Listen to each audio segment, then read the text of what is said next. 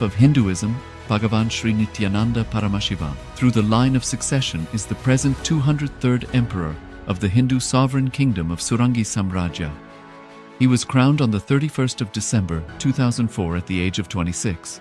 Thus, by very same principles of the doctrine of continuity, through which the international legal personality of Portugal, Genoa, Poland, Ethiopia, Czechoslovakia, Albania, Austria, Vatican, Tibet, Sovereign Order of Malta, and several other nations has been recognized despite having undergone a period of exile, annexation, occupation by a foreign power, or despite loss of territory. The SPH Nithyananda Paramashivoham, through well-established legal and historical facts about the Hindu sovereign state of the Surangi Samrajyam, derives all sovereign rights and powers of the royal lineage of the Surangi Samrajyam as its 203rd sovereign emperor, from his inheritance and continuation of the unbroken succession of the kingdom of Surya Vamsa Surangi Samrajyam Sarvanapitha. Surya Vamsa Surangi Samrajyam, through unification with 20 other sovereign Hindu states and sovereign ecclesiastical, historical entities, became part of the United States of Kailasa, which thus became a sovereign, independent juridical state, with the SPH Nithyananda Paramashivoham as the sovereign. Just as how the oceanic nations like Tuvalu have safeguarded their sovereignty from the existential threat of total submersion by amending their constitution and asserting that their sovereignty will persist regardless of the loss of their territory, Kailasa, which is a sovereign continuation of 21 sovereign Hindu states and sovereign ecclesiastical historical entities, is also reviving and continuing the Kumari Kandam Hindu nations that got submerged. As per the doctrine of continuity, these facts imply that the Kailasa's statehood is recognized by international law and manifests as a natural outcome of well-established historical legal facts. Share your time, talent, and treasure. Become part of Kailasa. Sign up as an eCitizen https://kailasa.ecitizen.info.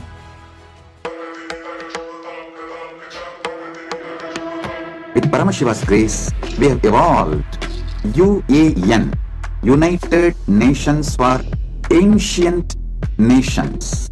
Paramashiva successfully manifested, and now he is introducing this to all of you, to the world formally, United Ancient Nations. It is United Nations for Ancient Indigenous Nations. This is a profound intergovernmental body.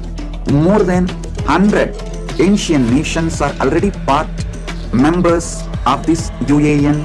It is to unite and support all the indigenous nations, indigenous kingdoms all over the world.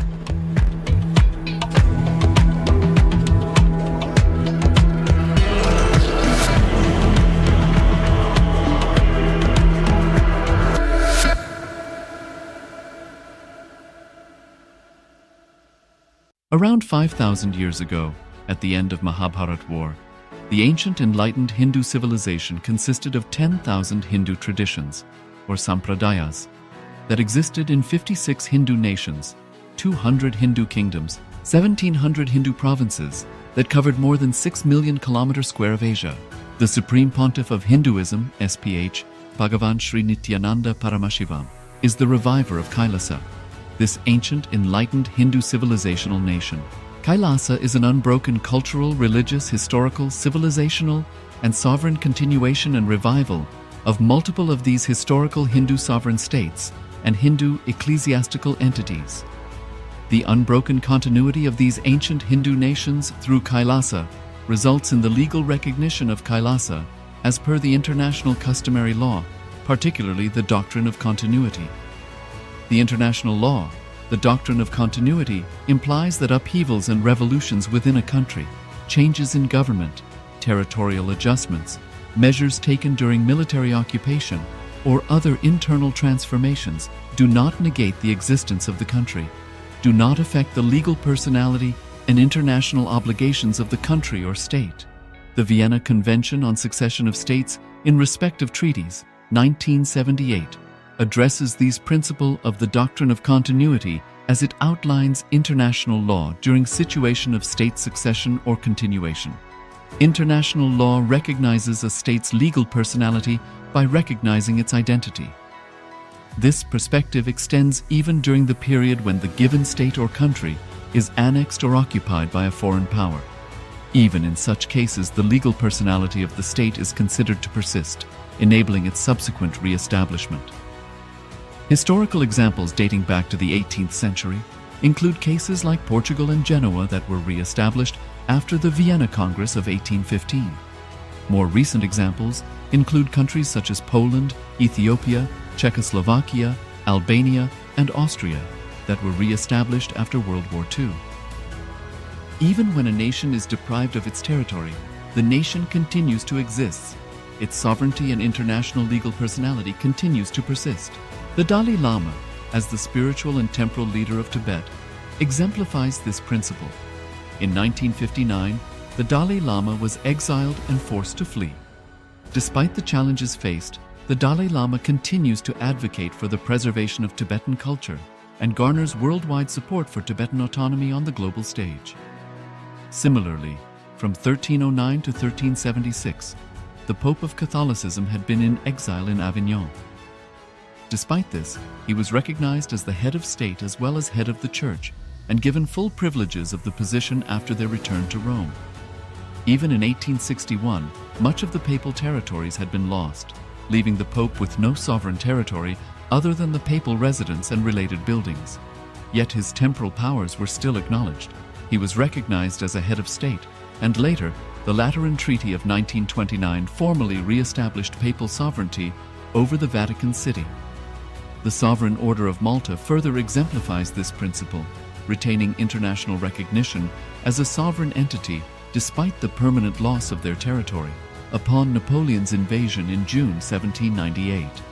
Despite such permanent loss of territory, the sovereignty and the international legal personality of the Sovereign Order of Malta continued to persist.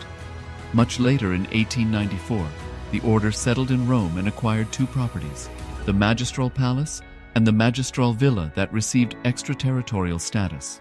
Today, the order maintains diplomatic relations with 112 countries, issues its own diplomatic passports, currency stamps, and vehicle registration plates, and has been granted observer status in the United Nations.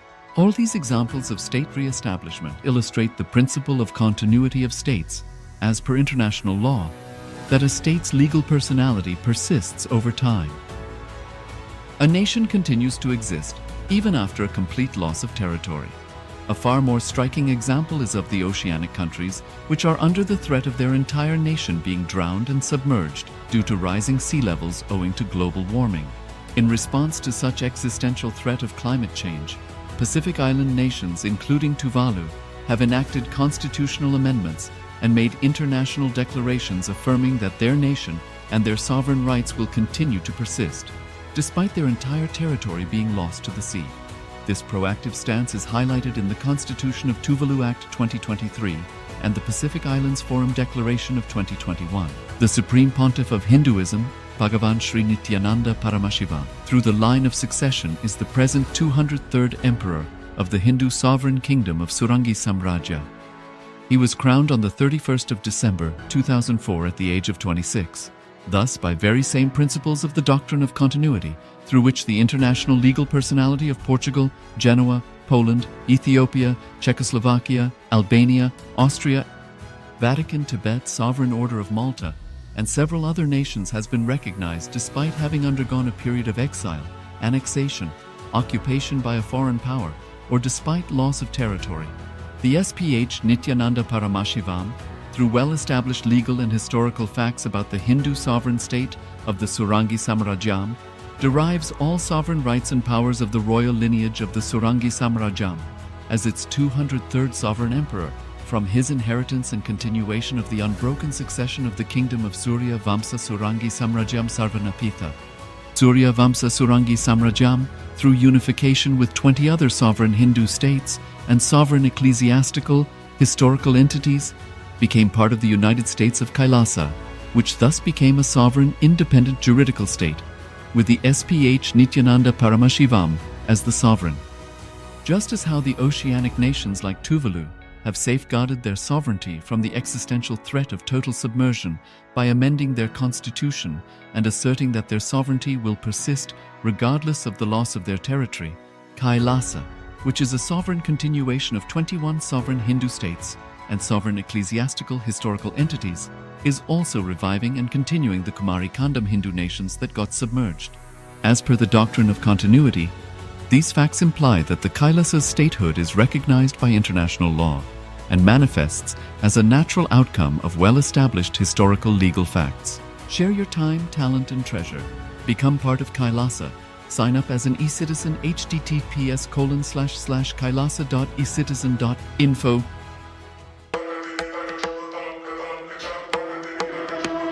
With Paramashiva's grace, we have evolved UAN, United Nations for Ancient Nations.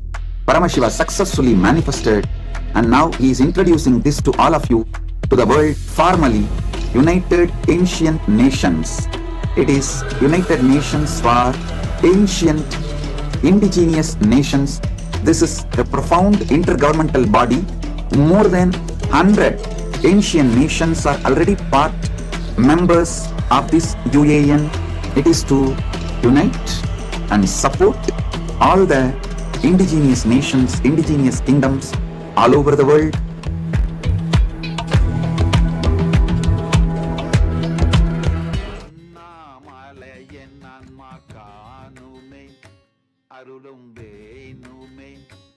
அன்பு பூணுமே இன்பு தோணுமே ஐயே அதிசுலபம் ஆன்ம வித்தை ஐயே அதிசுலபம் ஐயே அதிசுலபம் ஆன்ம வித்தை ஐயே அதிசுலபம் நொய்யார் தமக்கு முழங்கையா மலக்க கனி பொய்ய மிகு மெய்யாயுளதான்மா ஐயே அதி சுலபம் ஆன்ம வித்தை ஐயே அதி சுலபம்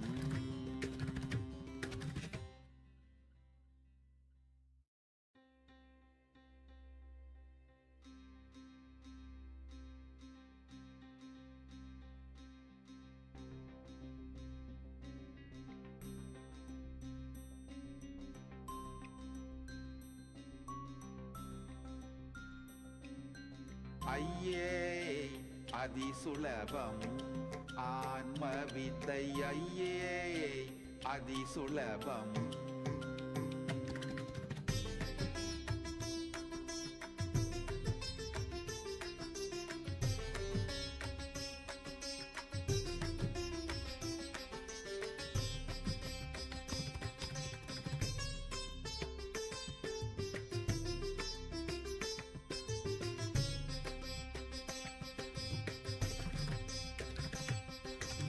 ஐயே அதிசுலபம் ஆன்ம வித்தை ஐயே அதிசுலபம் ஐயே அதிசுலபம் ஆன்ம வித்தை ஐயே அதிசுலபம் நொய்யார் தமக்கு முழங்கையா மலக்க கனி பொய்யாயொழிய மிகு மெய்யாயுளதான்மா ஐயே அதிசுலபம் ஆன்ம வித்தை ஐயே அதிசுலபம்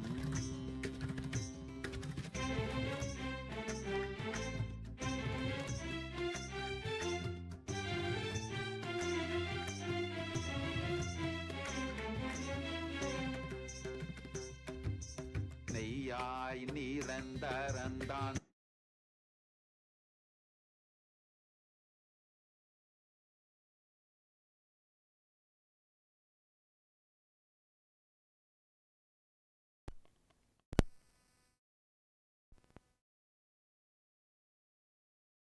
Nithyananda, everybody. We have another few seconds to begin. I request every one of you to please settle down. Please get your yoga mats and come and settle down.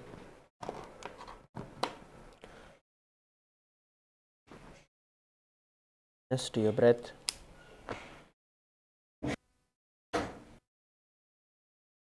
Sit straight. Inhale and exhale deeply.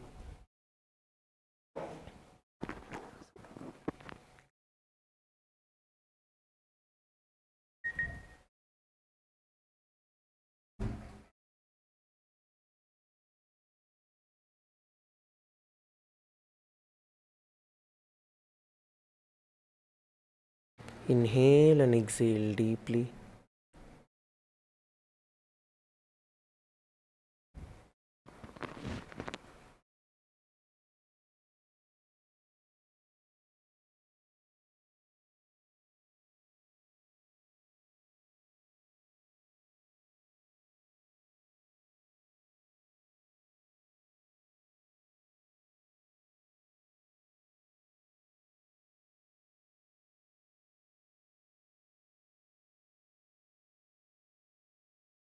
Now, bring your hands in front of your heart in the Anjali mudra.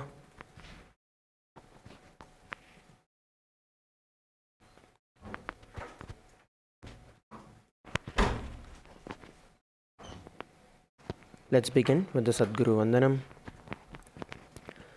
Nithyanandam Paramasukhadam Kevalam Jnanamurtim Dvandvatitam Gagana Sadrisham Tattvamasyaadhilaksham Ekam Nityam Vimalamachalam Sarvadhi Sakshibhutam Bhavatitam Trigunarahitam Sadgurun Tam Namami. Let us set the intention for the day.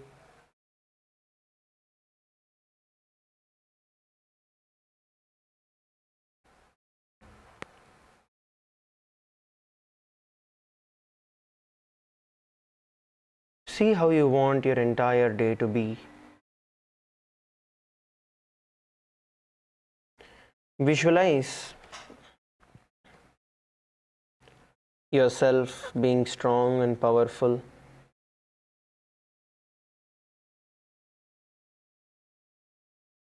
Visualize yourself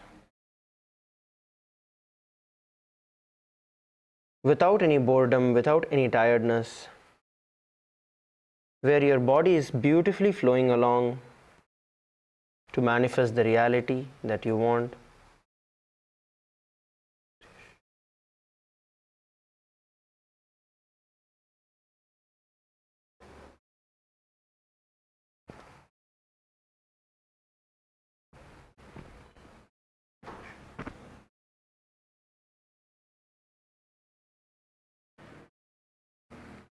Visualize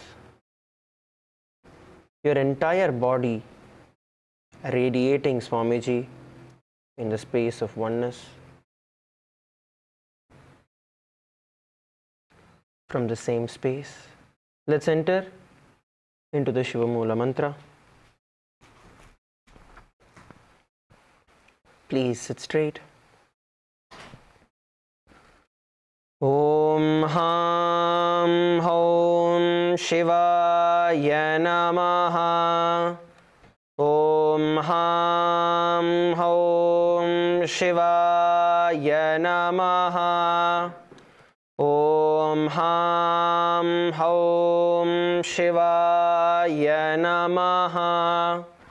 Om Ham Om Shivaya Namaha. Om Ham Om Shivaya Namaha. Om Ham Om Shivaya Namaha. Om Ham Om Shivaya Namaha. Om Ham Om Shivaya Namaha. Om Ham Om Shivaya Namaha. Om Ham Om Shivaya Namaha. Om Ham Om Shivaya Namaha. from the same space. Let us now enter into the Tattvachamanam, the ritualistic cleansing process. Now please take the Panchapatram and the Uddarni in your hands as we enter into the Tattvachamanam.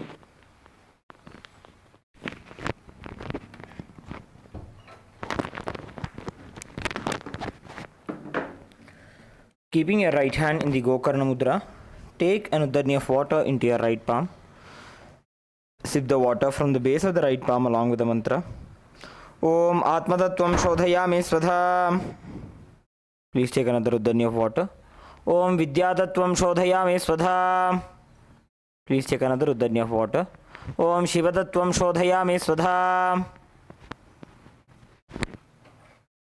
With the base of the right thumb, wipe your lips twice. Om Ham Hridayaya Namaha. With the tip of the index, middle and ring fingers joined together, touch above the upper lip and below the lower lip. Again wash your hand. With the index finger and thumb joined together, touch the right nostril, the left nostril. With the ring finger and thumb joined together, touch the right eye, the left eye, the right ear and then the left ear. Again wash your hand. With the little finger and thumb joined together, touch the navel center, the right chest, the left chest. With all 5 fingers joined together, touch the top of the head, the right shoulder, left shoulder and then the heart center. Again wash your hand. Let us now enter into the Sankalpa. Please clasp your hands and place them on the right thigh.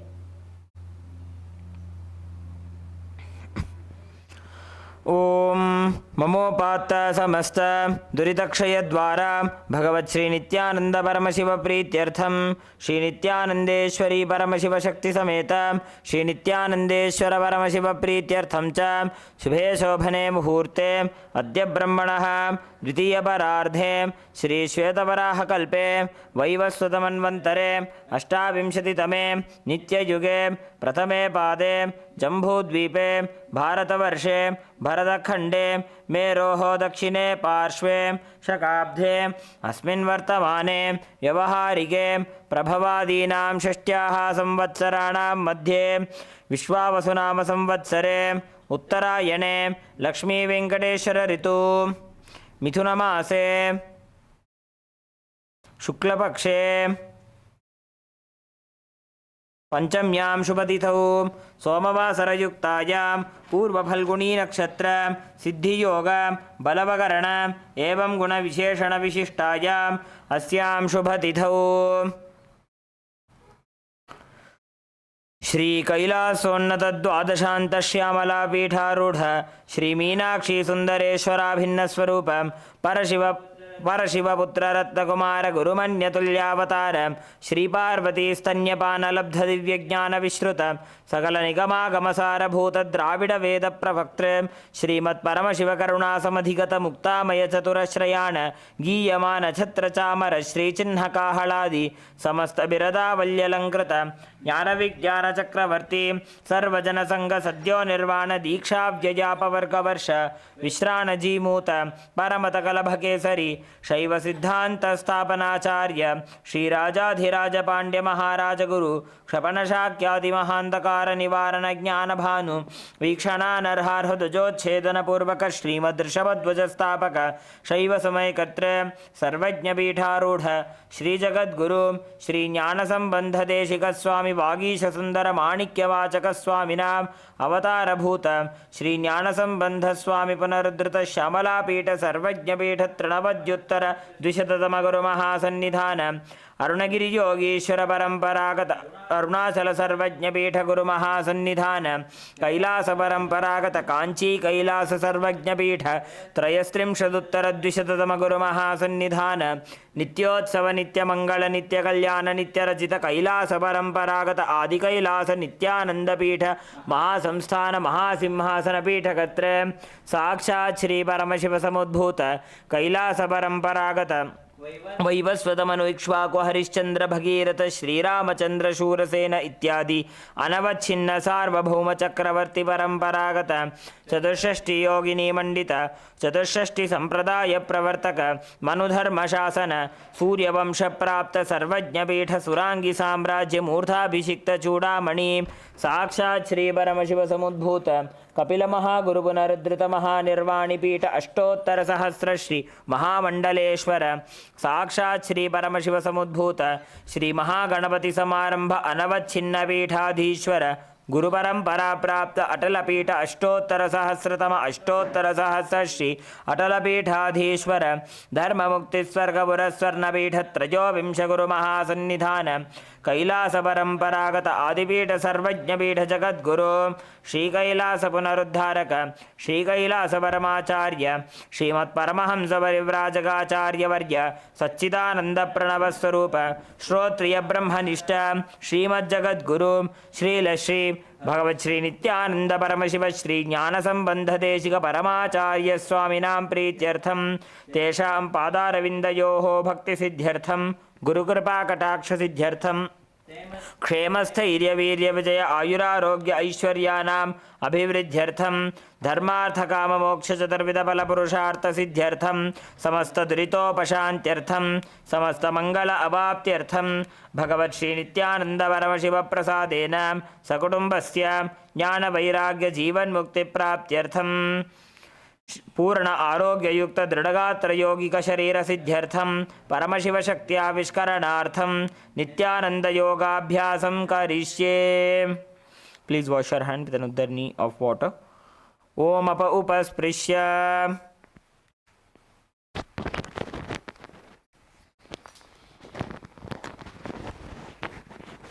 Now we are going to be entering into the yoga for the day.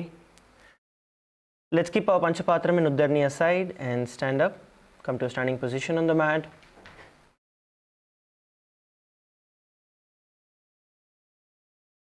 All of you, please come to a standing position.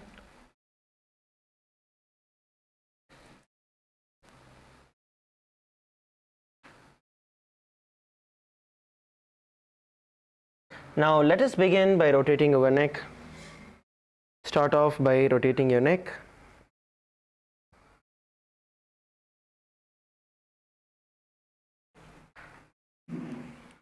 Rotate it clockwise and then the anti-clockwise direction. Do it rotating it slowly.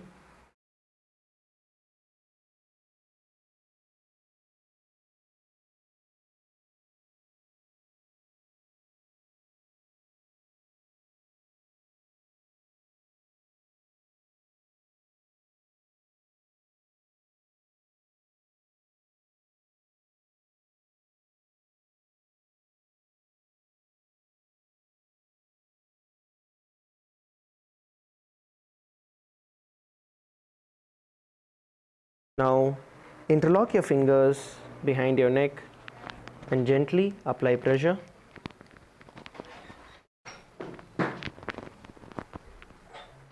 As you bend your neck forward and backward.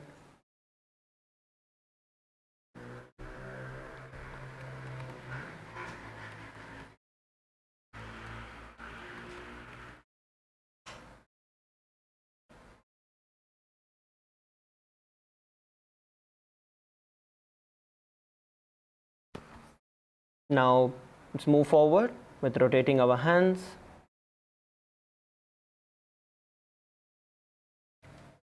Make nice and wide circles as you rotate your hands.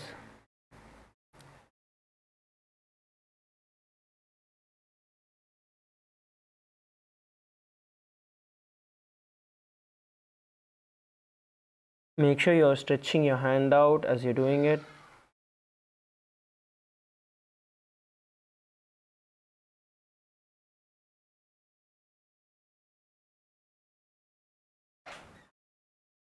Rotate it clockwise and then the anti-clockwise direction.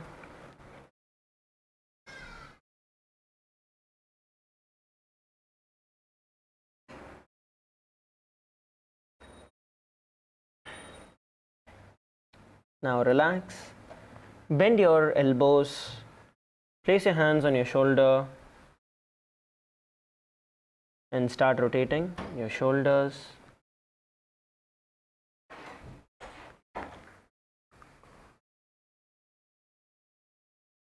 Rotate it clockwise and then the anti-clockwise direction.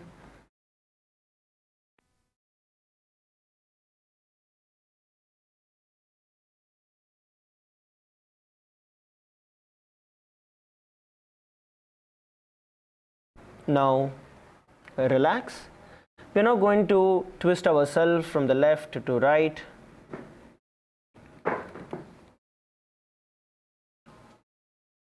Swing yourself to the left to right. Leave your body loose as you're going to swing.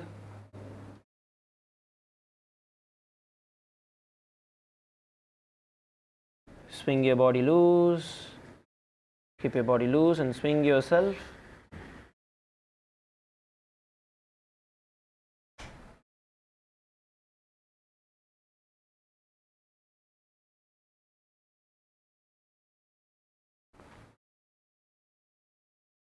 As you swing backward, you're going to exhale and swing.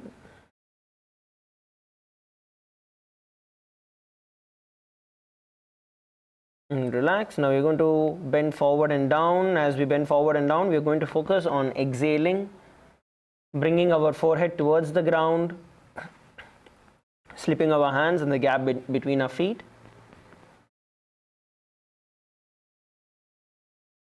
Give your hamstrings, your back a full stretch.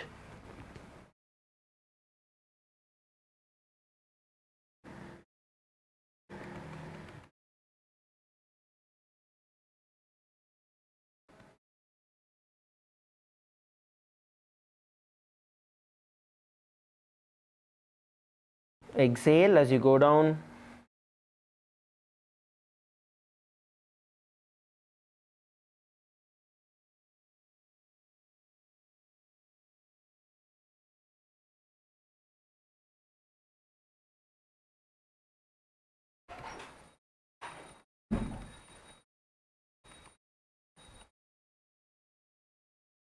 And slowly come back to a standing position.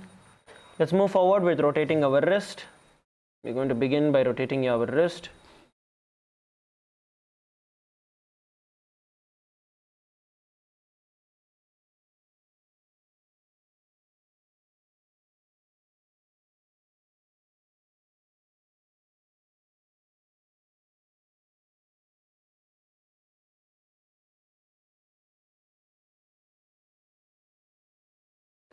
Rotate your wrist clockwise and then you're going to rotate it anti-clockwise.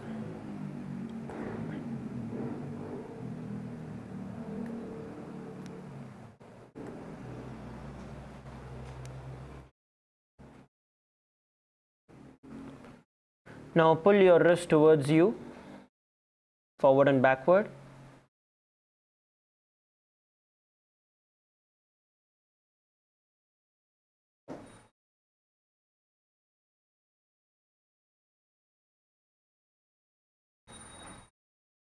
And let's move forward. We're going to be pulling our hands all the way up towards our face. Stretch them out.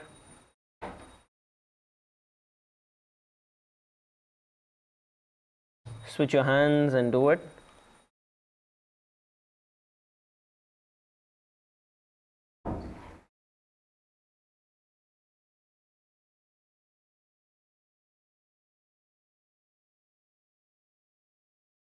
And relax.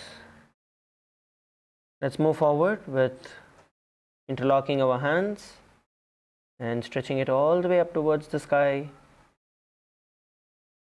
Stretching it out, stretch it out all the way up. If you want, you can lift your toes off the ground, your heels off the ground on your toes.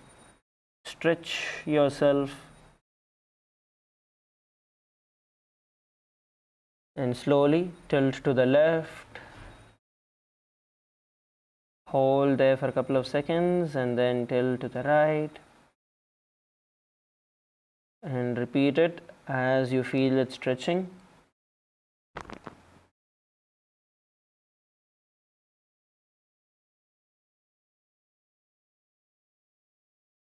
Hold in the sides for a couple of seconds and then continue.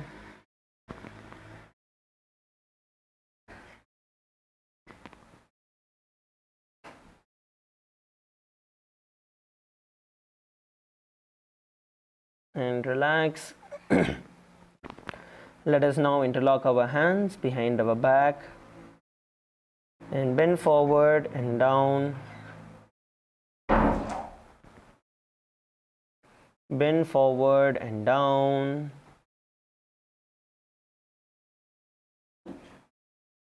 Exhale as you push yourself towards the ground.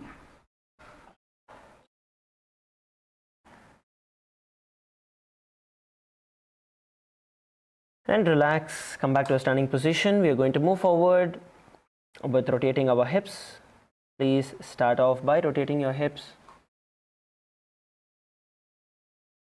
You're going to rotate it clockwise and then the anti-clockwise direction. So please rotate your hips.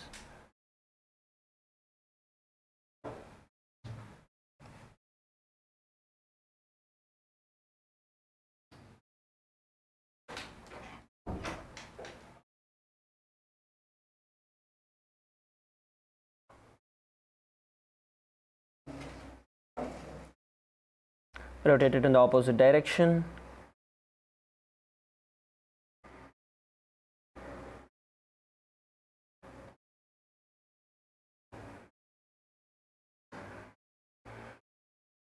Let's move forward. Let's start rotating our knees.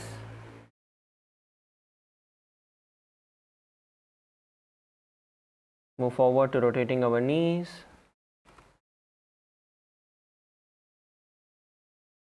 Rotate it in the clockwise and then the anti-clockwise direction.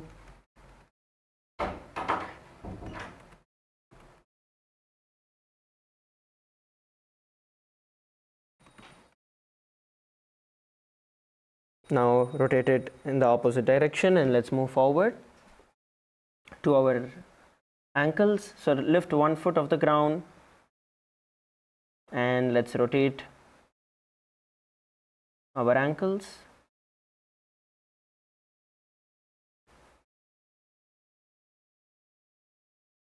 And rotate it on the other direction.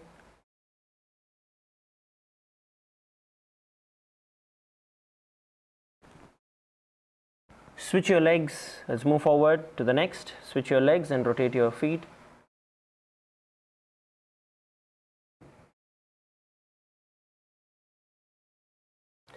Okay, relax. Now we're going to start walking forward and backward on our mat. The first thing we are going to do today is going to be jumping where we are. So first start walking forward and backward on your mat.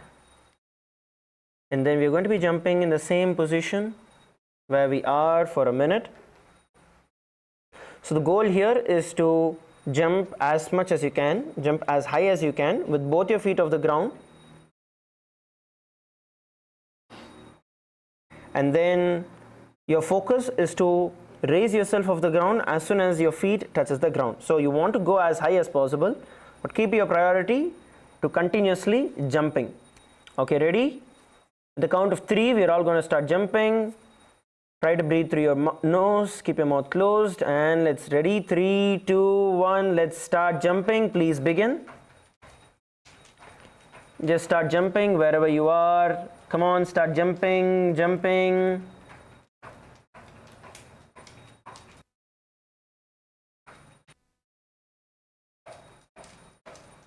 Come on, keep going. We're 20 seconds in, last 40 seconds to go.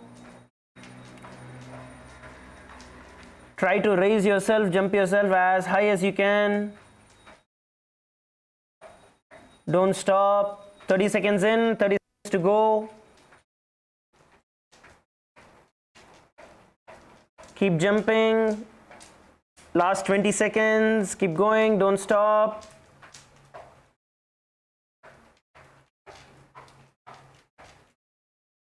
Come on, last 10 seconds. Don't stop. Keep going. We're almost there. We are almost there. And relax. Relax. Just start walking forward and backward on your mat. We are next going to be entering into the skeleton dance. We're going to be entering into the skeleton dance where you're going to visualize yourself skeleton. And you're going to shake your entire body, every single joint, every single part of your body.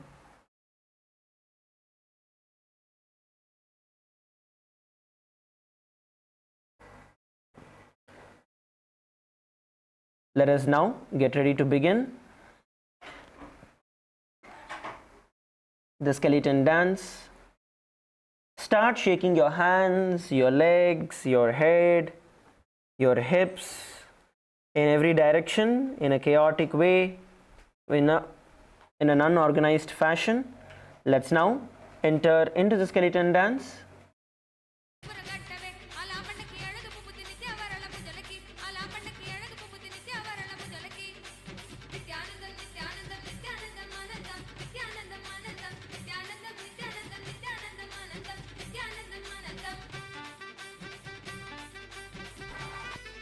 Come on, shake, shake, shake, shake your body, shake your entire body.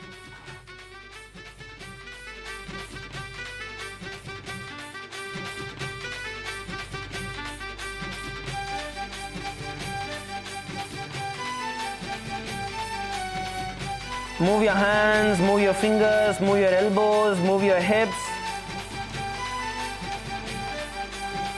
Leave your body loose and shake it out.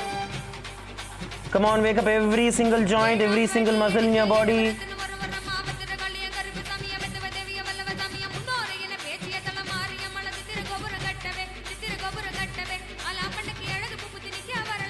Lift your feet off the ground, lift your toes off the ground, lift your knees up, shake it out.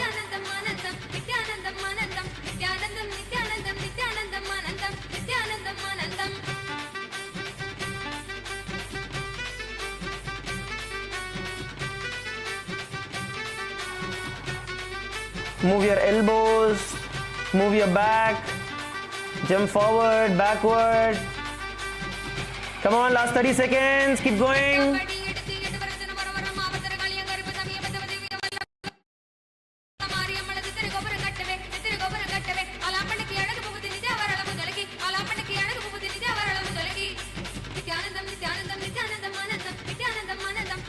Come on, last 15 seconds, keep going.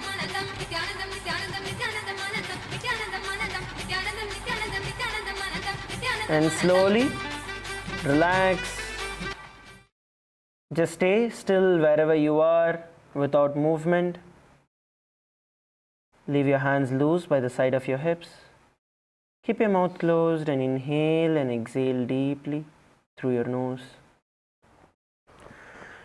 Visualize the breath flowing in all the way from your knees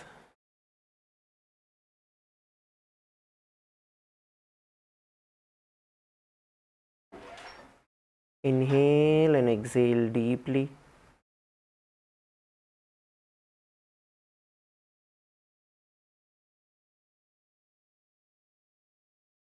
Leave your body still, leave your hands by the side.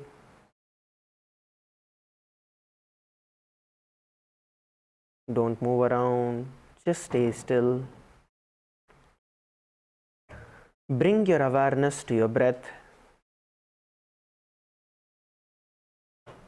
Inhale and exhale deeply.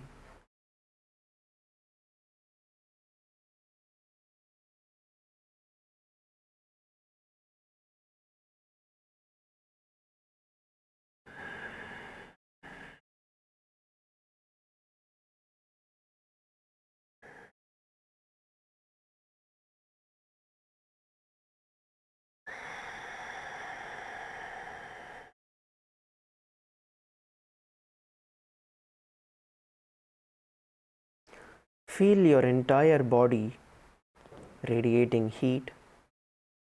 Feel the blood coursing through your veins, your muscles.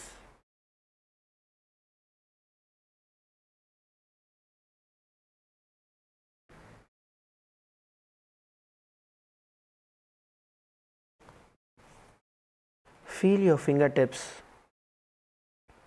pulsating.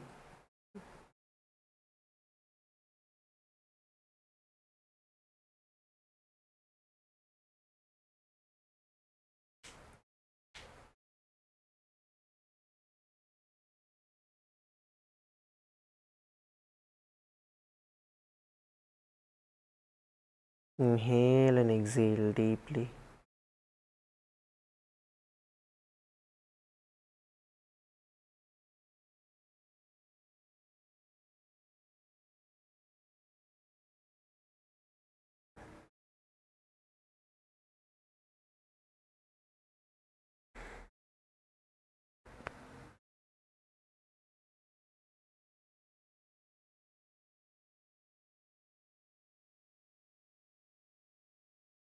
Slowly open your eyes.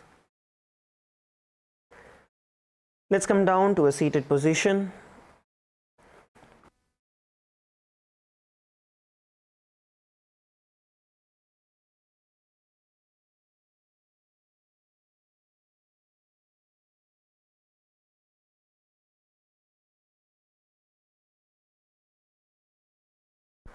So today we are going to be beginning with some stretches as we are entering into the last day of the program. This time it's been a great blast having every one of you. So we're going to be having some main stretches, and then I'm going to invite a couple of you to come over, share your experiences, how you have felt during this entire period of the Nithyananda Yoga every day that we've been doing, breakthroughs that each of us have been having. And of course, every day going further from now, this is just the beginning. So every day going further from now, we have the Punya portal, where even after you go back to your house, after you go back to your places, you can still join in at the same time. So you can receive the same. And very soon we'll be announcing the Nithyananda Yoga Teachers Training as well.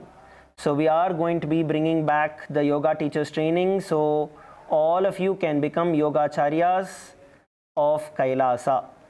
So as we are progressing further and further and expanding, let us begin this session with a couple of different warm-ups. So few things that I want to focus today. We're going to do this with our partners. Let's start off with stretching our back.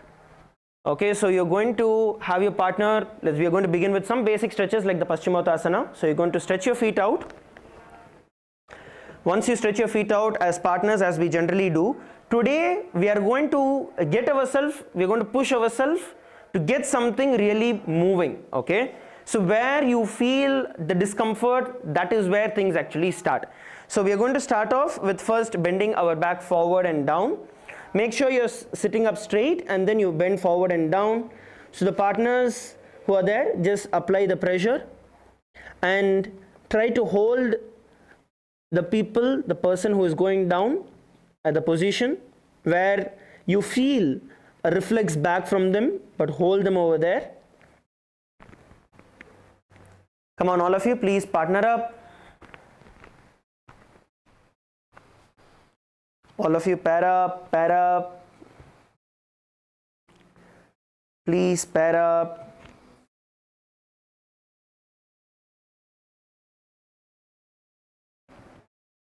So you're going to apply the pressure so that your partner is going to hold down in the position. Let's get some of these basics worked up. As you go down, focus on your exhalation, pulling yourself to the ground.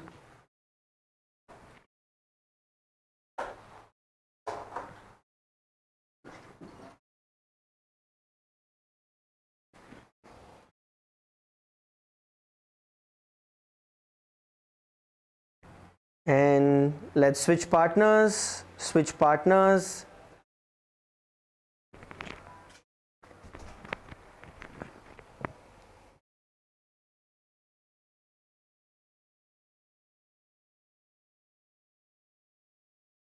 And bend forward and down.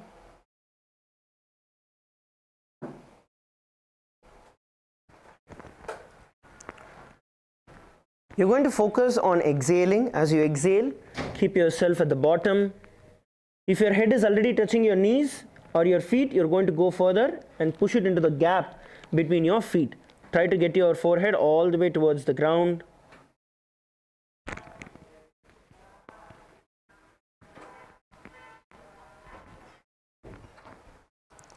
And relax slowly. We are next going to be doing this with keeping one leg bent. So bend your left leg, and then you're going to bend forward and down once again. This time you're going to try and bring your forehead to the ground. You're not just going to keep it on your calf muscle. You're going to try and get it all the way to the ground. Once again, have the partner supporting you to hold you down as you bend forward and down. Come on, let's do this. Try to push yourself towards the ground.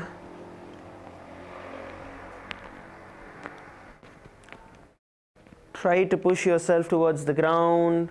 So you're going to bend forward and you're going to bend down. And then switch your legs. Before you switch partners, we're going to switch legs. So switch the leg, stretch the other leg out. And then bend forward and down. Applying gentle pressure. Hold the other person down. At least try to take 3 breaths. Those who are on the ground, right, when you're doing, try to take at least 3 breaths.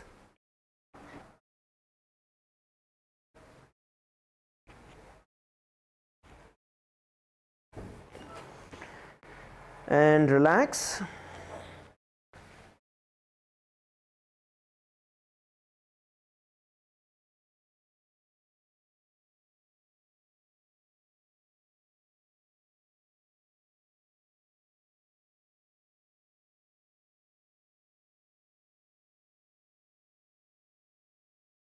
Yes, let's switch partners. Come. Okay, with your partner switched, get one leg bent, and with the other leg bend forward and down.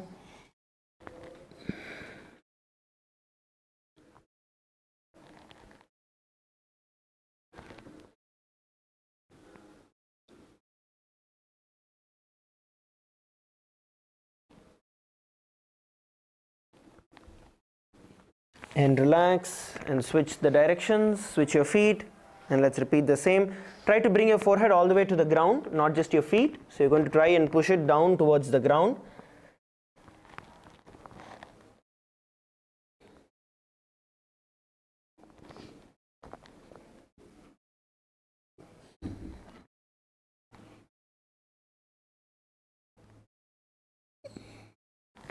And relax. Now, let's sit in Bhadrasana, sitting together, bringing our feet close to our hips. Let's come back to the seated position. Let's get ourselves to the seated position. Now here you want to try and make sure you are bending your thighs all the way towards the ground.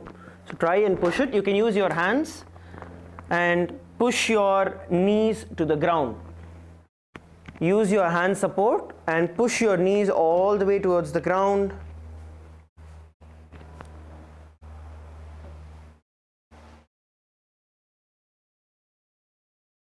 Try to keep your heels close to your perineum, but use your hands to push your knees to the ground. Apply that pressure to push it down towards the ground.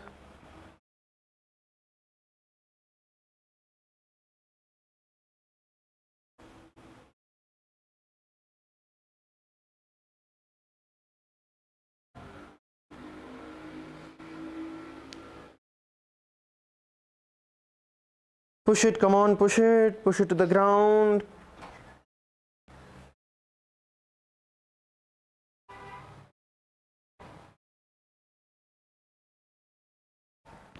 And relax.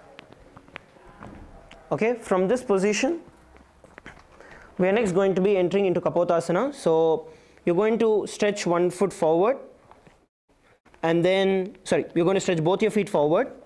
From here, now what we are going to be doing is we are going to be bending the left leg, and then we're going to take, you're going to take the left leg all the way back and bend your right leg.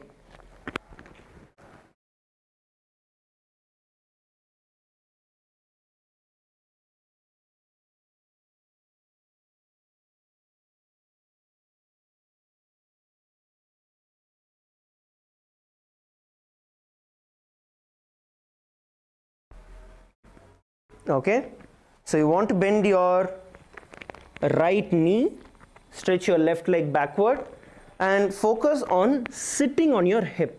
This is what we want to focus right now. to open our hips out.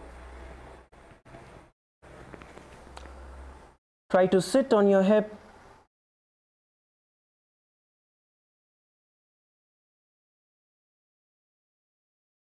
You're going to see, generally when you are in this position, normally you will be on the side, you'll be sitting this position, right? So from this position you want to get yourself turning in. Okay, so you're going to roll your hips to the side, so you're able to sit on your hip. Hold the position there.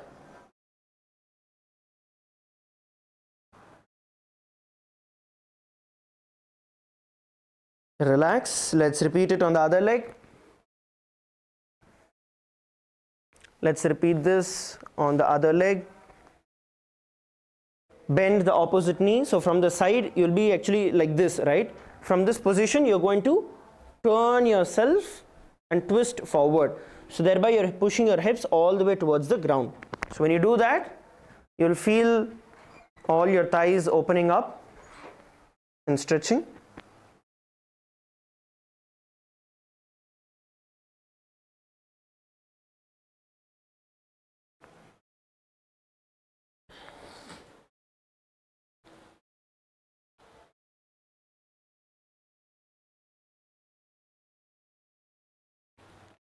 Come on, be there and sit your hip onto the ground.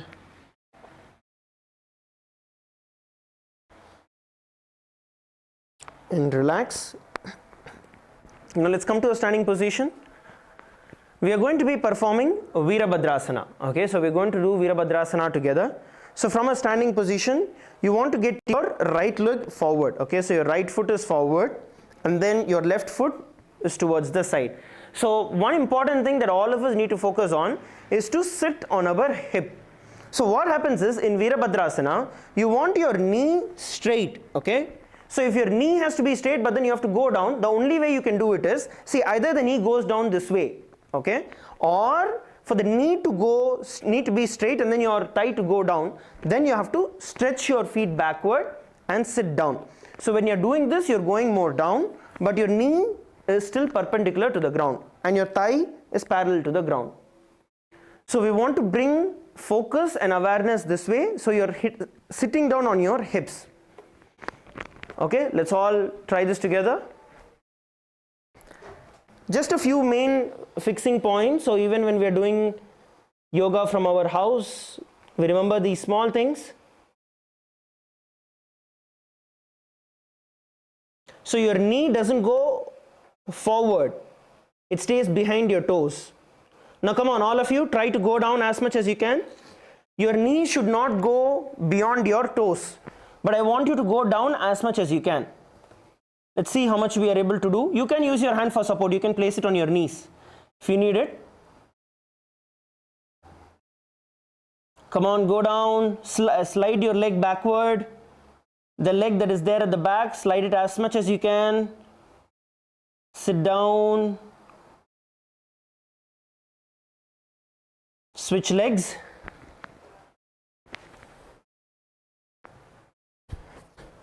Switch legs, and we are going to repeat the same.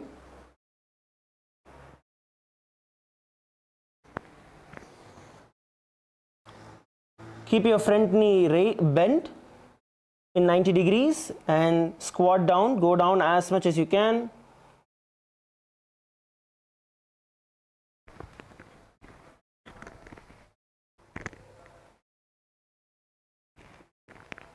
And look forward. So even when you place your hands on your knees, right, you can use the support to twist yourself forward.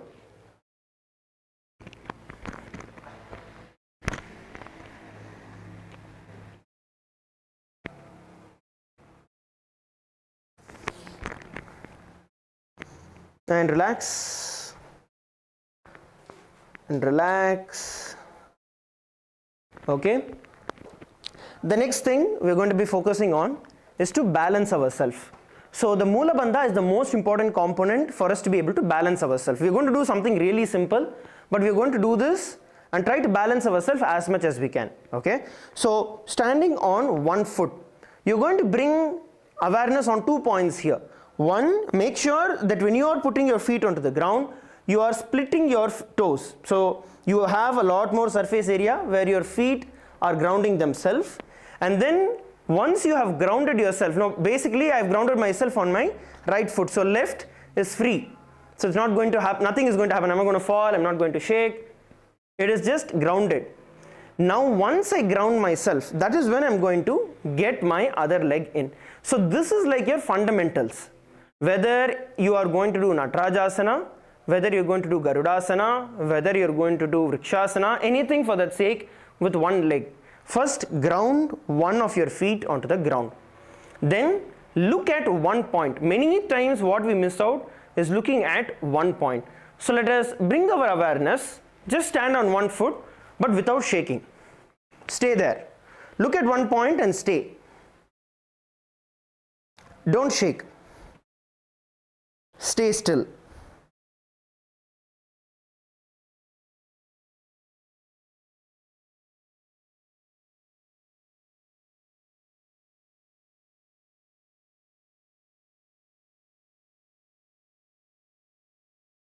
Stay still, come on, stay still, don't move.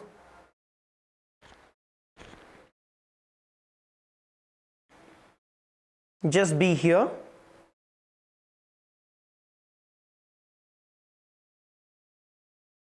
It's like the roots, your toes become the roots that are getting grounded.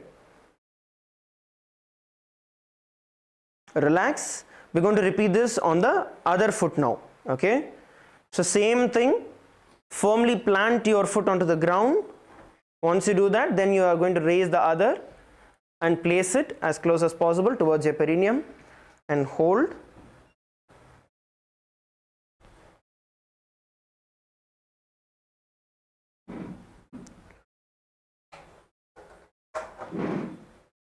See, there are some asanas where you hold your breath while doing it, and then there are some asanas you forget to breathe.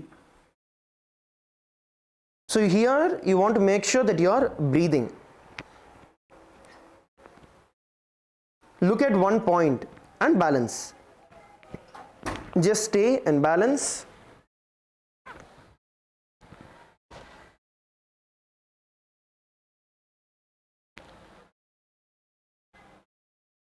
And relax. Yes, you can relax, shake your feet out. And the other important thing that I want to also tell every one of you is the power. See, whenever you enter into any kind of bending exercises, see, any balancing exercises, you're going to tighten your core. The moment you tighten your core, your body is going to get engaged and it is going to be stable. Now, any asana where you need to bend, where you need to twist, in every one of those, focus on exhaling. What happens is when you exhale, your body by nature bends more.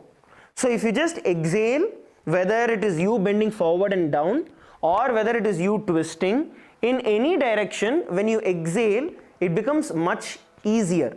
So anywhere you want to balance, tighten your core. Anywhere you need to twist, bend, anything, exhale. Focus on exhalation so you're able to get yourself furthermore down. Okay, so with that same thing in mind, let's move forward. We're going to raise ourselves as high as possible. So you're going to go all the way up onto your toes, go all the way up, and from there you're going to bend forward and down, bringing your forehead towards your knee. So bend forward and down. As I told you, you're going to focus on exhalation. So exhale and bend down. Now come on, all of you up. We're going to do this as a flow. Some of you just dropped your hand from top to down. We're going to do this together as one flow. Okay? You're going to stretch your hands all the way up. Ready? 3,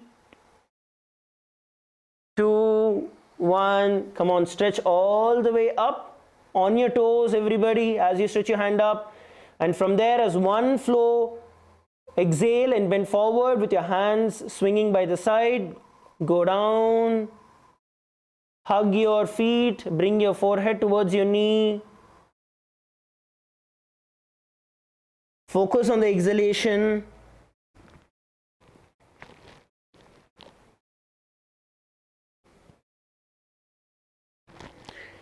Even though it feels a little difficult to breathe in this position, focus on exhalation. Even the tiny bit of exhalation, pulling yourself towards the knee.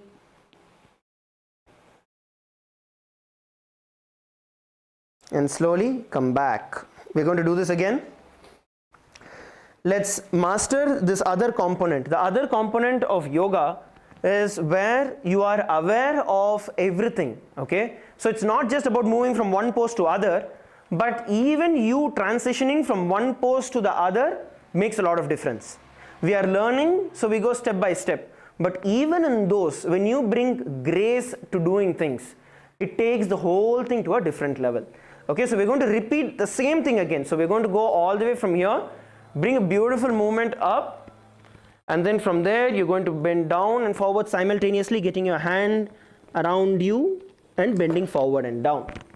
Okay, so we're going to do it as one stretch movement. Together, let's do this together. All of you come back to a standing position, hands by the side of your hips. Hands by the side of your hips, ready? At the count of 3, we are going to raise our hands and feet and stretch it all the way up towards the sky and then bend forward and down. Ready? 3, 2, 1. Let's go up in one single movement, and then from there bend forward and down into one single movement, bringing your hands around your calf muscles and forehead towards your knees, and hold.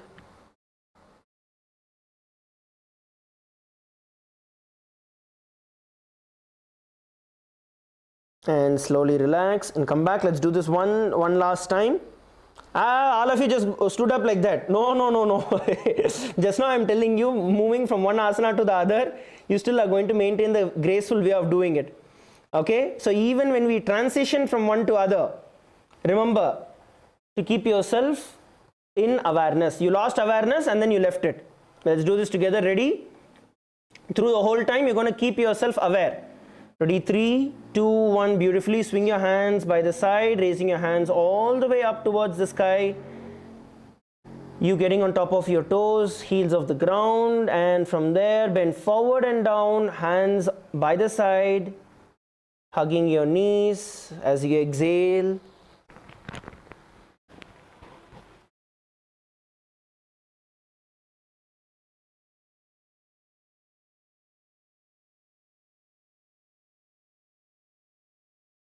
And slowly relax and come up. Okay, yes, good. So these are the main couple of things that I wanted to share. If you have these things, right, at least couple of these main pointers in action, a lot of different asanas which we are doing is actually focused on just few of these small things. So when you have those already fixed, so many other things will become much easier. Okay, so I'd now like to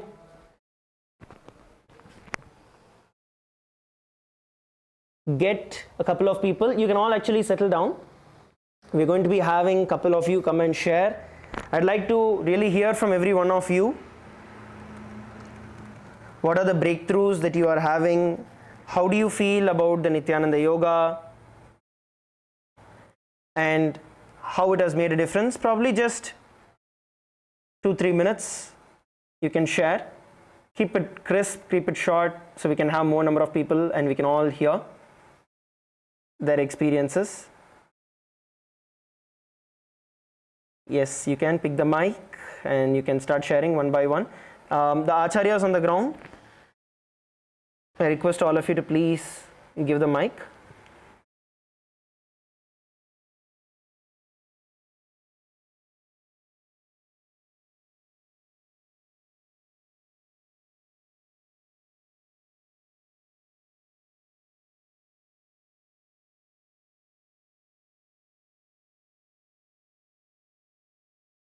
Yes, come on, let's pass the mic around. Anyone can pick up. I want to hear from many different people.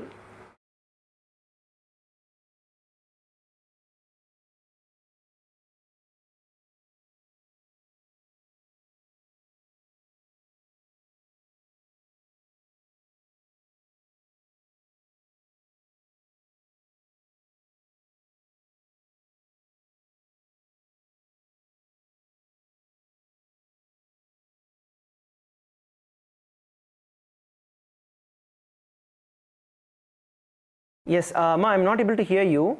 You're speaking, but I can't hear you. The audio is not coming through. Tech team, can you guys fix the mic, please?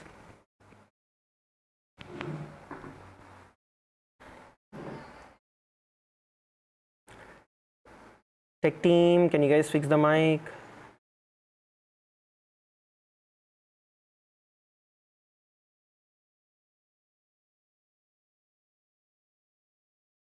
Oh, Srinivasa Maharaj, I still cannot hear. I cannot hear them.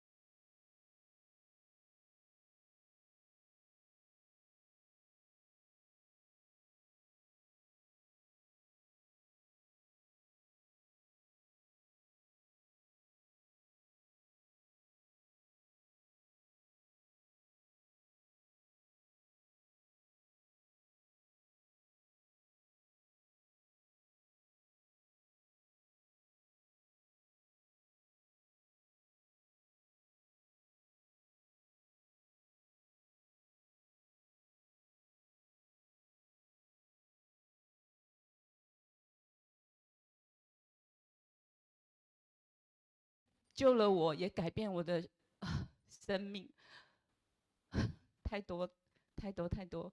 但是我现在想要讲的就是，我可以做孔雀式，我可以做倒立。我 Yes, 的 wonderful. 命是史瓦米举救回来的，所以我非常非常非常的感谢师父，然后也在静师姐的之前，我要跟史瓦米举说非常非常谢谢你，然后我也非常爱你，也感谢大家让我在这30天当中又在突破了非常多的提示，感谢你点人等。Thank you very much, Ma. Yes, can we have the translation?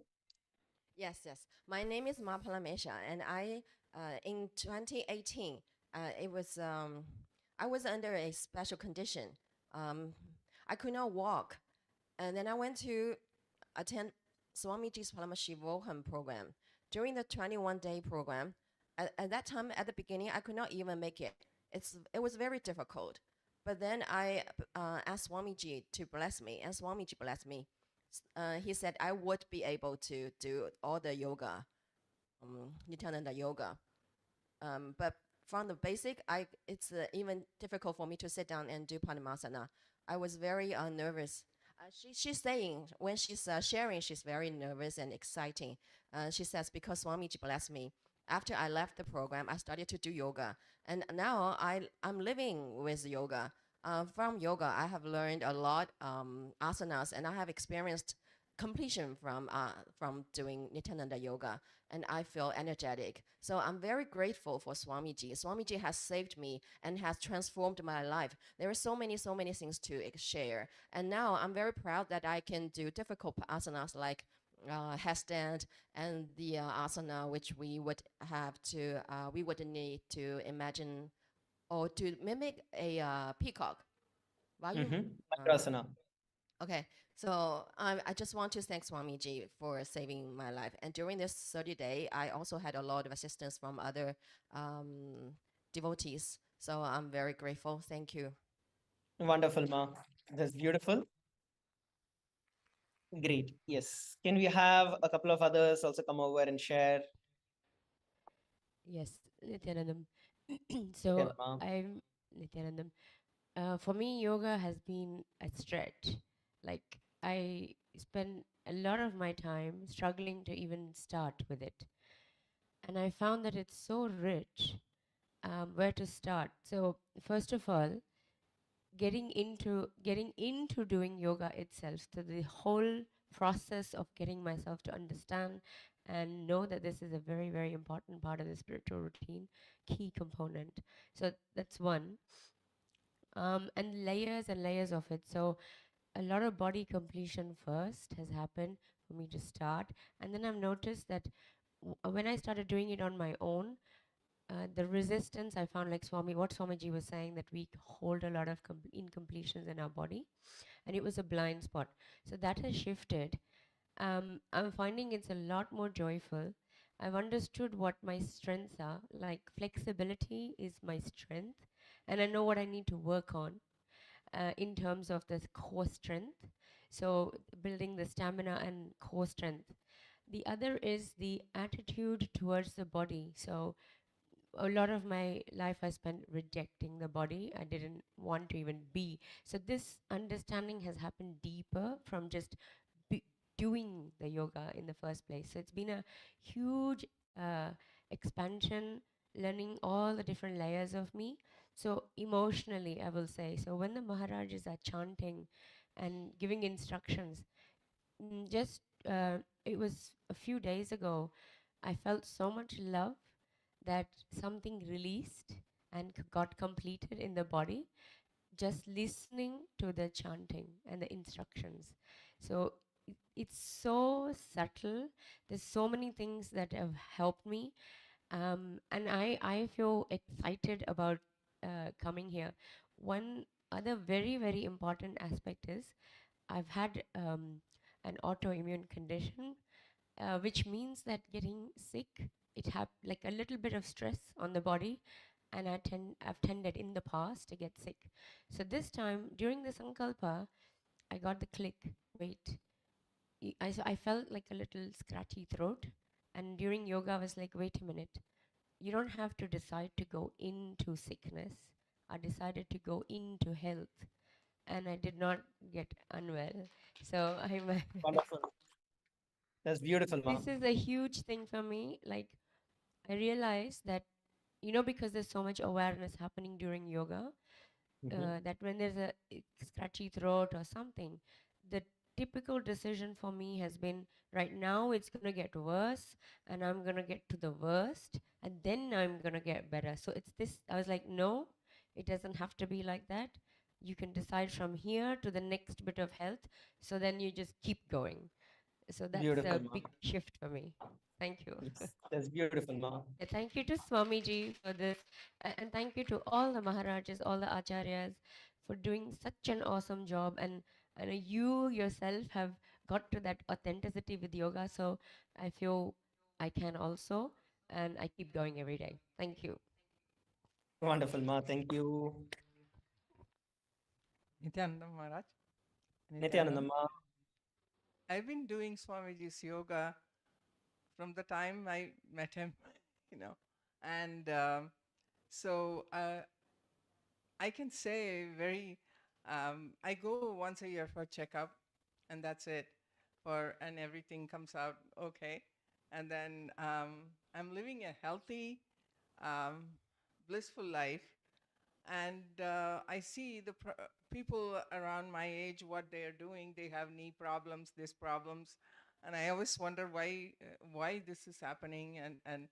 But I owe everything to Swamiji's yoga and just practicing what he says. That's all. I don't skip yoga, and any day, even if I'm sick or something, I will visualize my poses and yeah, stay in that. So Guruwak is the best, and he tells us to do yoga, do Nityananda yoga, and you will be healthy. You won't have any diseases. That's it. Thank you, Ma. Thank you very much. Nityananda Yes, you can Maharaj. also share your breakthroughs that you had. Go ahead, Ma. So in the first week when I came, I had a really bad cold and a headache. So that day when we came to yoga, I thought today I'm just going to lie down and have a rest. So when I came in, I thought, okay, let me just do the first stretch and the second stretch. And then it went so deep that after the yoga, everything was sort of, it felt like it was gone. And then it came back later during the day. But during the yoga, I felt like it was completely gone. So I decided, even if I have my cold, I'll just still continue. And one day in one of the venues, I happened to sit behind a pillar. So I couldn't actually see the Maharaj on the screen. So I thought, okay, let me just give my listening. So I was closing my eyes and doing the pose. And I felt like when he said, oh, lift the leg behind the head, although I know it didn't go, I think for the first time ever, it went way behind. So That's wonderful, Ma. I really enjoyed that pose and the stretches. And sometimes I felt that the body was doing it and I was watching. There's such a huge space and there was a separation.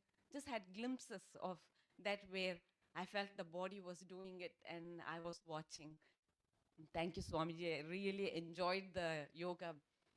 Very different to what Beautiful, Ma. we do at home, even if, though we're doing the same thing, doing in the space with others and feeling the energy is completely different. Thank you so much. Wonderful, Ma. That's great. Nityanandam Yes. Satya Paramasvarupini here. Thank you, everyone. Thank you, Maharaj. Thank you. Thank you, Ma. And Go thank ahead. you, Swamiji. Thank you. For Nityananda Yoga, I could say is the traveling through the 14 lokas. Started from the Bolo Loka. That when I started yoga back to 2016, I mean Nityananda Yoga. At that time, I was simply thinking that I just wanted to have a nice body shape. And I didn't expect it will bring me so much where that I can download information from the universe when I'm sitting on the yoga mat doing the yoga. Every time when I download the powerful cognition, which I can help myself and help my family, I just feel levitated. Like a lot of excitement happens. And this energy just boosts into the like every part of my system. It stay there and it gives me that's really powerful feel that I can run my daily life. And this time when I came to this program, I should say I'm proud of myself because I didn't miss any single yoga from the day Yes, first. it's great. I'm so happy that I asked Swamiji, I said, this is my intensity problem. I wanted to fix this problem. No matter what happened, you just stick me to the yoga seat, yoga mat. I did it. And maybe many of you can see that my body shape changed. When I came, I was like a little bit like a ball, you know. I feel like I'm like this. Oh, I could not move like a. Swamiji made me levitating one day, and I was just sitting there, almost fell asleep. And I asked Swamiji, I said, Swamiji, do something. I don't want to sleep. And then somehow I started levitating from. It was here in this hall. I was levitating from there and here and turning. In my vision, when I was doing like the levitating on the yoga mat, I saw myself as like a Lakshmi, very beautiful Lord Beautiful, shape, you know? experience. Yes. And then when I saw my videos, like, oh, like a ball, fat ball is jumping everywhere. And I decided I'm going to even this judgmental things towards my body, I just dropped. And I found that every day I'm enjoying that I'm getting slimmer, happier, blissful. Yes. A lot of Make things sure that I that you're want to share. joining in every day, ma, even for like, even after this, right? This is just the beginning. These 21 days. Just for punya, I will do it. Yes. Punya Yes. coins. I'm just kidding. But yes, I think that Wonderful. this will keep me that's momentum going. And Right. another thing I would like to share, maybe I don't know if you have applied this. I noticed that because I work for myself, I'm self-employed, and every day in the morning when I like sometimes I missed yoga, right? But I just visualize that yoga I'm doing something. But whatever it's when I connect to yoga, and I can just organize my day with the flow. When I was like doing like especially like physically sitting on the yoga mat, I can see what is my blind spot. I can see, for example, when I decided to talk to my client, I have some kind of a fear, and then when I sit on the yoga, I can see which part of the body is resisting. I can map it, and I just kept asking Swamiji to heal that part. And then what will happen is the result as okay, that's a lot to share. That's for all. Thank you, ma. For Thank this you very sharing. much. Thank you so much, Swamiji. Thank you, everyone. Love you, Swamiji. Yes, Balaji. Nithyananda. Nithyanandamaya. Yes, Nithyanandamaya. Go ahead. I can hear you. So I just had a great breakthrough. Swamiji said that yoga is manifestation. And I always thought it's a linear progress, day by day, 1% at a time. Then what happened was the other day I had a breakthrough where in that asana, or seated asana, where you bring your foot and you touch your head or try to get behind your head, I was able to touching my forehead. I touched the top of my head, and literally the day before, I could barely even put this close. The breakthrough was I, with full intensity, authenticity, and integrity, did all the components of the yoga, the bandha, the mantra, the visualization, everything. And suddenly it's as if Swamiji just entered the body and my hip flexor just relaxed, and suddenly the forehead touched the sole of the foot. I was amazed, I was shocked, and then you felt this Kundalini Shakti just activate, and then it clicked on me what Swamiji is doing, reviving Nithyananda Yoga with all the components. It leads to manifestation. It's something beyond just normal yoga, and I felt that experience, huge breakthrough, and it gave me the confidence to go into all the deeper asanas. Because with the male bodies, our hips, pretty tight, and I always had this impossibility thought current. And now, after I touch my forehead with the sole of my foot, I have a possibility thought current. So wonderful, yeah, wonderful. Thank you, Maha. Beautiful, yeah. Yes, go ahead, Aya. Most of you know I had a hip.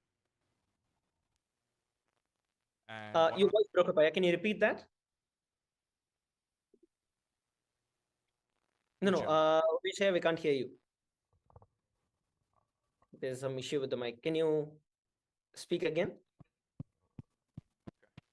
Yeah, most of you know that I had hip surgery about 6 months ago, and one of my goals was to be able to sit in Padmasana and do the and do the pujas. So because when I get back to the temple, I have to start the pujas, and when I tried it earlier, it was very, very difficult. I had to use a small stool or whatever to be able to sit.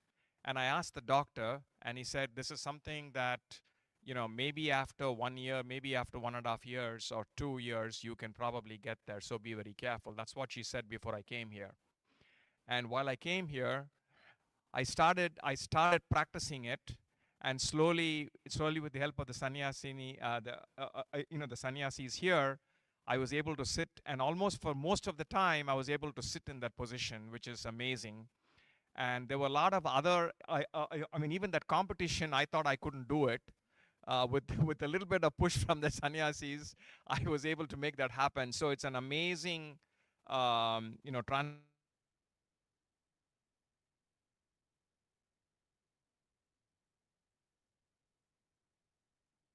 send his people here as well to make this happen. So it's an amazing transformation that Swamiji is doing. Thank you. Thank you to all of you for making this happen.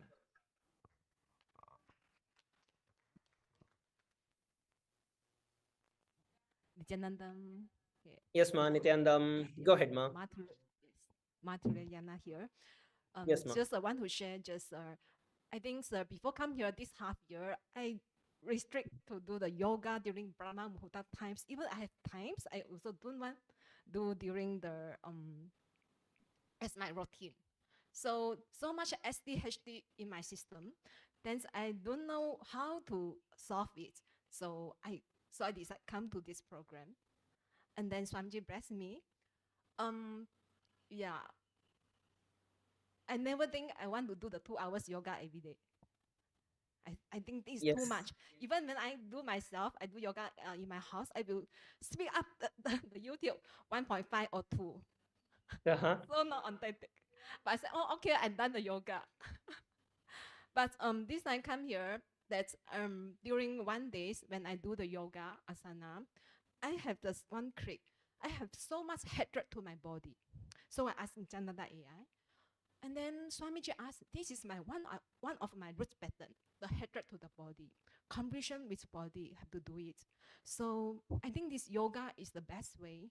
Continues, let me complete with my body. Yeah, so much samskara can be cleansing. Just yeah. Just very thankful acharyas and this environment, enlightenment environments that I very enjoy during doing yoga. Even I think go back, I have to continue doing the yoga 2 hours. Like Swamiji says, as the routine and the build up the devotion. Right. Yes. Yes. Make sure that you're joining in. That is why we have this portal, right? The Punya portal, which is there, which keeps us on track, which keeps us to say that, okay, every day I am doing, and you can visually see how you're progressing towards this better and better. And in just 6 months from now, when you look back at yourself, you will see the best version of yourself in your entire life. Because those 2 hours that you're giving for yourself, you're adding to your life. You're adding to your life. So without missing, make sure that you do without putting it in 2x. Okay, so do it properly for those 2 hours, and you'll be in the best version of your life in 6 months from now. Wonderful, ma. Because we Kailasa Malaysia also have the Brahma Muhurta yogas. We will play the YouTube, play the video. I think sent by Prima Swami.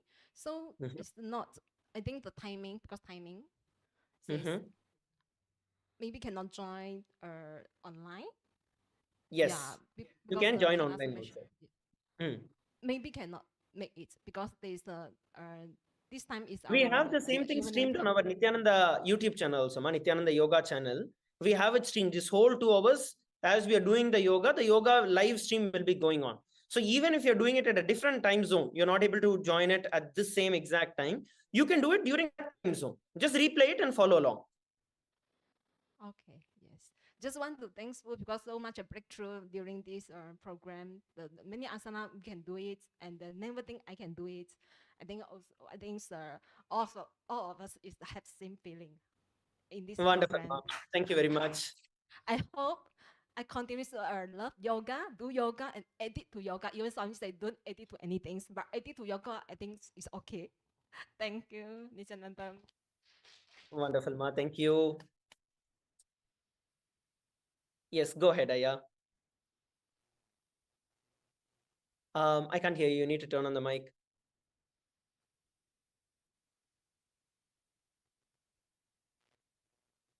Not yet. Amritaya, can you assist with the mic? Hi. Yes, now I can hear.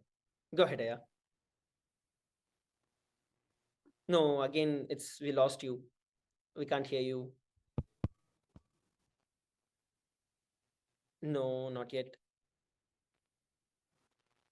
Srinivasa Maharaj, can you assist with the mic?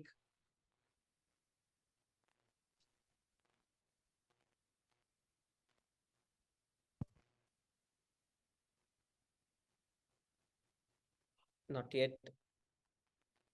Maybe as you're fixing the mic, can we have another participant share? Okay, anyone else from the female team who'd like to come and share as we are fixing the mic in the male side? Come on, come over. Even coming, speaking, giving yourself the space to share. And even if you need some assistance, let's say you have been doing and then you want to know you are having some discomfort somewhere, or you want to do something better, you can also come and ask that. We can teach you, we can share, we can demonstrate, we can help you. Go ahead, Ma.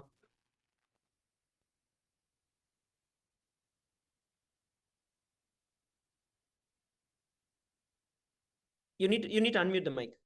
Yes. Nithyananda, when Swamiji told me my Guru was practice Nithyananda Yoga and teach Nithyananda Yoga in 2022 November, there's a lot of resistance in me.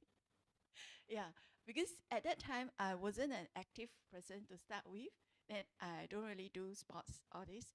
So even my Mahan say, I don't think you are a yoga person. I say, yeah. But of course, I do Nithyananda yoga.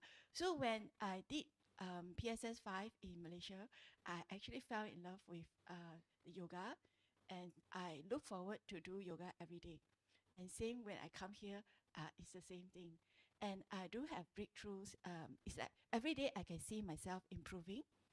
Yeah, even though I still cannot do the headstand, but someone here actually showed me that I can do it with the wall support. It's actually doable. Yeah, and Wonderful, I'm Ma. also surprised that I can feel my body getting lighter and lighter, that my leg I can raise much higher. And also I realized that some pose, actually my head can touch the ground. Yeah, so yeah, it's very nice. And now I can understand why he wants me to be teach Nithyananda yoga, because to keep practicing yoga every day, because I remember when I did Nithyananda yoga when I first joined, there was this lady teacher from I joined the Chinese Sangha group, the yoga group. She was telling me she became an acharya because this will make sure that she do yoga every day. Exactly. Yes, that's right. Exactly. Go ahead. Yes. I have a question. Is that when we do the Mula Bandha, after like you like exhale and then you do all the root bandha, I can still breathe and continue the bandha, right? Or do I have to do the bandha, like before I do the bandha, I have to do a exhale and do it again? Right. So, Ma, here there are two things, okay? One is the Mula Bandha. You first asked about Mula Bandha. So what happens in Mula Bandha is you're actually tightening your core. By default, when we enter into the asanas, most of the asanas, you will engage into Mula Bandha by default, okay? Where your butt goes in. Only then you will even be able to sit or balance in those positions. So that Mula Bandha happens by default. Now, the Jalandhara Bandha and then the Uddiyana Bandha. So Jalandhara Bandha is where you bring your chin to the chest and then you lock the breath inside. So this is Jalandhara Bandha. Jalandhara Bandha, generally you do after you inhale. In any kind of inhalation, either through your nose or through your mouth, based on the different pranayamas. Once you inhale, then you will bring your chin to the chest and lock it into the Jalandhara Bandha. The Uddiyana Bandha is every time after you exhale. Uddiyana Bandha can only happen after you exhale. So you exhale and then pull your stomach in and up and hold. And then you continue. Once you hold it, right, then after that you relax and again you take the breath in through your nose or your mouth based on the pranayama and you repeat. So you don't have to worry about the Mula Bandha here because the Mula Bandha will automatically be in effect. Almost 99% of the asanas that we are doing by default will have the Mula Bandha engaged for you to even do the asana. So mainly you need to bring your awareness to performing the other two bandhas. And Mula Bandha, you will bring specific awareness when you want to balance. Like for example, we were balancing on one foot, right? So the balancing on one foot, that would require you to bring your specific awareness to do the Mula Bandha. Are you understanding, Ma? Yeah, but just now I lost you at the, when you say by default. Oh, okay. Let me repeat. See, Mula Bandha happens by default in the asanas that we do. By default, your body will engage into that. The only times when you need to bring awareness to do Mula Bandha is when you're doing some balancing postures. Like for example, standing on one leg or raising one hand up, where you're balancing yourself. That is where you actually bring awareness to get yourself into the Mula Bandha. Otherwise, body engages into Mula Bandha by default. Thank you. Thank you, Ma. Yes, thank you. Yes, male side, have you fixed the mic?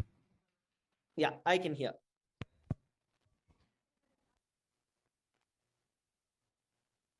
Oh no.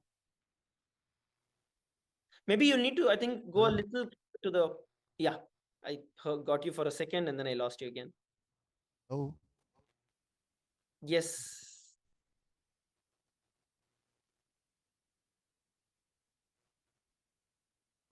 Hello? Yes, I can hear you now. Yeah, go ahead. No, again, we lost you. Srinivasa Maharaj, maybe if he moves closer to the door there with the mic, catch better signal, maybe he can then come there and share from there. Maharaj, can we do both the sharings from the Yes, yes, both can come from the Hello? place. Yes. Okay.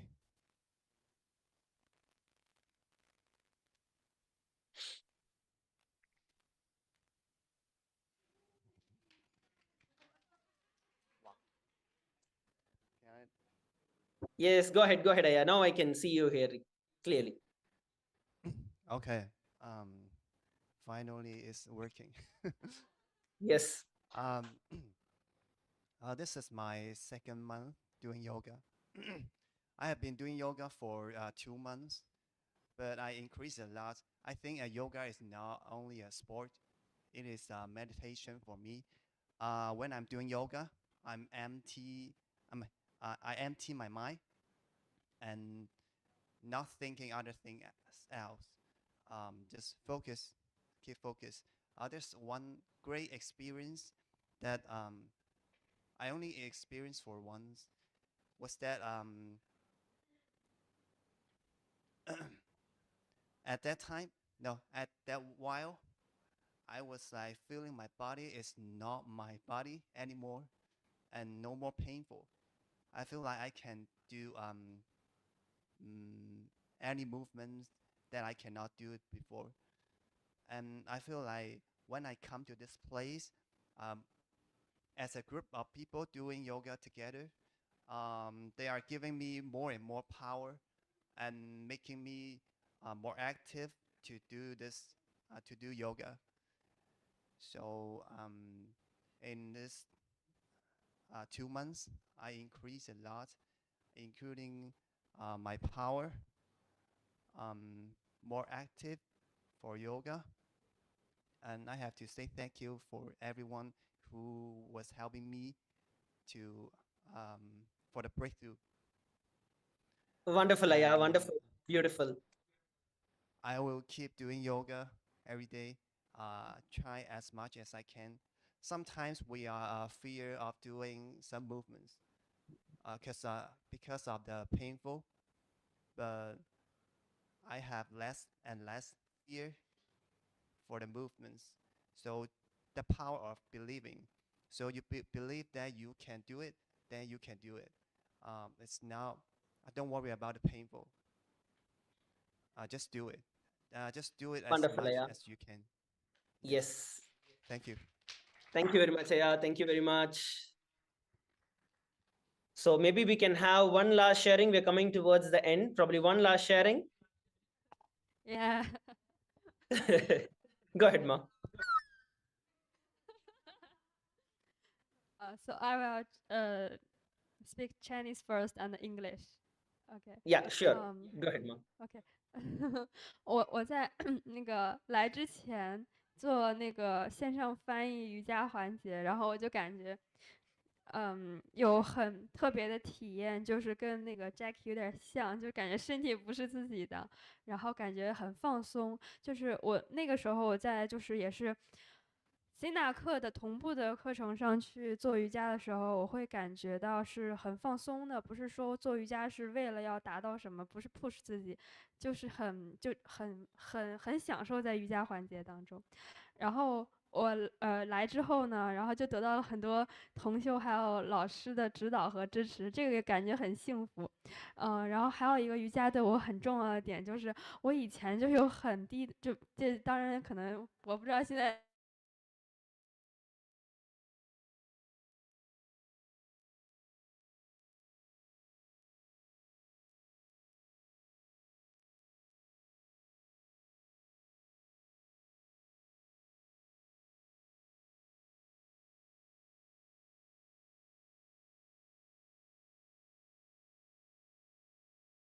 地方就是我是会对自己有一个自信，我就更加了解自己到底在什么方面是真的做得好，什么方面是我可以进一步的去扩张自己、提升自己的。所以这个是瑜伽给我带来的一个很不同的点，就是能让我更清晰的了解和认識自己，然後也更加讓我有自信。So I will go English. When when I come to Sina before I came to Sina, I just translate for this session in Paramashiva Sina program 1, level 1. So I can feel that my body is not my body. It seems like Jackie and the experience, and it makes me feel very relaxed and very chill. It not seems like before that when I do yoga, I think it's just because I want to manifest wealth or just want to how to say to build my body, but it makes me feel a little push and it's not very relaxed. But when I do yoga in when Sina program starts, it make me feel very relaxed. So I love yoga when I came before. I love yoga, but when I came Sina now this month, I feel that very a lot of support and the love from Sangha and from Swamiji, and Swamiji also say that he will make me powerful, and yoga is very special for me because I don't know how I what how do I say I think a lot of things that you conveyed came through your emotion more than your words. So even when you spoke in Chinese, I think you conveyed what you really wanted to convey. So yes, Ma, we got you. Okay, thank you. I think when I do yoga, I can see very 清晰怎么讲 clear, yeah, I can clear to see what I can do good, what I can more expand myself, but it make me more have more 对我有更多了解怎么讲know myself better, yeah. So and it makes me more confident because Wonderful, Ma.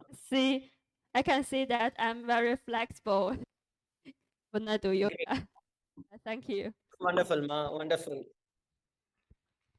Okay, yes. So I think we're coming kind of conclusion towards the session today. So once again, I want to invite every one of you, see this yoga, what we did during this last 21 days, or more than actually 21 days, now it's going to be 30 days. I've been sticking to 21 days. So last 1 month, whatever we've been doing is only a beginning for every one of us. So make sure that you are consistently doing it. Okay, let's even say things are getting too busy. Someday you're not healthy, like how one of the participants shared, right? So even if you're not healthy, that is the time you need to do. Remember that clearly. Okay, when you feel that no, I cannot do it today, I'm not well today, make up your mind and come and do. That will really heal it. Okay, so do not miss yoga for any reason. It is your body that is going to thank you, not just your body, your mind, literally your whole being is going to be grateful for you to do the yoga continuously. So do not miss yoga for absolutely any reason. Even if you think one day you slipped, you missed it, go back, make sure you do it before you sleep off in the night. Do not miss yoga, because Swamiji has made things so much easier for us that it is literally there available for us wherever we are.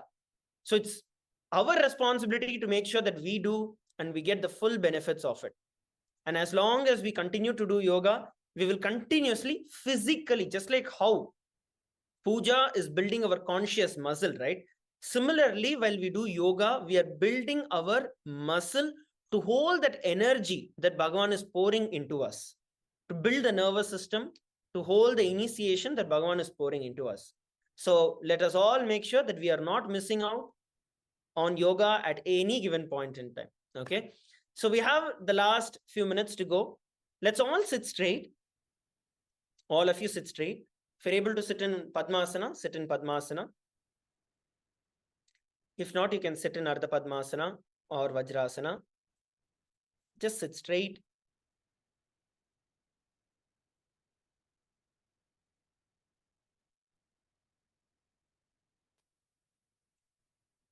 Close your eyes.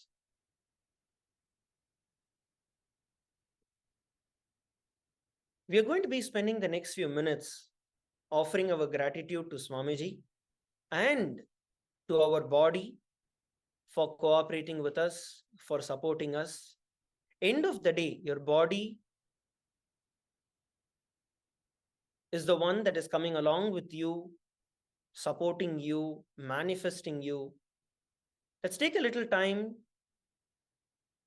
to offer our gratitude to our body for supporting every one of us in manifesting the life that we want.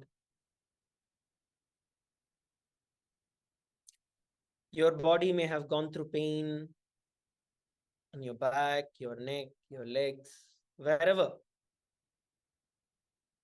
But it still is with you, supporting you, pushing itself.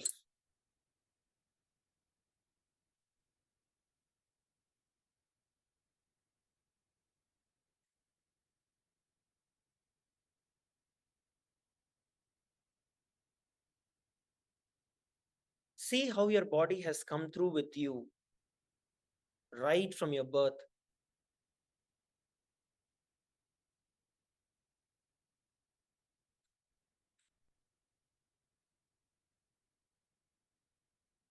You are not the body.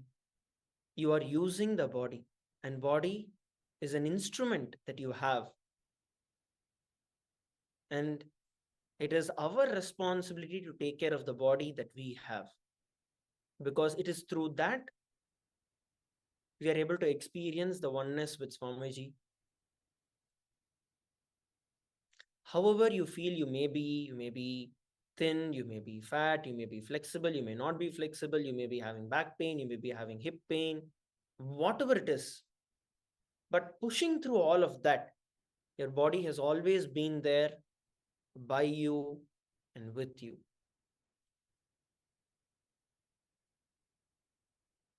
And it is each and every one of our responsibility to take care of our body, to protect our body, that Paramashiva has given us, that Swamiji has given us.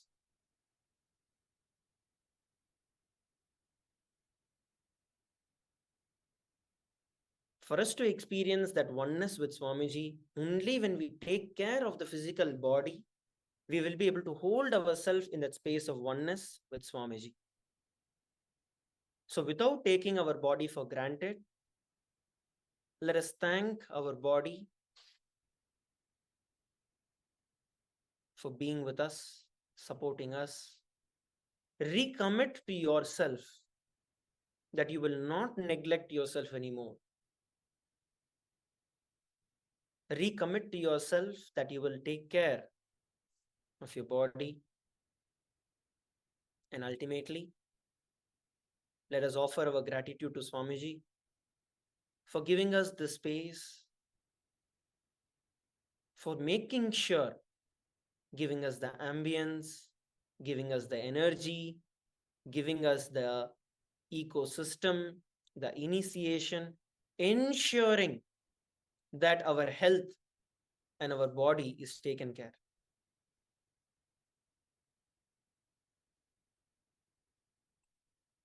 Making sure that every one of us break our limitations, break our patterns, break our comfort zone, and do what is right over what is easy.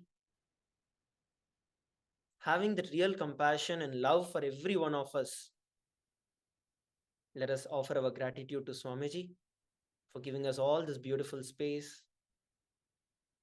And let this gratitude become a commitment to yourself and to Swamiji that you will take care of your body and do the Nithyananda Yoga every single day to manifest Swamiji through your body and ultimately manifest the oneness from this space. Let's bring our hands in front of our heart in the Anjali Mudra.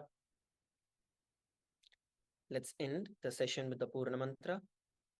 Om Purnamadah Purnamidam Purnat Purnamudachyate Purnasya Purnamadaya Purnamevavashishyate. Om Shanti Shanti Shanti. Hari Om Tat Sat Sarvam Bhagavat Shri Nithyananda Paramashiva Padukarpanamastu. Om Nithyanandam. Thank you, everybody. Nithyanandam. Nithyanandam.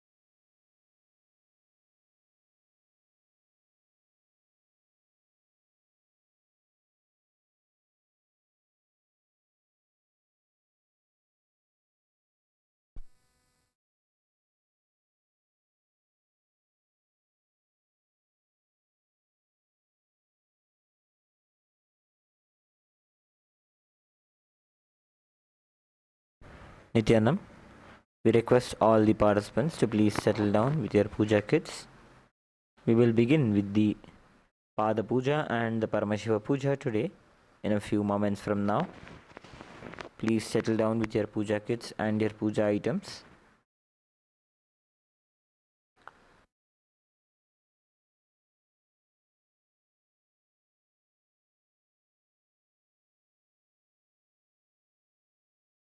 Please be seated in the space of deep restful awareness in your Ananda Gandha.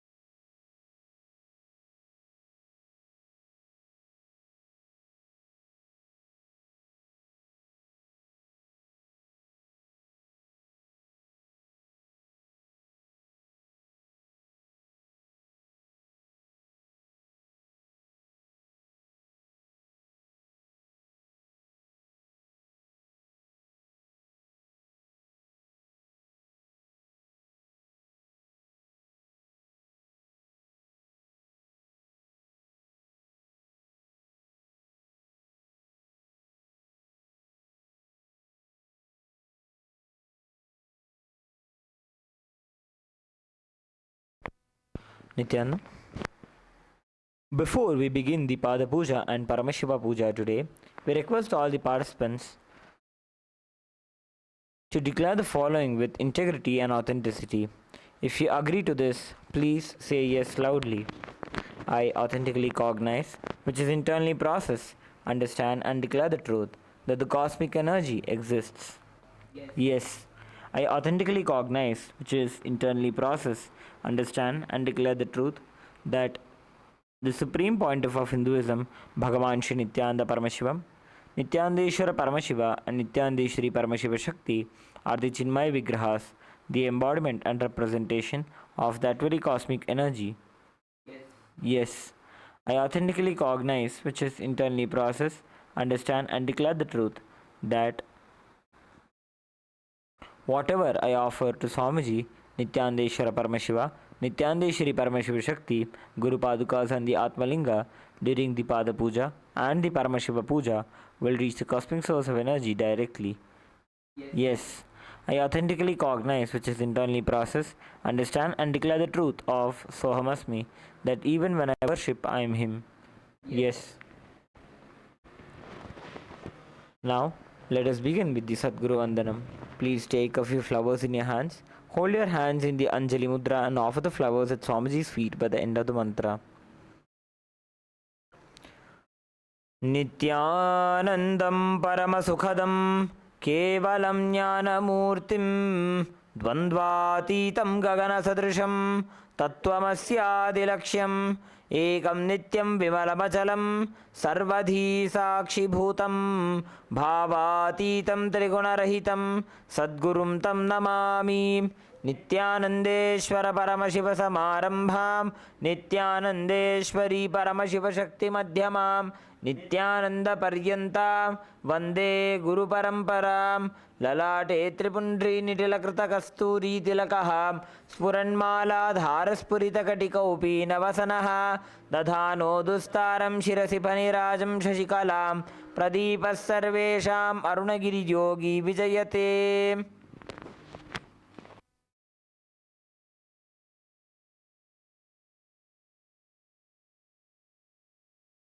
Next we'll be performing the Tattvachmanam. Om Atmatattvam Shodhayami Svadha. Om Vidyatattvam Shodhayami Svadha. Om Shivatattvam Shodhayami Svadha. Om Ham Hridayaya Namaha.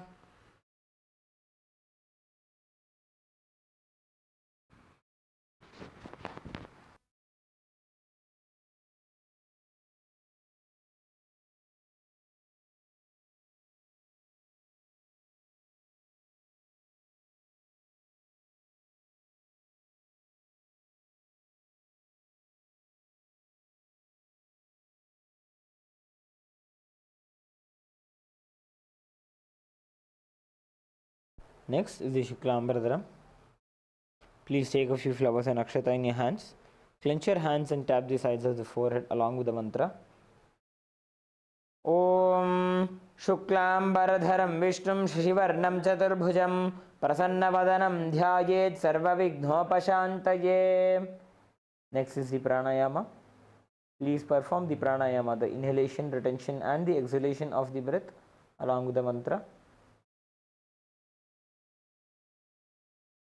ओम हम ईशानमूर्धान ओम him तत्पुरुषवक्त्रायन ओम हुम गौरहृदान ओम हिमामदेवख्यान ओम हम सद्योजातमूर्तेन ओम हामृदान ओम him शिरसेन ओम हुम शिखायन ओम him कौजान ओम हुम नेत्रेभ्यो नमः ओम हस्त्राय नमः ओम हम ईशानमूर्धान ओम him तत्पुरुषवक्त्रायन ओम हुम गौरहृदान ओम हिमामदेवख्यान ओम हम सद्योजातमूर्तेन ओम हामृदान ओम हिम शिरसेन ओम हुम शिखायन ओम हिम कौजान ओम हुम नेत्रेभ्यो नमः हस्त्राय नमः ओम हम ईशानमूर्धान ओम हिम तत्पुरुषवक्त्रायन ओम हुम गौरहृदान ओम हिमामदेवख्यान ओम हम सद्योजातमूर्तेन ओम हामृदान ओम हिम शिरसेन ओम हुम शिखायन ओम हिम कौचायन ओम हुम नेत्रेभ्यो नमः ओम हस्त्राय नमः. Touch the right ear and now bring your hands into the Sankalpa mudra. Clasp your right hand with your left hand and place it on your right thigh. Be seated with your head, neck and spine in a straight line. Remember Swamiji in your Ananda Gandha. As you invoke his presence in your Ananda Gandha, create a strong intention to manifest your reality as you desire, establishing yourself in the space of Sohamasmi. Create an intention to strengthen your feeling connection, your bhakti towards Swamiji. Please be seated in a space of restful awareness. Avoid any forms of restless movements. Let us now enter into the Sankalpa. Om Mamopata Samasta Duritakshaya Dvara Bhagavat Shri Nithyananda Paramashiva Prityartham Shri Nithyanandeshwari Paramashiva Shakti Sameta Shri Nithyanandeshwara Paramashiva Prityartham Cha Shubhe Shobhane Muhurte Adya Brahmanaha Dvitiya Parardhe Shri Shvetavaraha Kalpe Vaivasvatamanvantare Ashtavinshati-tame Nitya-yuge Prathame Pade Jambudvipe Bharatavarše Bharatakhande Meroho Dakshine Parshve Shakabdhe Asmin Vartamane Vyavaharike Prabhavadinam Shashtyaha Samvatsaranam Madhye Vishwavasunama Samvatsare Uttarayane Lakshmi Venkateshwara Ritu Mithunamase Shukla Pakshe पंचम्यां शुभतिथौ सोमवासरयुक्तायां पूर्वफल्गुणी नक्षत्र सिद्धियोग कौलवकर्ण एवं गुणविशेषणविशिष्टायाम् अस्यां शुभतिथौ श्रीकैलासोन्नतद्वादशान्तश्यामलापीठारूढ श्रीमीनाक्षी सुन्दरेश्वराभिन्नस्वरूप परशिवपुत्ररत्नकुमार गुरुमन्यतुल्यावतार श्रीपार्वतीस्तन्यपान् लब्धदिव्यज्ञानविश्रुत सकलनिगमागमसारभूतद्राविडवेदप्रवक्त्र श्रीमत्परमशिवकरुणासमधिगतमुक्तामयचतुरश्रयान् गीयमानछत्रचामर श्रीचिह्नकाहलादि समस्तबिरदावल्यलङ्कृत ज्ञानविज्ञानचक्रवर्ती सर्वजनसङ्गसद्यो निर्वाणदीक्षाव्ययापवर्गवर्ष विश्रानजीमूत परमतकलभकेसरी शैवसिद्धान्तस्थापनाचार्य श्रीराजाधिराजपाण्ड्यमहाराजगुरु क्षपणशाक्यादिमहान्धकारनिवारणज्ञानभानु वीक्षणानर्हार्हतजोच्छेदनपूर्वक श्रीमदृषभध्वजस्थापक शैवसमयकर्तृ सर्वज्ञपीठारूढ श्रीजगद्गुरु श्रीज्ञानसम्बन्धदेशिकस्वामि वागीशसुन्दरमाणिक्यवाचकस्वामिनाम्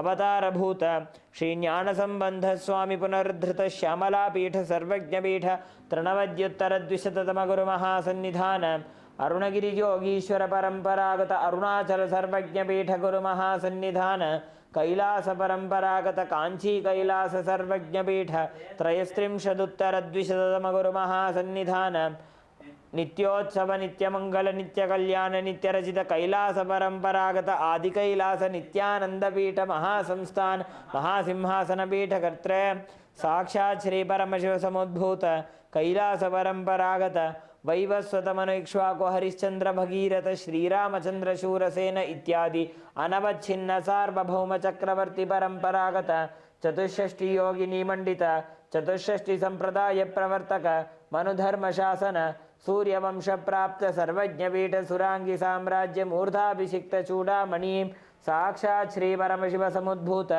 श्री कपिल महागुरु पुनर्धृत महानिर्वाणिपीठ अष्टोत्तर सहस्र श्री महामंडलेश्वर साक्षात् श्री परमशिव समुद्भूत श्री महागणपति समारंभ अनवच्छिन्न पीठाधीश्वर गुरुपरंपरा प्राप्त अटलपीठ अष्टोत्तर सहस्रतम अष्टोत्तर सहस्र श्री अटलपीठाधीश्वर धर्म मुक्ति स्वर्ग पुरस्वर्णपीठ त्रयोविंश गुरु महासन्निधान कैलास परंपरागत आदिपीठ सर्वज्ञपीठ जगद्गुरु श्रीकैलास पुनरुद्धारक श्रीकैलास परमाचार्य श्रीमत्परमहंस परिव्राजकाचार्यवर्य सच्चिदानंद प्रणव स्वरूप श्रोत्रिय ब्रह्मनिष्ठ श्रीमज्जगद्गुरु श्रीलश्री भगवत् श्री नित्यानंद परमशिव श्री ज्ञान संबंध देशिक परमाचार्य स्वामिनां प्रीत्यर्थं तेषां पादारविन्दयोः भक्ति सिद्ध्यर्थं गुरुकृपा कटाक्ष सिद्ध्यर्थं क्षेम स्थैर्य वीर्य विजय आयुरारोग्य ऐश्वर्यानाम् अभिवृद्ध्यर्थं धर्मार्थ काम मोक्ष चतुर्विध फल पुरुषार्थ सिद्ध्यर्थं समस्त दुरितोपशान्त्यर्थं समस्त मंगल अवाप्त्यर्थं भगवत् श्री नित्यानंद परमशिव प्रसादेन सकुटुम्बस्य ज्ञान वैराग्य जीवन मुक्ति प्राप्त्यर्थं श्री नित्यानंदेश्वरी परमशिव शक्ति समेत श्री नित्यानंदेश्वर परमशिव अवतार भूत श्री सर्वदेव देवी स्वरूप भगवत् श्री नित्यानंद परमशिव प्रत्यक्ष पाद पूजां करिष्ये श्री नित्यानंदेश्वरी परमशिव शक्ति समेत श्री नित्यानंदेश्वर परमशिव पूजां च करिष्ये. Please drop the flowers and akshata onto your right hand side and rinse your hand with an uddhanya of water. Om apa upasprishya.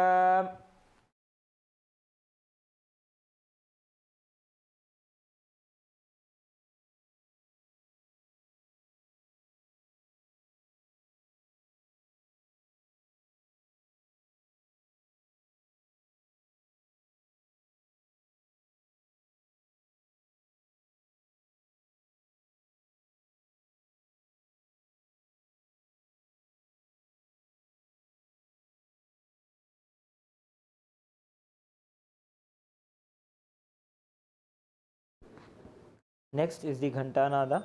Please take the bell in your left hand. Hold it at the level of your heart center and ring the bell along with the mantra. Om Agamarthantu Devanam Gamanarthantu Rakshasam Ghantanadam Karom Yadu Devata Hvanalanchanam Ghanta Devatabhyo Namaha. Next, we'll be entering into the Manasa Puja, the internal worship. Please take a few flowers in your hands. Hold your hands in the Kurma Mudra.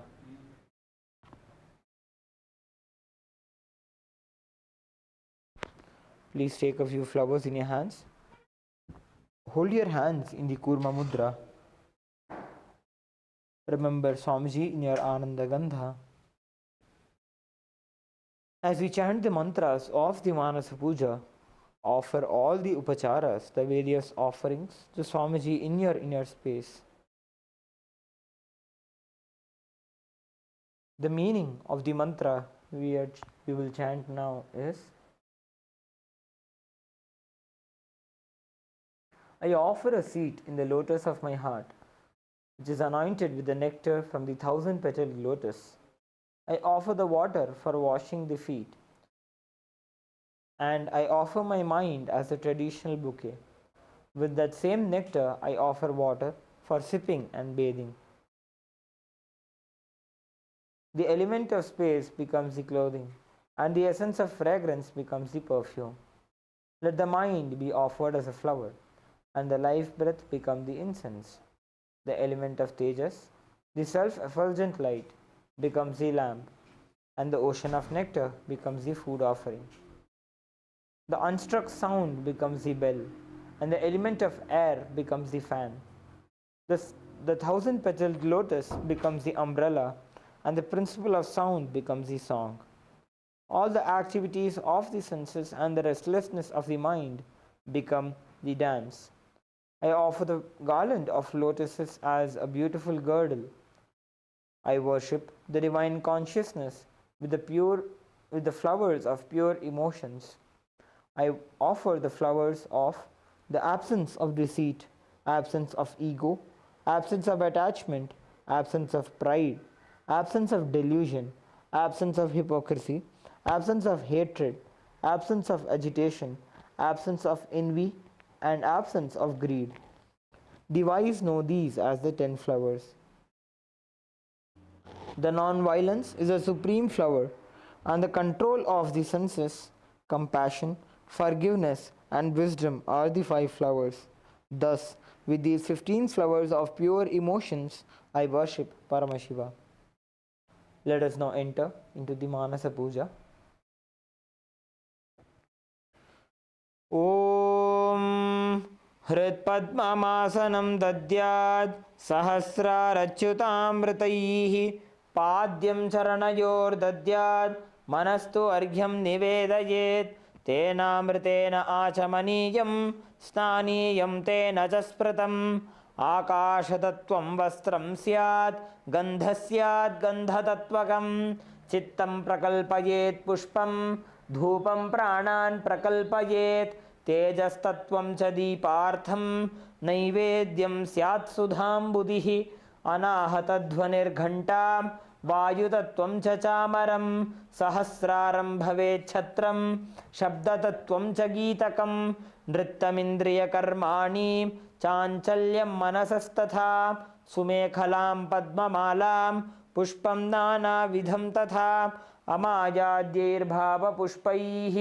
अर्चयेद्भावगोचरम् अमायं मनहङ्कारम् अरागम् अमदं तथा अमोहकमदं पञ्च अद्वेष अक्षोभकौ तथा अमात्सर्यं अलोभं च दशपुष्पं विदुर्बुधाः अहिंसा परमं पुष्पं पुष्पमिन्द्रियनिग्रहः दया पुष्पं क्षमा पुष्पं ज्ञानपुष्पं च पञ्चमम् इति पञ्चदशैर्भावपुष्पैः सम्पूजयेत् भगवन्तं श्रीनित्यानन्दपरमशिवम्.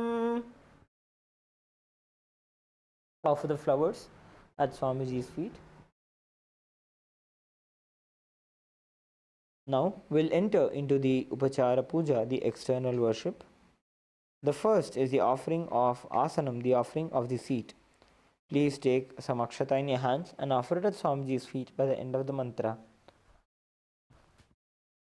Asanam Om Sarvabhutantarasthaya Sarvabhutantaratmane Kalpayam Yupaveshartham Asanam Te Namo Namaha ॐ ह्रीं इदं सुवर्णासनं सर्वदेवदेवी स्वरूपाय भगवते श्रीनित्यानन्दपरमशिवाय नमः. Next is the offering of Swagatam, the offering of welcoming Swamiji. Please take a few flowers in your hands and offer it at Swamiji's feet by the end of the mantra. Swagatam Om Shantatvat Sarvakartratva Bhavo Paratikaranat Shiva Uktau Mahatantra Mantravidbhis Sada Shivaha Tasmai Shivaya Gurave Vitaraga Vai Ameyatvat Anantoyam Majatvacha Prakirtitaha Yasya Darshanamicchanti Deva Swabhishta Siddhaye Tasmai Te Parameshana Swagatam Swagatam Prabho Adya me saphalam janma jivanam saphala kriyaah Swagatam yatvaya tanme tapasam phalamagatam.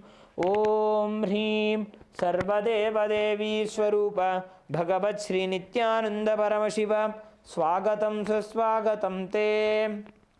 Next is the offering of Padyam, the offering of water for washing Swamiji's feet. Please take an uddani of water in your hands and offer it at Swamiji's feet by the end of the mantra. Padyam Om Yad Bhakti Lesha Samparkat Paramananda Samplavaha Tasmai Te Parameshana Padyam Shuddhaya Kalpaye. Om Hrim Etat Padyam Sarvadeva Devi Swarupaya Bhagavate Shri Nithyananda Paramashivaya Namaha. Next is the offering of Arghya,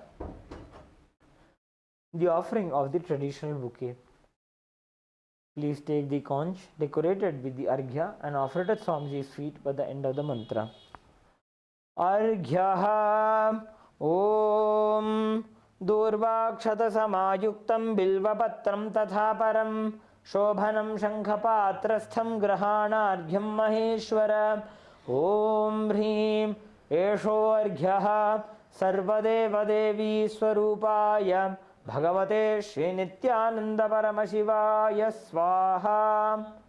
Next is the offering of Achamaniyam, the offering of water for the mouthwash. Please take an uddani of water and offer it at Swamiji's feet by the end of the mantra. Achamaniyam Om Mandaginyastu Yadvari Sarva Papaharam Shubham Grahanachamaniyam Tvam Maya Bhaktya Niveditam. Om Hrim Idam Achamaniyodakam Sarvadeva Devi Swarupaya Bhagavate Shri Nithyananda Paramashivaya Svadha. Next is the offering of Madhuparka, the offering of the nectarine drink. Please take the Madhuparka in your hands and offer it at Swamiji's feet by the end of the mantra. Madhuparkaha Om Sarvakalmashanashaya Paripurna Sudhatmakam Madhuparkamimam Deva Kalpayami Prasidame. Om Hrim Esha Madhuparkaha Sarvadeva Devi Swarupaya Bhagavate Shri Nithyananda Paramashivaya Svadha. Next is the offering of Gandhatailam, the offering of the scented oil. Please take the Gandhatailam in your hands and offer it at Swamiji's feet by the end of the mantra. Gandhatailam Om Sneham Grahana Snehena Lokanam Hitakaraka Sarvalokeshu Shuddhastvam Dadami Snehamuttamam. Om Hrim Idam Gandhatailam Sarvadeva Devi Swarupaya Bhagavate Shri Nithyananda Paramashivaya Nivedayami. Next is the offering of Snaniyam, the offering of water for the sacred bath. Please take an uddani of water and offer it at Swamiji's feet along with the mantra, and please ring the bell as you do so. Snaniyam Om Idam Sushitalam Vari Swachham Shuddham Manoharam Snanartham Te Maya Bhaktya Kalpitam Pratigrihyatam. Om Hrim Idam Snaniyodakam सर्वदेवदेवी स्वरूपाय भगवते श्रीनित्यानंद परमशिवाय निवेदयामि. Next is the offering of vastram, the offering of the clothes. Please take the vastram in your hands and offer it at Swamiji's feet by the end of the mantra.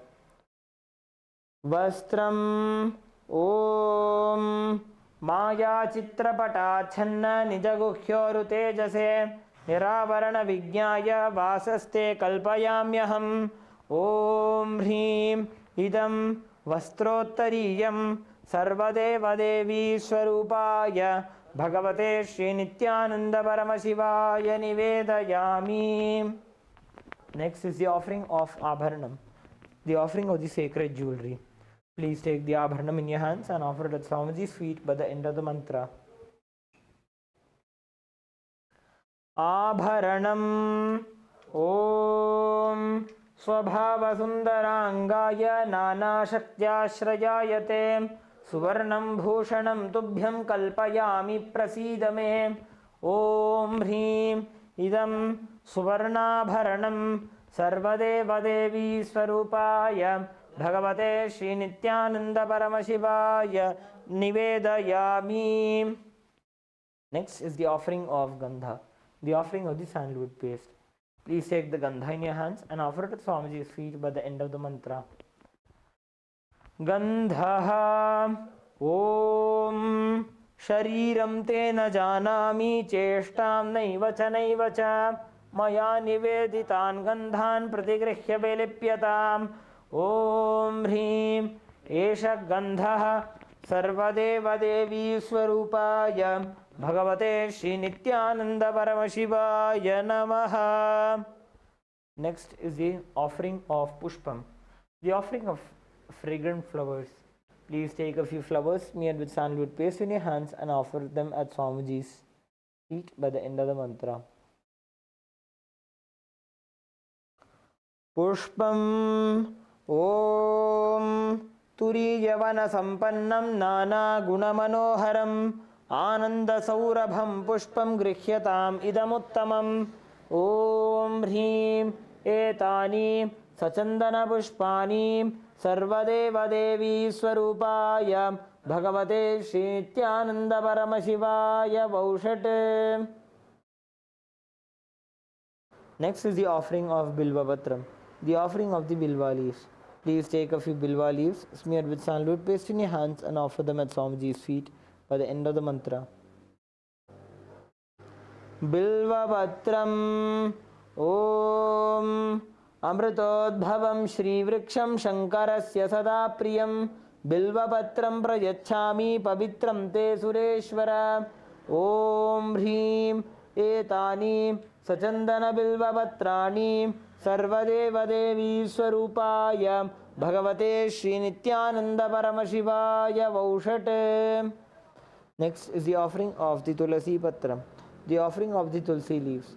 Please take the Tulasi leaf in your hands, smeared with sandalwood paste, and offer it at Swamiji's feet by the end of the mantra. Tulasi Patram Om Namaste Bahurupaya Varadamurtaye Paramatmane Swaha. Om Hrim Idam Sachandana Tulasi Patram Sarvadevadevi Swarupaya Bhagavate Shri Nityananda Paramashivaya Namaha. Next is the offering of Dhupa. We request all the participants to light your lamp and the incense sticks.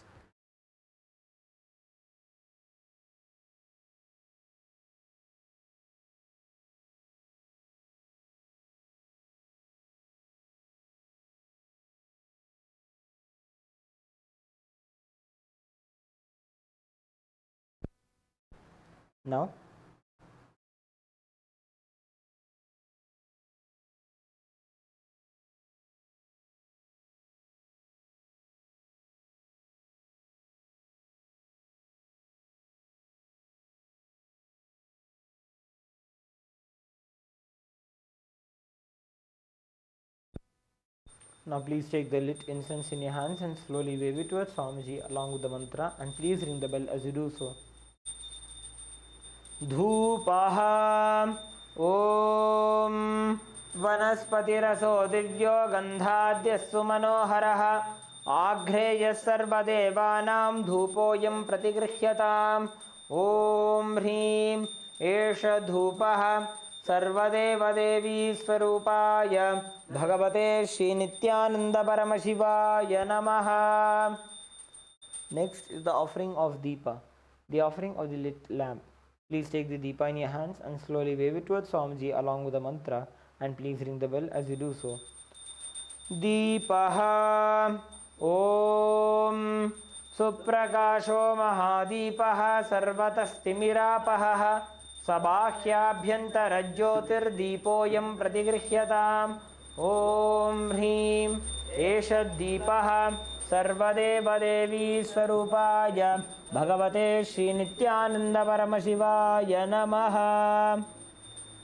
Next is the offering of Naivedyam, the offering of the sacred food. Please take an udhanya of water in your hands, hover it clockwise over the Naivedyam and offer it at Swamiji's feet by the end of the mantra. Naivedyam Om नैवेद्यं विविधं देव शर्करादिविनिर्मितं मया निवेदितं भक्त्या गृहाण परमेश्वर. ॐ ह्रीं इदं शोपकरणनैवेद्यं सर्वदेवदेवी स्वरूपाय भगवते श्रीनित्यानन्दपरमशिवाय निवेदयामि. Next is the offering of Paniyam, the offering of water for drinking. Please take an udhanya of water and offer it at Swamiji's feet by the end of the mantra. Paniyam Om Samastadeva Devesha Sarvatriptikaram Param Akhandananda Sampurnam Grahana Jalamuttamam. Om Hrim Idam Panarthodakam Sarvadevadevi Swarupaya Bhagavate Srinityanandaparamashivaaya Namaha. Next is the offering of Punarachamaniyam, the offering of water for the mouthwash. Please take an udhanya of water in your hands and offer it at Swamiji's feet by the end of the mantra. Punarachamaniyam Om Uchishtamapya Shuchirva Yasya Smaranamatrataha शुद्धिमाप्नोति तस्मै ते पुनराचमनीयकम्. ॐ ह्रीं इदं पुनराचमनीयोदकं सर्वदेवदेवी स्वरूपाय भगवते श्रीनित्यानन्दपरमशिवाय स्वाहा. Next is the offering of the Aratrikam.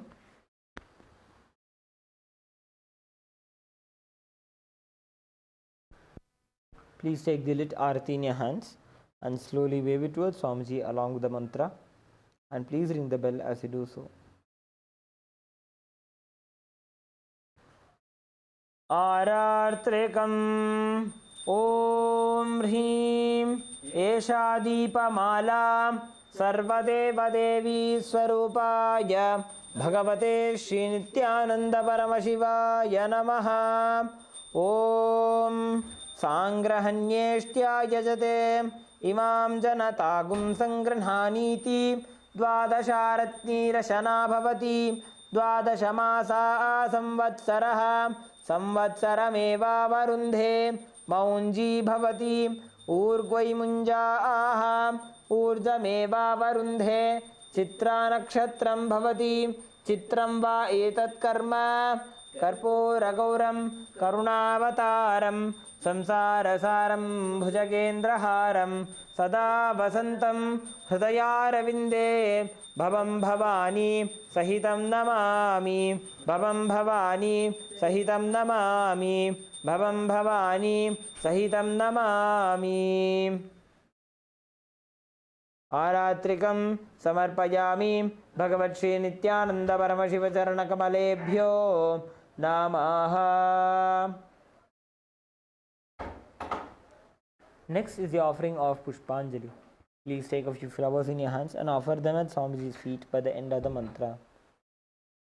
Pushpanjalihi Gurur Brahma Gurur Vishnuhu गुरुर्देवो महेश्वरः गुरुः साक्षात् परं ब्रह्म तस्मै श्री गुरवे नमः अखण्डमण्डलाकारं व्याप्तं येन चराचरं तत्पदं दर्शितं येन तस्मै श्री गुरवे नमः अज्ञानतिमिरान्धस्य ज्ञानाञ्जनशलाकया चक्षुरुन्मीलितं येन तस्मै श्री गुरवे नमः अनेकजन्मसम्प्राप्तकर्मबन्धविदाहिने आत्मज्ञानप्रदानेन तस्मै श्री गुरवे नमः मन्नाथ श्रीजगन्नाथो मद्गुरु श्रीजगद्गुरुः ममात्मा सर्वभूतात्मा तस्मै श्री गुरवे नमः ईश्वरो गुरुरात्मेति मूर्तिभेदविभागिने व्योमवद्व्याप्तदेहाय दक्षिणामूर्तये नमः नित्यानन्दं परमसुखदं केवलं ज्ञानमूर्तिं द्वन्द्वातीतं गगनसदृशं तत्त्वमस्यादिलक्ष्यम् एकं नित्यं विमलमचलं सर्वधी साक्षिभूतं भावातीतं त्रिगुणरहितं सद्गुरुं तं नमामि पुष्पाञ्जलिं समर्पयामि भगवत् श्री नित्यानंद परमशिव चरणकमलेभ्यो नमः ॐ नित्यानन्दम्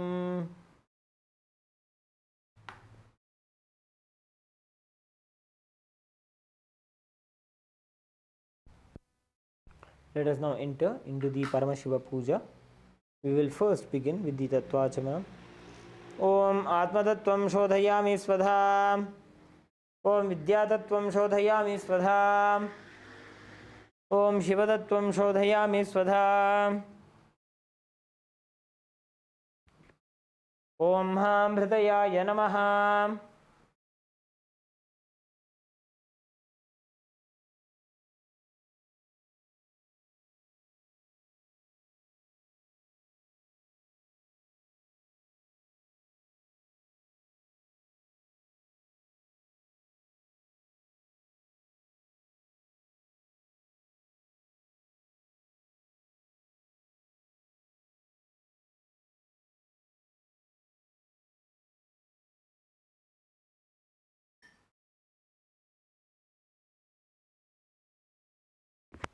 Let us now enter into the Sakalikaranam. Using the left hand, wipe the front and back of your right hand once, and with the right hand, wipe the front and back of your left hand twice. Om Ha Astraya Namaha. Bring your hands into the Namaskar Mudra in front of your third eye. Shaktaye Vaushate. Now bring the thumbs to the center of the respective palms, their palm facing you. Om Ham Shivasanaya Namaha. Om Ham Shivamurtaye Namaha. Now, with the thumb, touch the tips of the little fingers and slowly move your thumb down. Om Ham Satyojata-murtaye Namaha. Touch the tip of the ring finger and slowly move your thumb down. Om Him Vamadeva Guhyaya Namaha. Touch the tip of the middle finger and slowly move your thumb down. Om Hum Aghora Hridayaya Namaha. Touch the tip of the index finger and slowly move your thumb down. Om Hem Tatpurusha Vaktraya Namaha. Touch the tip of the index finger to the tip of the thumb and slowly move your index finger down. Om Hom Ishana Murdhaya Namaha. Again touch the thumb to the center of the respective palm. Om Ham Hom Vidyadehaya Namaha. Now touch the index, middle and ring fingers to the center of the respective palm. Om Hom Netrebhyo Namaha. Again touch the thumb to the center of the respective palm. Om Ham Hom Shivaya Namaha. Now touch the tip of the little finger and slowly move your thumb down. Om Ham Hridayaya Namaha. Touch the tip of the ring finger and slowly move your thumb down. Om Him Shirase Namaha. Touch the tip of the middle finger and slowly move your thumb down. Om Hum Shikhayai Namaha. touch the tip of the index finger and slowly move your thumb down. Om Haim Kavachaya Namaha. Touch the tip of the thumb with your index finger and slowly move your index finger down. Om Hom Ishanamurdhaya Namaha. Touch the respective thumb to its respective palm.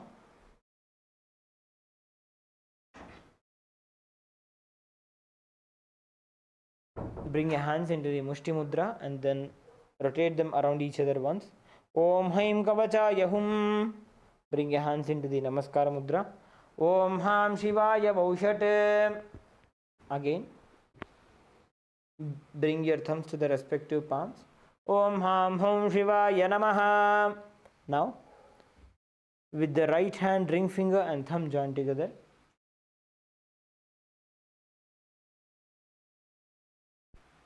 with the right hand ring finger and thumb joined together, touch your Ananda Gandha. Om Ham Shivasanaya Namaha. Om Ham Shivamurtaye Namaha. With the little finger and thumb joined together, touch the respective knees. Om Ham Sadyojata Murtaye Namaha. With the ring finger and thumb joined together, touch the navel center. Om Him Vamadeva Gukhyaya Namaha. With the middle finger and thumb joined together, touch the heart center. Om Hum Aghora Hridayaya Namaha. With the index finger and thumb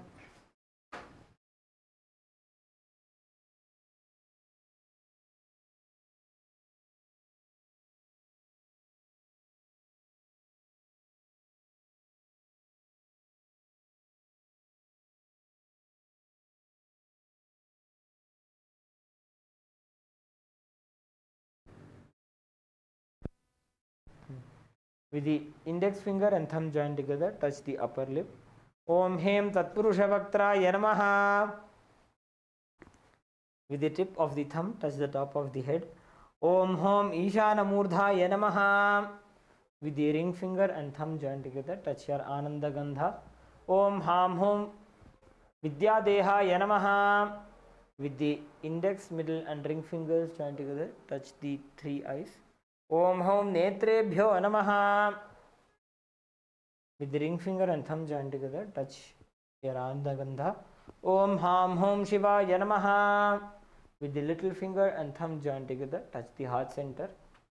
Om Ham Hridayaya Namaha. With the ring finger and thumb joined together, touch the top of the head. Om Him Shirase Swaha. With the middle finger and thumb joined together, touch the back of the head. Om Hum Shikhayai Vashat. Now cross your arms with your left hand over your right hand. Bring your index fingers into the shape of a hook. As we uncross our hands, we will move our hands around our head. Om Haim Kavachaya Hum.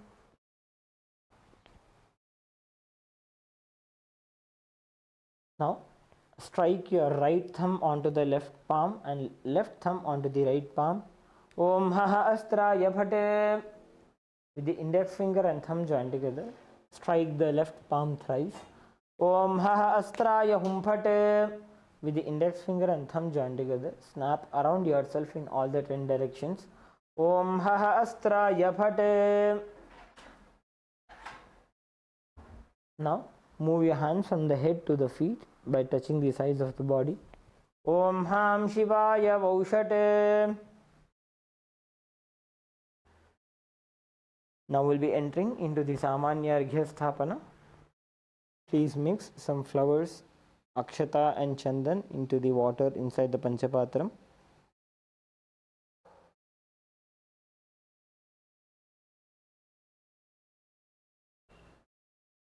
Cover the mouth of the Panchapatram with your palm and chant Om 7 times internally. Om, Om, Om, Om, Om, Om, Om. Perform the Digbandhana. Om Haha Astraya Bhate. Perform the Avagunthana. Om Haim Kavachaya Hum. Show the Dhenu Mudra. Om Ham Shivaya Vaushate. Now we'll be performing the Avahana. Please take some akshata and offer it onto your Atmalinga. Om Ham Shivasana Janamaha. Please take a few flowers in your hands. Hold your hands in the Anjali Mudra. Meditate on the form of Paramashiva in your inner space as we chant the Dhyana Shloka. Om Lalate Tripundre Nitilakritakasturi Tilakaha Spuranmala Spuritakatikaupina Pasanaha Tadhano Dustaram Shirasi Bhanirajam Shashikalam Pradipas Sarvesham Arunagiri Yogi Vijayate Indonibha Pancha Mukha Hastadashayuktam Sholamrgatangkamasi Vajramabhayam Syat पाशवरदाङ्कुशमनिज्वलनवामे श्वेतकमलासन सदाशिवस्वरूपम् ॐ हां शिवमूर्तये नमः ॐ हां हों शिवाय नमः श्रीनित्यानन्देश्वरी परमशिवशक्तिसमेत श्रीनित्यानन्देश्वर परमशिवाय नमः ध्यायामीम् आवाहयामीम् ॐ हां शिवाय नमः इत्यावाहनमुद्रां प्रदर्श्य Show the Sthapani Mudra. Sthapanam. Show the Sannidhapana Mudra. Sannidhanam. Show the Nishthura Mudra. Nishthura Mudram Pradarshya. Perform the Kalakanthi Mudra. Astraya Humphat. Iti Kalakanthi Mudram Pradarshya. Perform the Linga Mudra. Om Ham Shivaya Namaha. Iti Linga Mudram. Show the Namaskara Mudra. Namaskara Mudram. Show the Avakunthana Mudra. Om Haim Kavachaya Hum iti Avakunthana Mudram cha Pradarshya. Now we'll begin with the Upachara Puja. Please take some Akshata and offer it onto your Atmalinga.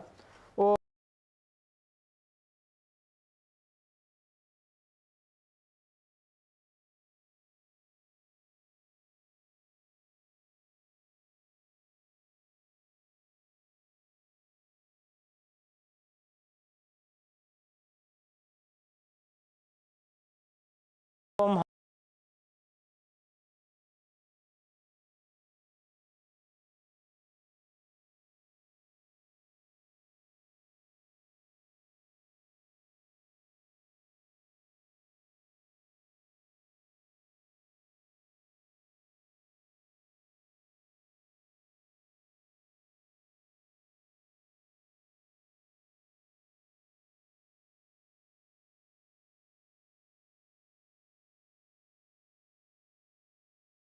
take some Akshata and offer it onto your Atmalinga. Om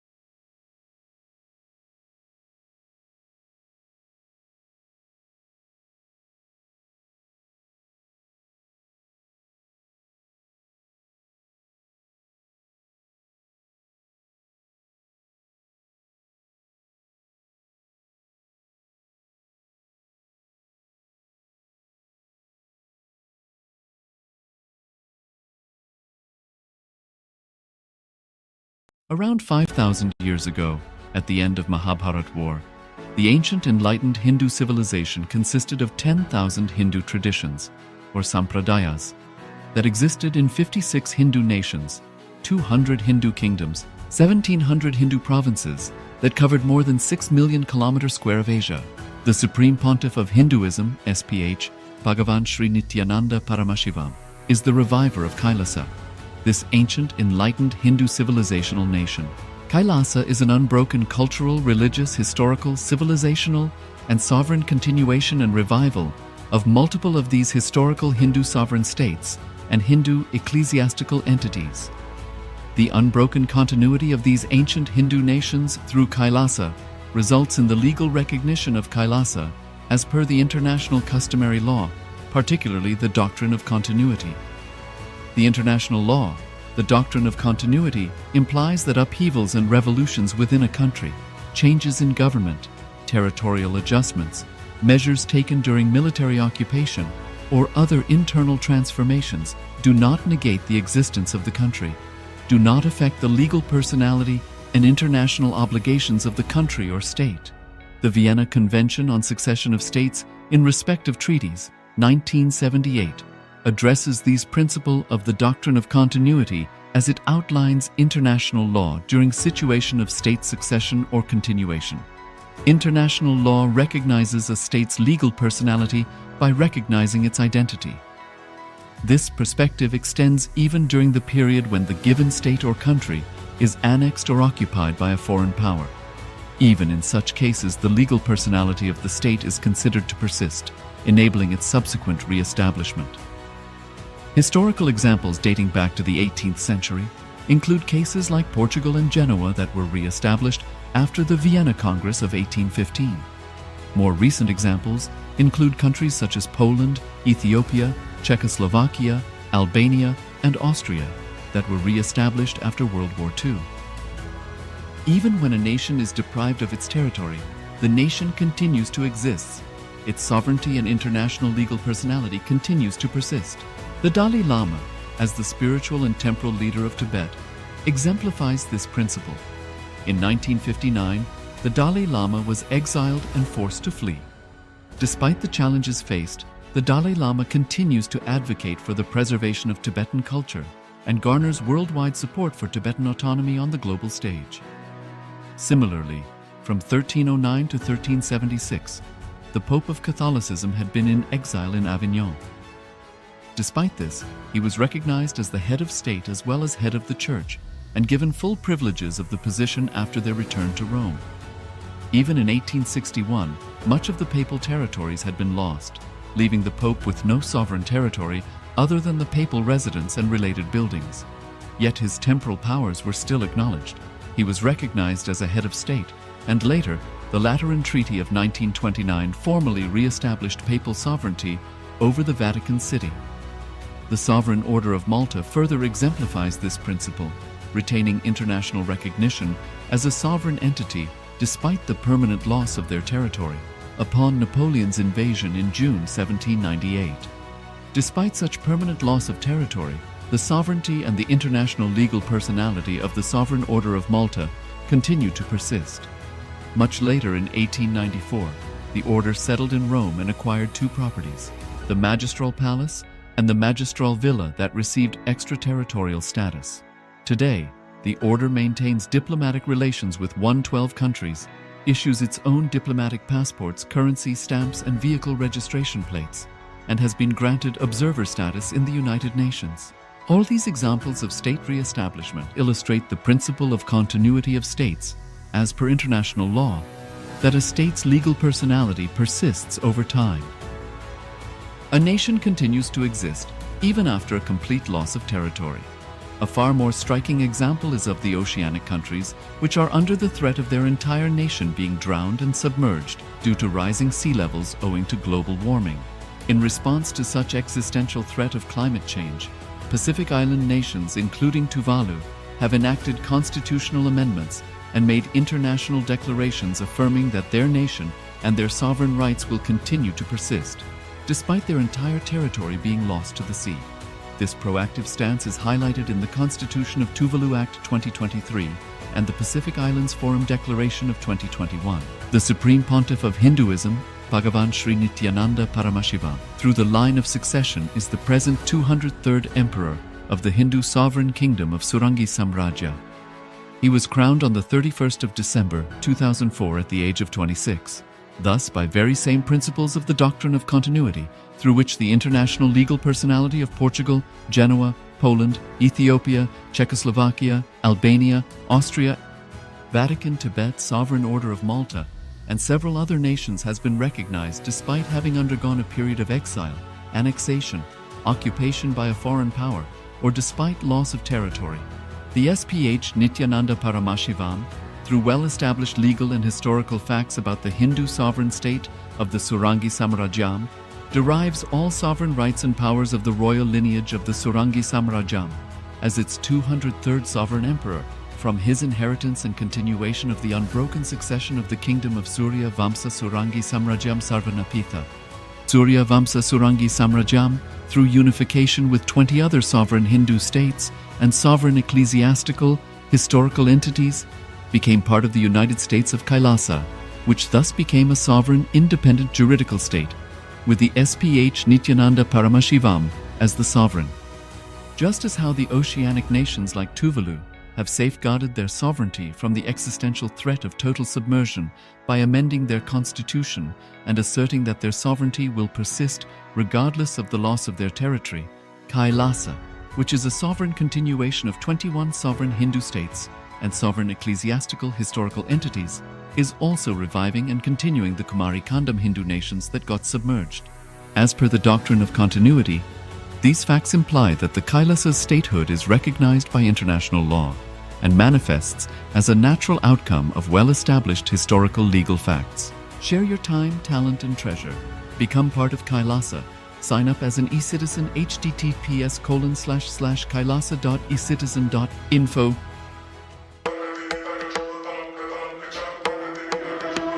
With Paramashiva's grace, we have evolved UAN, United Nations for Ancient Nations. Paramashiva successfully manifested, and now he is introducing this to all of you, to the world formally, United Ancient Nations. It is United Nations for Ancient Indigenous Nations. This is a profound intergovernmental body. More than 100 ancient nations are already part members of this UAN. It is to unite and support all the indigenous nations, indigenous kingdoms all over the world.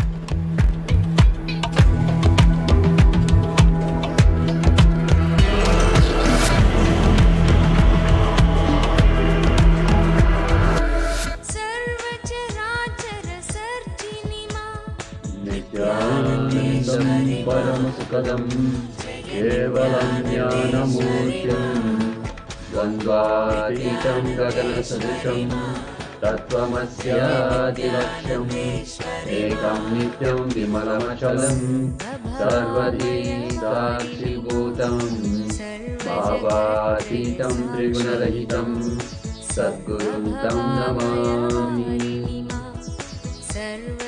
Nityanandam everyone, and welcome to this wonderful yoga session and also the puja. We start with today's session. Actually, before we start with today's session, we start always with the power manifestation segment, and the first power manifestation of the day is the third eye vision. So requesting everyone, welcoming everyone, and requesting everyone to get ready for this power manifestation. So let us gather our eye band. So you will need for this power manifestation your eye band.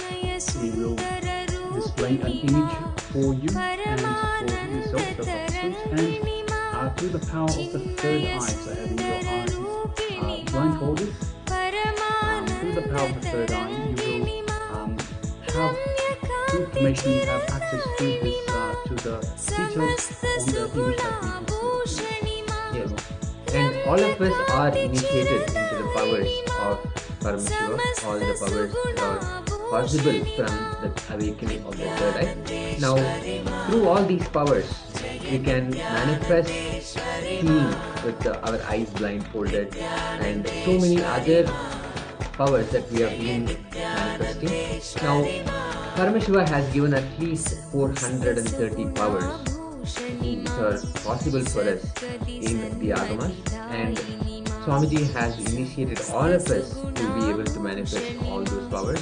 So again and again, when we sit in the space of manifestation, more and more power becomes available to us, and more we are able to manifest. It's a beautiful virtual cycle. So every opportunity we get, just sitting in the space of manifestation, sitting as Paramashiva, and sitting in the space of manifesting all the powers of Paramashiva, that in itself is empowering, and that itself will lead to more and more manifestation. So let us quickly grab the eye band so we can tie it around our eyes. We request everyone to have the eye bands.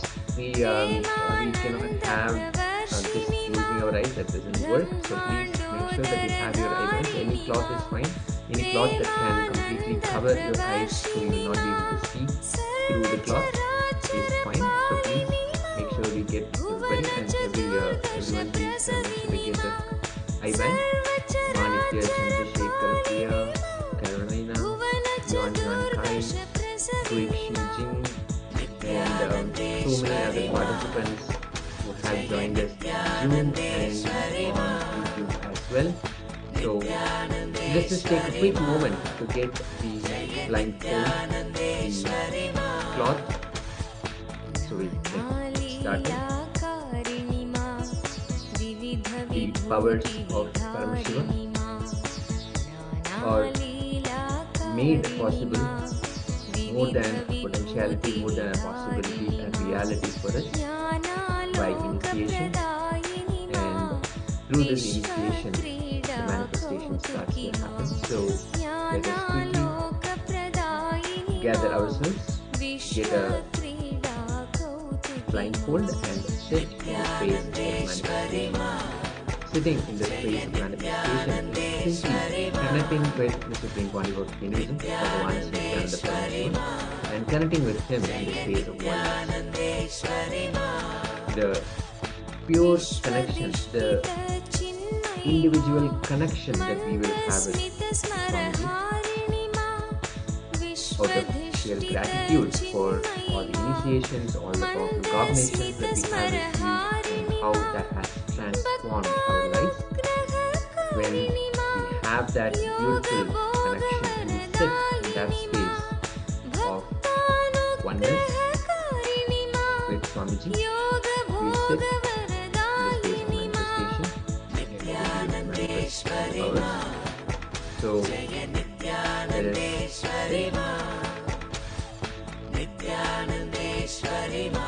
Requesting everyone to please switch in colors and give them in the camera frame itself. So Ma Carolina, Yuan Taiwan, Ma Grace, and all the other person, please switch in the cameras and be available in the camera frame. If you're available for, please download the session and for yourself.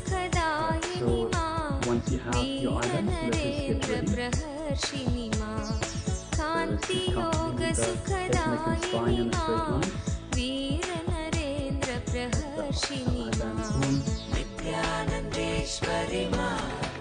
And the quickest, most direct way for us to be able to connect with Swamiji in the space of oneness is to chant the Mahavakya. We will come to that. Let us first start with the Shakti Spurana, which is the spiritual reference to manifest the powers of the Paramashiva. Kapalantar mano yasya ishtami vidalochana ramena manaso dharyat lakshayet lakshyam uttamam. And the translation of this beautiful verse goes as, by fixing the mind on the inner space within the crown center and sitting safely without any movement, having the eyes closed in succession by that stability of the mind and the inner space.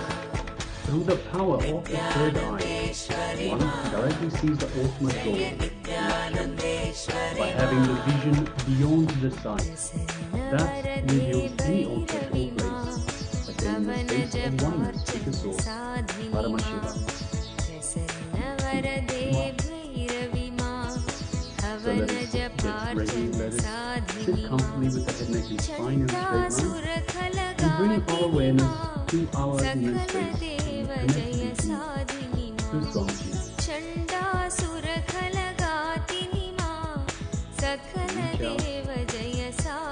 And breathe into your inner space. Inhale Swamiji in your inner space. Bring all the memories of the beautiful, cherished moments in out with Swamiji. Everything that Swamiji is represents and means to you in your inner space.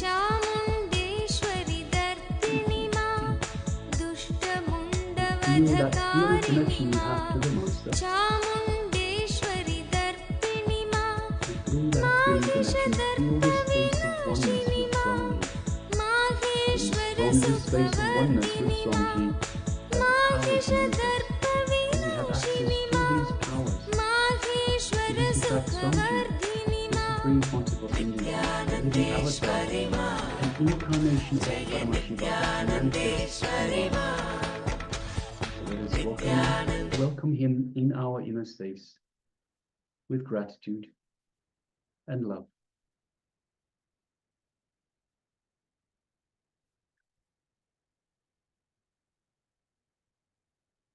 Now let us bring our awareness to the third eye, just between the eyebrows. And let us visualize Swamiji in our third eye.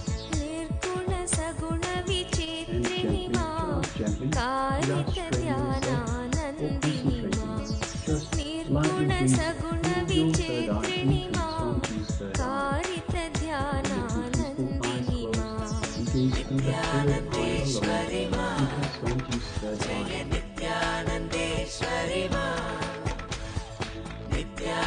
And so include the energetic connection, energetic cord from the Master's third eye, from Swamiji's Anya Chakra into our Anya Chakra.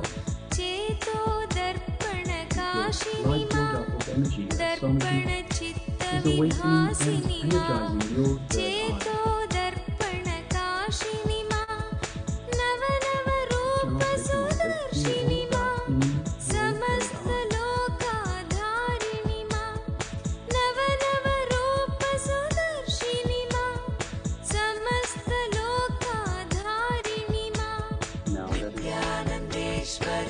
Mahavakya.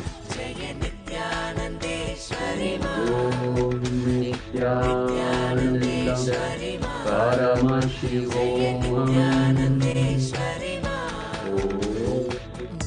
Paramashivoham.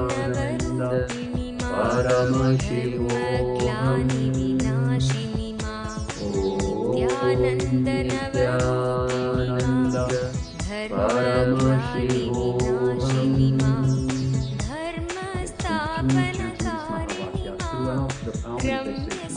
And from this space of oneness with Swamiji, let us now start manifesting this power of third eye vision, seeing the image blindfolded, the image sees by you now.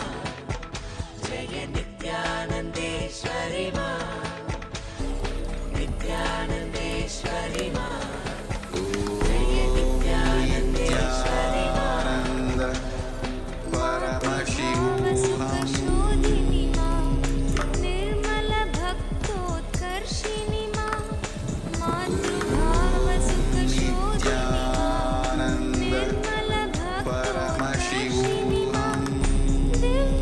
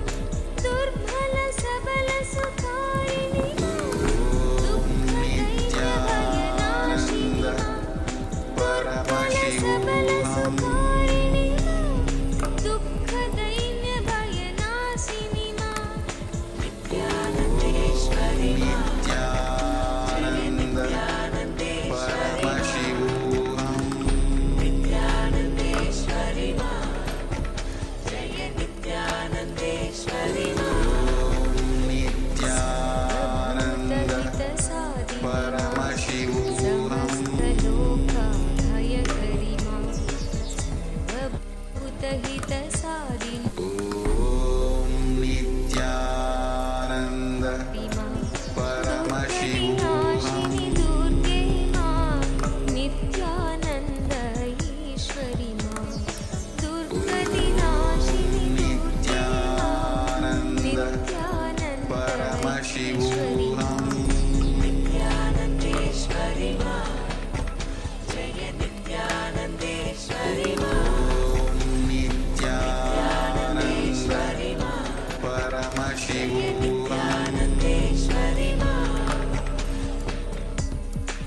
Nithyananda, let's bring chairs. Let's sit in the zone. Nithyananda Bring your chairs in the room. Those who are here, others while we take breakfast. Nityanand परमशिवोऽहम्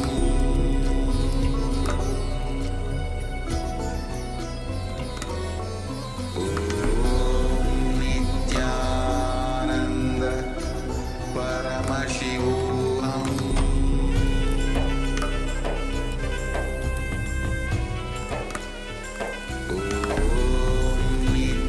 नित्यानन्द परमशिवोऽहम् वेदरूपिणी हिमगिरिवासिनी मनोन्मणि पापनाशिनी त्रिभुवनपोषिणी विशेषिणी ज्ञानदायिनी नित्यानन्देश्वरि जगदीश्वरि शरणं श्री नित्य नित्येश्वरि करुणसागरी कमलपुष्पनेत्रसुन्दरी कन्याकुमारी कामनाशिनी सुभाषिनी कृष्णरूपिणी नित्यानन्देश्वरि शरणं सर्वेश्वरि नित्य नित्येश्वरि शरणं सर्वेश्वरि नित्य नित्येश्वरि नित्येश्वरि शरणं नित्यानन्द जगदीश्वरि परमशिवोऽहम् शरणं नित्यानन्द जगदीश्वरि नित्येश्वरि शरणं नित्यानन्द नित्यानन्द परमशिवोऽहम्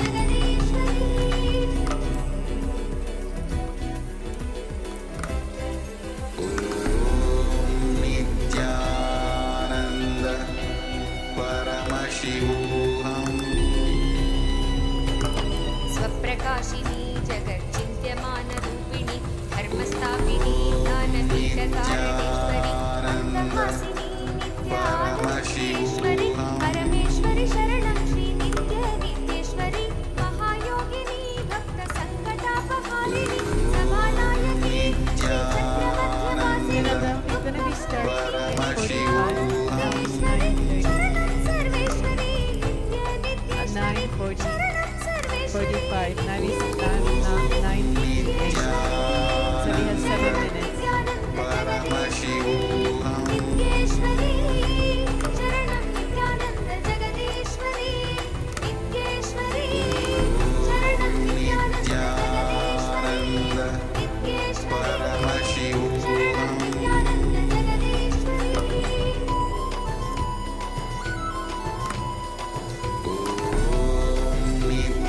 नित्यानन्द परमशिवोऽहम्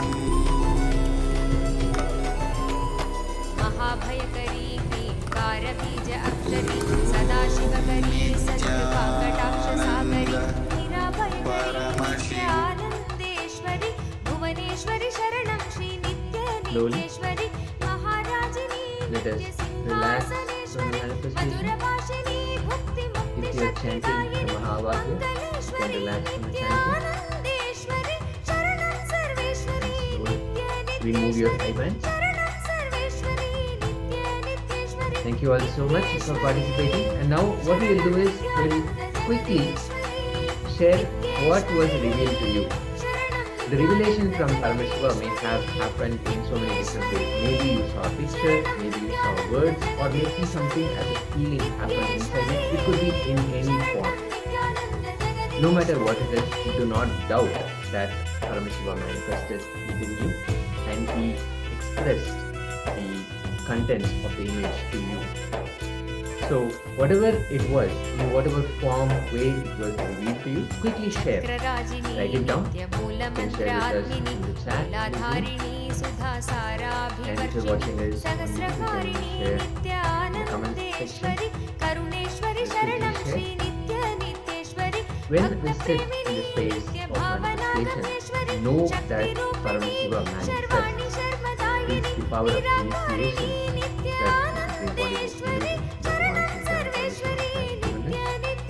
just by initiation, we enter into the space of manifestation just by our intention. Whenever we create that intention to manifest, we know that Paramashiva is there, ready, manifesting to all of us. So let us know. Quickly share all of us here.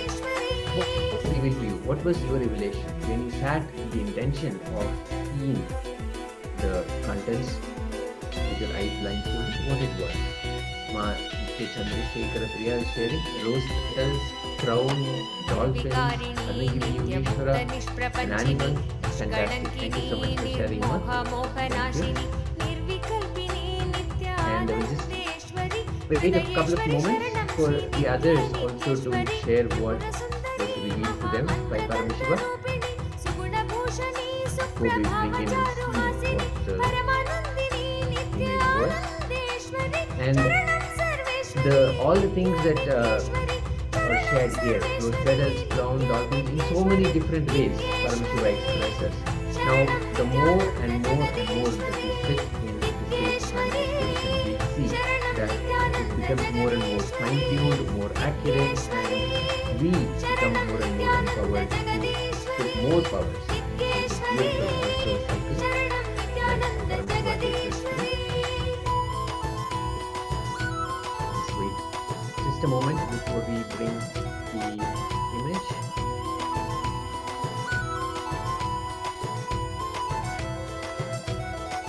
Let's see, this was the image that was being projected. This is the temple mandapam, and yeah, pretty much you would have had all the things Paramashiva has revealed to you in one way or form or the other. The flowers, the petals, and the different colors on the feeling of the mandapam, and all the things, the depiction, the images that will be drawn. It will be in this particular temple in Madurai. We have so many different drawings that are done on the walls, on even the ceiling. So multiple things are drawn, so many beautiful things, and especially here, this is the space of the Pandya kingdom. So the hair finger, so many things get revealed which we don't know yet exactly how they match, but when we sit in the space of manifestation, Paramashiva reveals all of these. Nithyananda, we have 2 minutes. Can you please gather the rest of your team? Thank you so much, Puja. And then of course there is so much continuing animals there just gather them by the session for the class. So that's how Paramashiva has revealed to you. And the more that we sit, the more we sit in the space of manifestation, we see how it becomes more accurate and more and more fine-tuned. Now? So let us now get ready for round 2. So we'll have one lady requesting everyone to gather their eye bands once again. So gather your eye bands once again and put on your eye bands or your any piece of cloth that is opaque to nature such that you cannot see it. And let us get ready for the second round of our manifestation.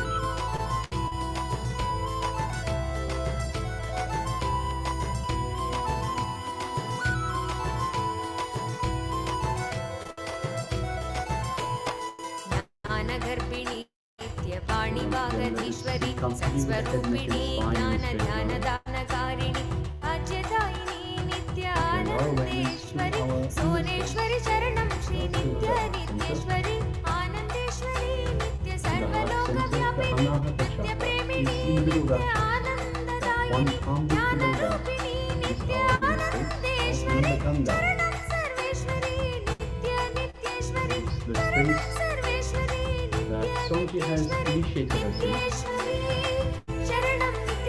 connect to Him, to connect to the divine, to be in a space of oneness with the divine.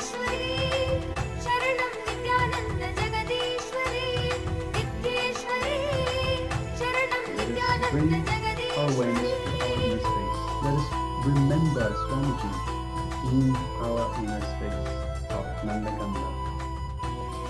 Let us remember everything that Swamiji is, represents, and means to us. All the beautiful moments that we cherish with Swamiji, bring all of that in your inner space.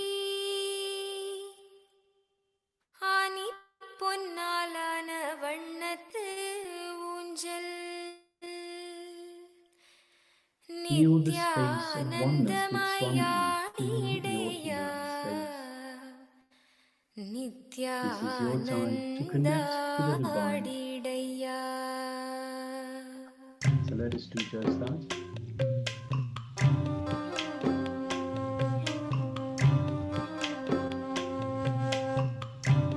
Feel all of that. Feel that space of oneness.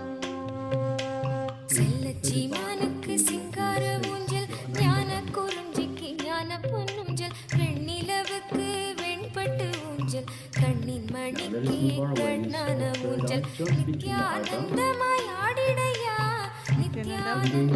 Please don't confirm you have all your members of yourself. Oceania, Canada, everyone is here? And gently gaze through the third eye into Swamiji. Europe, the whole team is here. Thank you. US, everyone is here. So we feel a light build up of energy in our third eye. Can someone please An energetic connection from the Master's third eye to our third eye.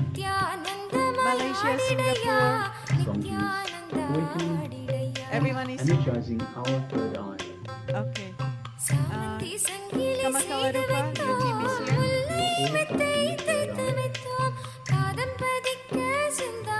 Kailasa.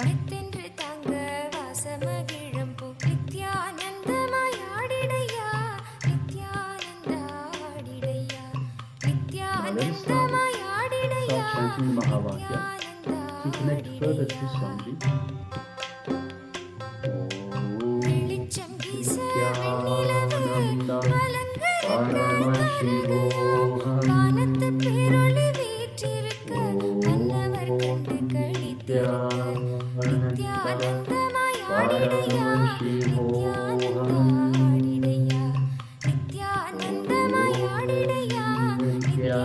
Nityananda Paramashivoham Let's continue chanting the Mahavakya throughout this family festation. And from the space of oneness with Swamiji, let us now start manifesting the power of third eye vision. Seeing images blindfolded. The image is being displayed for you now.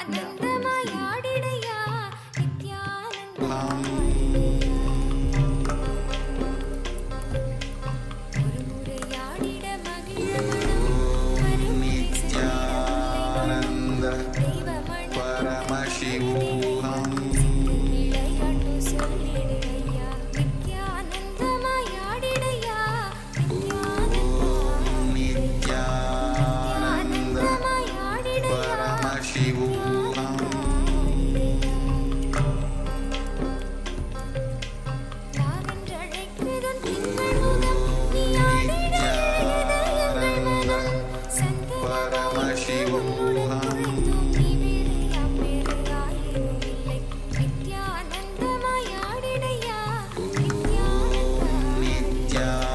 Nithyananda Paramashivoham Nithyanandam everyone. Are all of you able to see us and hear us? Great. Let's get started. Please stay. Nithyanandam Sukhadam Varvaktitam Sadrisham Tatvamasya Vilakshyam Ekam Nityam Vimalamachalam सर्वदी साक्षीभूतं भावातीतं त्रिगुणरहितं सद्गुरुं तं Namami. Nithyanandam. Are you all able to hear us?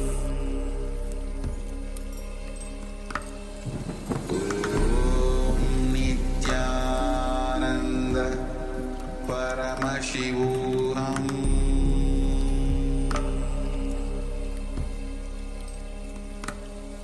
Om Nithyananda Paramashivoham.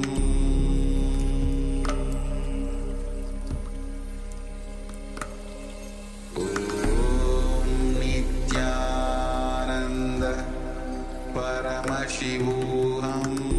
Yes. So today is the 30th day actually. Tomorrow is going to be the last day of the program.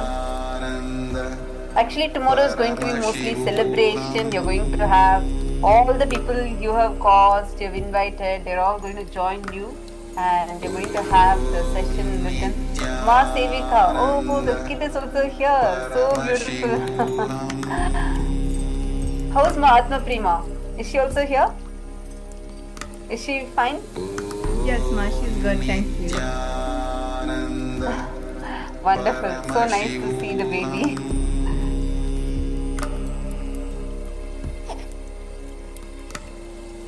So now all those who are here, see, today we are also going to have special blessings from Swamiji. Yesterday we all had the energy darshan. Now today we have a few things that we are going to be working on, but first we need to have breakthrough in causing. Today we are going to help you with power manifestation, where we are going to manifest the powers with you and we are going to have a breakthrough in the causing. So anyone that is stuck with, we actually have our acharyas here. We have Ma Viraja, Ma Madhura, and we have Ma Yoga Prasad, we have Ma Nithyananda, and all of us, and of course Shakti Spurana, we will all help you to be able to scan, to have a real breakthrough. So each one of you really get the breakthrough in causing.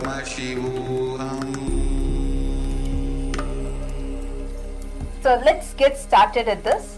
I request all of you now to sit zone wise, and first we are going to be taking a Sankalpa. Each of you, can I request each one of you to write down a goal, like a specific goal if you have.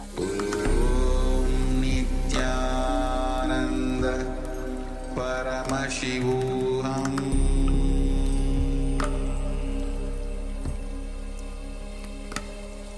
Om Nithyananda Paramashivoham.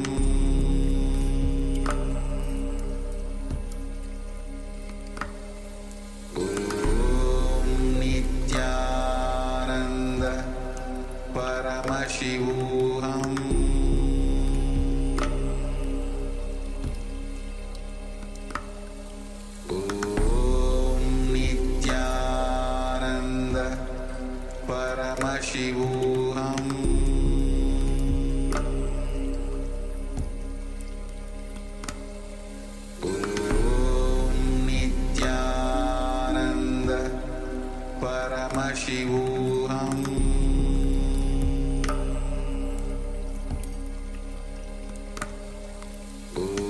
Om Nithyananda Paramashivoham.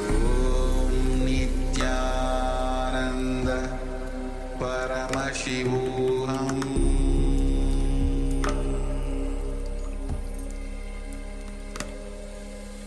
Om Nithyananda Paramashivoham.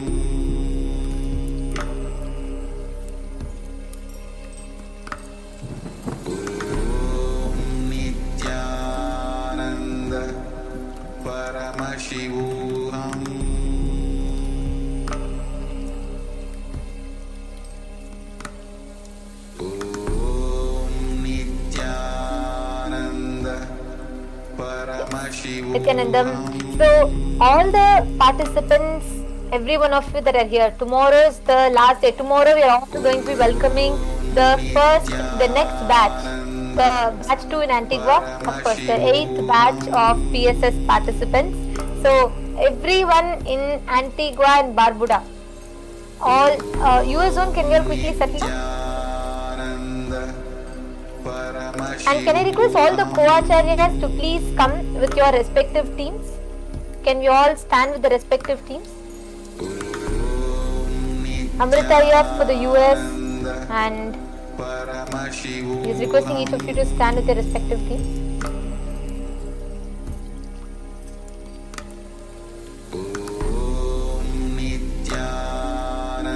Yes. Okay. So now we are all going to be entering into the day with a very important context, or very important powerful cognition that Swamiji has given. I request all of you complete listening into this. Please understand, what you create, the Ichha Shakti, what you set as the intention, that becomes Kriya Shakti. That becomes your action. See, what you set as the intention, the Kriya Shakti is a byproduct of the Ichha Shakti. Means the intention that you set. And every one of you here, all the participants that are here, if you set the intention as the highest, which is causing others reality, the Kriya Shakti is going to be a byproduct of that intention. Are you all understanding? The Ichha Shakti itself cannot be low. You should not say, see, understand, all of you should take a big declaration. Desire to expand, only then you will start stretching yourself to manifest. Don't set a threshold. I think because we say cause 1%, 1%, and I think the threshold becomes very low with that. See, understand, your causing should be, you visualize, plan for at least creating that impact, shifting 10 people, causing and multiplying by 10. Only then you will have first level breakthrough. At least one person will be able to shift. So see, I request every one of you to do this intensely. You have to have a breakthrough, the very shift in the way how you approach this causing. A few things. One, don't try to have your goal as like, see, you can have a goal of getting them to the program because you feel this is the best. That's not a problem. But don't have the goal when you're talking to someone. Don't convince yourself that only when you get them, only when you are able to get someone to come and be able to come to the program, that's the only agenda of your call. No. You should first know what they want. So I'm going to give all of you an exercise now. In this session, can I request everyone no matter to what post got in revealed, Slack in what form, it the doesn't name matter. of the Know person that you're going to cause Paramashiva today, is manifesting what is it that all they the are time. looking for, and what is the when we obstacle sit they in have. the space of And we're going to be manifestation, starting he this is with, manifesting. So I request each of you to whatever sit, got take a few revealed, minutes first, sit and so think through, quickly share and with put us. exactly the people you're working with. You just put the name, put what If they're you're looking for, thinking, and no, tell there how is you're manifestation causing is that, not happening for how me, you're or I'm not causing able that to manifest reality this that power they or are any looking other for. power, So for that, then I'm one going to needs give do all this of you a again and again. format. Swamiji says, So I'm going just to now to be post it sitting in in that space Slack. of I request all oneness, of you to just just do it like sitting that. See, with the you have clear to put intention of manifestation, the and name that of is the sufficient. That person is enough. and That what is is all that that is they want. needed, just to sit in that space of manifestation, because it's not going to be anything that we will be doing. It is Paramashiva who is going to be manifesting through us. So all we need to do is simply connect in the space of oneness and sit and just simply allow Paramashiva to manifest through us. Okay. So let's I have quickly posted share. in Slack. Can I And request also request all of the you other to type it participants like as that? well who are in Zoom to share with us I posted all a the message on revelations that Slack. Can I request all of happened you to type this? during this session. And we have Every one of you can start typing this. I see Dimitri now on Slack. I request all of you also to come on the Slack. And a mouse also. Because you need to know how to get involved in life, because that is going to give you the real breakthrough even in your other aspects of your life. So come on, let's see how involved each one of us are. No matter what. Again and again and again when you sit, don't miss any opportunity to manifest powers, even not only during these sessions, even when you're doing your everyday thing, everyday tasks, whatever that may be. Immediately just get into that space of oneness, connect with Swamiji, and then give a command as a will into your third eye and see that manifest more and more and more, again and again and again. Just will persistence is the only key for manifestation. And I'll just give a quick moment before the others share, and we will see what was being projected.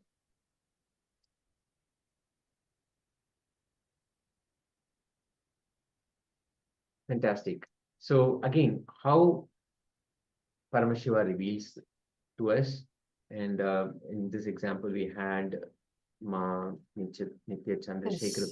New York what they want to manifest to stop sabotaging their relationship. The deities inside the temple. Beautiful. Here thank you, Dimitri, for posting this. That's wonderful. So now, automatically mean that I want you to do this.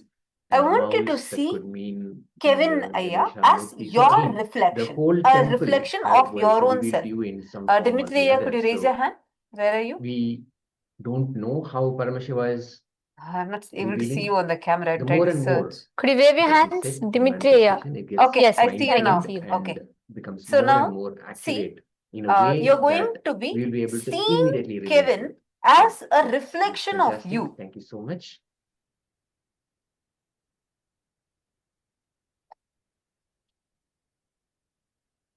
All right. So that's the power manifestation. Now, sorry for that. You're going to see Kevin as a reflection of you. And you're going to see how when Shakti Spurana, the flowering of he's energy. telling this, just put yourself, become him. Put yourself into his skin, literally should enter him. And feel that that problem is your problem. Okay? And actually you will see a lot of oneness in this, because you will see exactly same self-sabotaging, same kind of patterns, even in your life, in different areas. By the Supreme Pontiff of Hinduism, as he and is introducing you to write that down and complete with that. Come up with a powerful cognition of how you're going to handle yourself. In case you're not able to handle, you can come and ask us. We will help you. But this one, you have to have a shift from it. It's not just the physical body. There are three different Are you understanding? bodies that we have. And then you're going to re-look at Kevin from this new powerful cognition. You're going to see him not as just as a friend of yours or someone that you know, but as the person to whom you are going to be giving this shift, because he is an extension of you. You don't slouch, Clear? you don't lie down. Shall we do this now? You doze off, you lose Go ahead. awareness, you lose not consciousness, lose concentration. So requesting everyone to please sit comfortably with the head, neck, and spine in a straight line to allow for your full awareness to be present. And let's give our full awareness to Swamiji as he reveals on these great secrets. Almost all the masters, they agree on one point: body is energy. Your being is energy. Your being is the Shakti Spurana, the energy fountain. Then where we are missing? Continuously we are hearing, you are energetic, you are energetic, you are energetic. Then where are we missing? What is happening? Why are we not feeling? And not only that, it is not that we have not experienced the energy. We have experienced till the age of 7. Till the age of 7, we have experienced the intelligence. We have felt the energy. We were alive without even thinking, without even bothering. without even worrying about anything. Full of energy, bubbling with energy. So much of life has radiated even in our being. There was a time when we were so alive, so active, so expressive, so energetic. Then how we are missing that energy? Why are we feeling so low when we are trained by the modern day society? When we are conditioned by this modern day society? Let us look little deep into it. Where something has gone wrong. Where we threw the wrong bitch out of the window. Throwing wrong bitch out of the window is a major problem. Where did we do that? We have 3 layers of body. Don't think you have only 1 layer of body, as you all think. You have 3 layers of body. First thing, the physical body which you have now, which you are handling. The second thing, mental body or subtle body, which you are using at the time of dreaming. When you dream, every night you create a new body. That is why you feel associated with that body. For example, you are sleeping in India. You dream as if you have gone to some other country. You are dreaming yourself as if you are walking in some other country. How can you travel or how can you experience something without having body? In the dream, you create a body which is made of the same stuff in which dreams are made. Now you create a body which is made of the same stuff in which the world is made, matter. That time you assume one more body which is made of the same stuff which is created in the same dream stuff, and you associate yourself with that body. That's what I call mental body. The third thing, causal body. That's the important thing. The experience which you undergo at the time of deep sleep. The energy which rejuvenates you. The body which rejuvenates you. Which again energizes you. Sleep is one of the automatic mechanisms to rejuvenate your body. Your body's own intelligence. It just takes you inside, comforts you, rejuvenates you, and sends you back again to go on work, to express. Now understand these 3 things: physical body, mental body, and causal body. Physical body, subtle body, causal body. These 3 words. The problem is,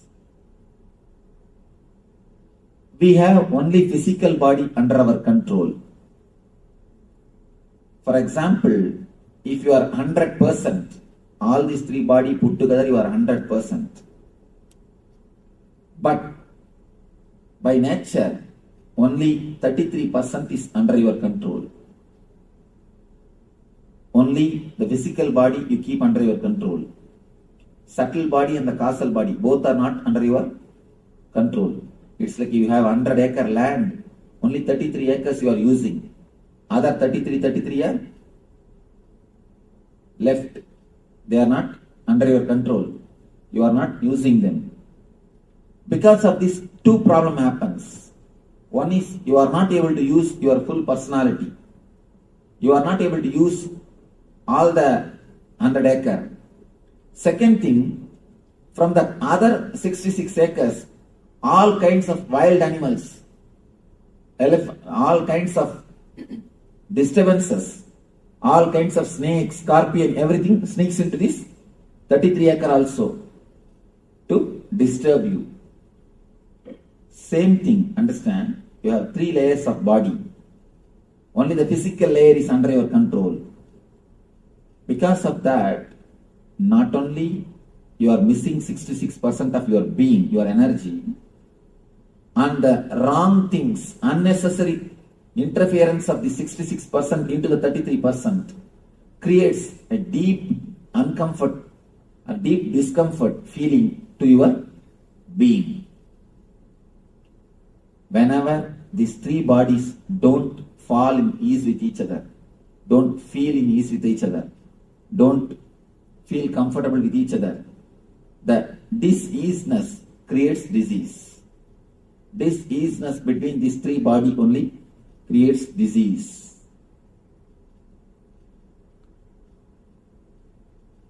Whenever your subtle body unnecessarily enters into the physical body, you feel restless.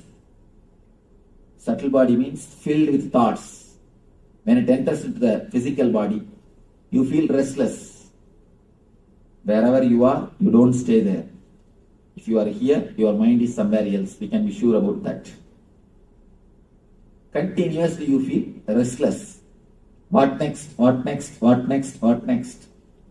Restlessness and the psychological dissatisfaction is the main reason for all the psychosomatic disorders. All the psychosomatic disorders is the only one reason. One important thing. Now the doctors are coming up with a conclusion. Even the accidents are your invitations. We are thinking accidents are accidents, but there is so much of research done by the people. They are coming up with a new data, new informations. Unless you invite, unless your mind is ready, unless you are asking, accidents don't happen. They call it the power of coincidence. There is no such thing as coincidence happens on the planet Earth. If you don't know the cause, then you say it's a coincidence. Everything happens only with cause and effect. There is nothing on the planet Earth which happens without the cause. Can anything happen without cause? Only cause and effect. If you know the cause, you say cause and effect. If you do not know the cause, you say it is just coincidence. We may not know the reason, but there is no such thing on the planet Earth which happens without cause. Everything happens only with cause. Even if the accidents are proved, they have cause. They have invitation from your side. Can't we understand the diseases are nothing but our own creation? And one more thing, important fact. Every part of your body has got its own life. For example, liver is replaced once in 12 months. Every 12 months, your liver is replaced totally. Not even one cell, one atom is left. Total liver is replaced in every 1 year by your body. Same way, every part of your body is continuously getting replaced. Continuously getting replaced. You create new part and the old part by and by dies. Slowly the dead cells are removed and new cells are created and the part is replaced. In this process, your thinking system, your subtle body, your mind involves very much. Your mind plays a major role in the new creation or updating your body. In the East, there is a beautiful science called Samutrika Lakshanam. Means they will tell your character just by seeing your body structure. Just seeing your body structure, your character will be very clearly explained. It's a science. It's not a belief. It's not a superficial prediction. signs. They will tell your character very clearly, exactly inch by inch, just seeing your body structure. Because the Eastern mystics have discovered long time ago, your mind plays a major role on creating your body. So, your mind is the experience, body is the expression. Your body is the expression, mind is experience. As the experience, so will be the expression.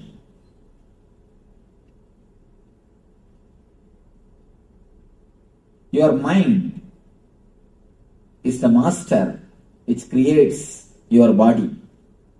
Your mind plays a major role in creating your body. It is your body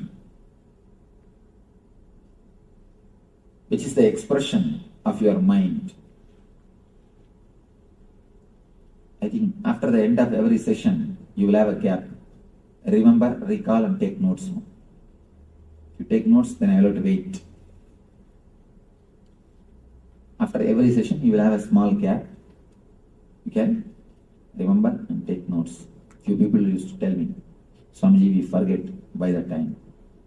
If you will forget within half an hour, then what is the use of class? What is the need of even attending the discourse? Anyhow.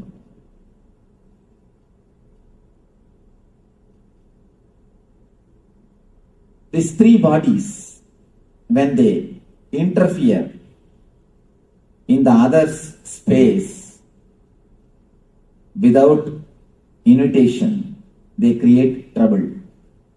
As I was explaining to you, if the subtle body enters into the physical body, it creates deep restlessness in you and it creates psychosomatic diseases, wheezing, stomach problem, and all the problems related to heart, the Anahata Chakra and Manipuraga, as just because of physical, the subtle body entering into physical body.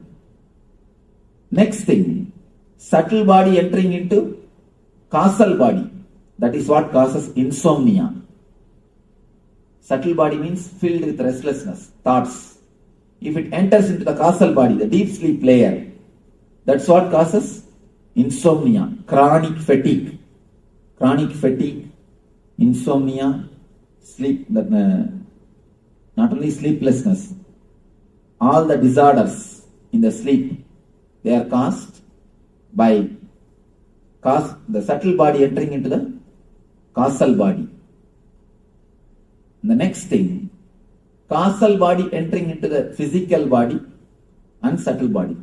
When causal body unnecessarily enters into the physical body, you feel a deep inertness.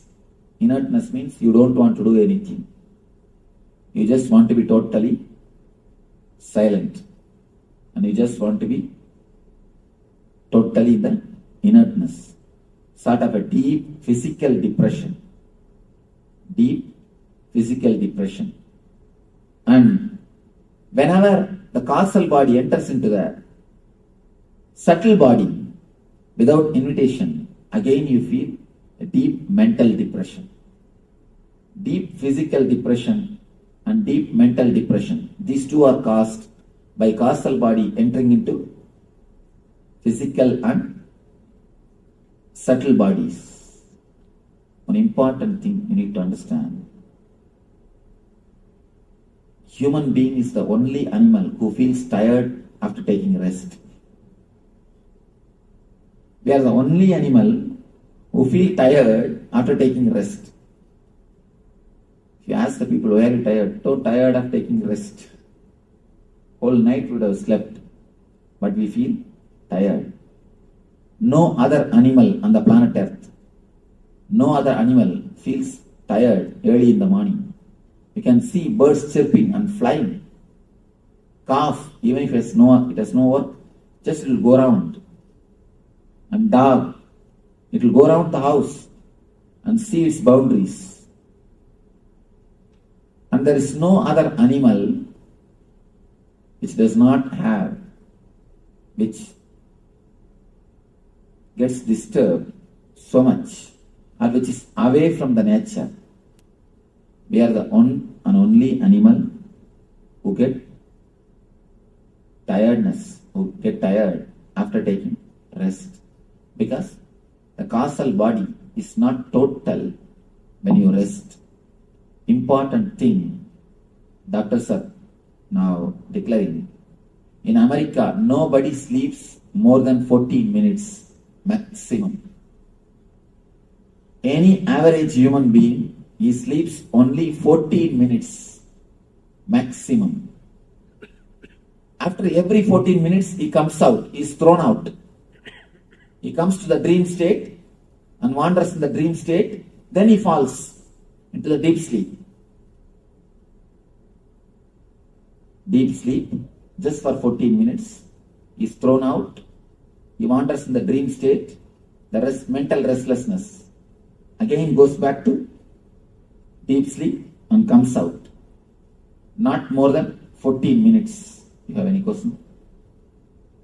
Something you are telling?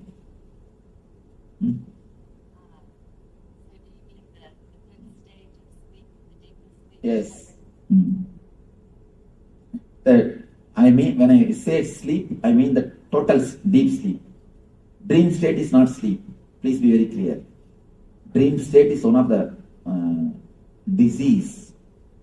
Let me explain. When it comes to the second layer, I'll explain how the dream state is disease. Only maximum 14 minutes the person rests average in America. And in the eastern countries, the much poor countries, especially India, they did the test. It's a 36 minutes. Look, where is 14 and where is 36? The maximum time they can have in the deep sleep state, they can be in the causal body, is 36 minutes. Only here 14 minutes. Then understand how much our inner layers are disturbed. How much the inner layers are unease with each other, disease with each other. I have seen many of our devotees, even in the night time, even when they are out of the office, when they are in the home, when they are sitting, I could see their eyes are just thinking and working. They will be sitting, but their eyes are thinking and working continuously, even in the night time. Our guys, even in the office, they don't work. Even in the office, our guys don't work. If God gives His grace, if He finds too tired of taking rest, then He may move some file here to there or there to here. That's all. Again, rest. Nothing else can be done. Anyhow, 14 minutes is the maximum time. Understand, it is 14 minutes is too bad. Of course, I'm not telling people should not work or anything, but it's almost like selling your whole being. You are selling your sleep to purchase the bed. To purchase king size bed, you are selling your sleep. To purchase a drawing, you are selling your eyes. According to me, you can work the same amount of the work which is done by an American citizen, and you can have more sleep than an Indian citizen. This both can be joined with a right meditation technique. With a right meditation technique practice. Because you have tremendous potential energy. Not that I am telling this as a thesis or a theory. I have already worked with 30 people. With a group of 30 people, I already experimented the whole technique. Whatever I am going to speak to you today, I have already experimented more than 1 year. More than full 1 year, we did an experiment with these ideas. Just only few months ago I designed this whole program. We are continuously working like a laboratory on these great ideas. When we prove solidly, it does not create any side effect, it creates only positive effects, and it creates only the right results. Only then I bring it out to the market. Now I tell you, we have worked on this technique and proved it. Not only these techniques are foolproof, they are giving tremendous results. And now, at least in our ashram, people sleep hardly 2 hours. They work at least almost 22 hours continuously, and again they are filled with energy. Nothing. Right food, right understanding about sleep, and right meditation. Over. Nothing else. Only these three things. When your 3 layers are cleansed, when you clean these 3 layers of your bodies, and have a right few tips in the food, in the sleep, and in the meditation. These 3 are the basic thing. Then automatically you will see you are able to express tremendous energy. At the same time, you are able to have the deepest possible rest. Both will continuously happen at the same time. And this course is, I call this course as a get well course. Understanding about these 3 layers, first will remove the diseases from you. Next, it can create a positive well-being, total well-being in you. If you have any questions about these 3 bodies, you are welcome. Otherwise, we'll go for the next session. Any question? Yes.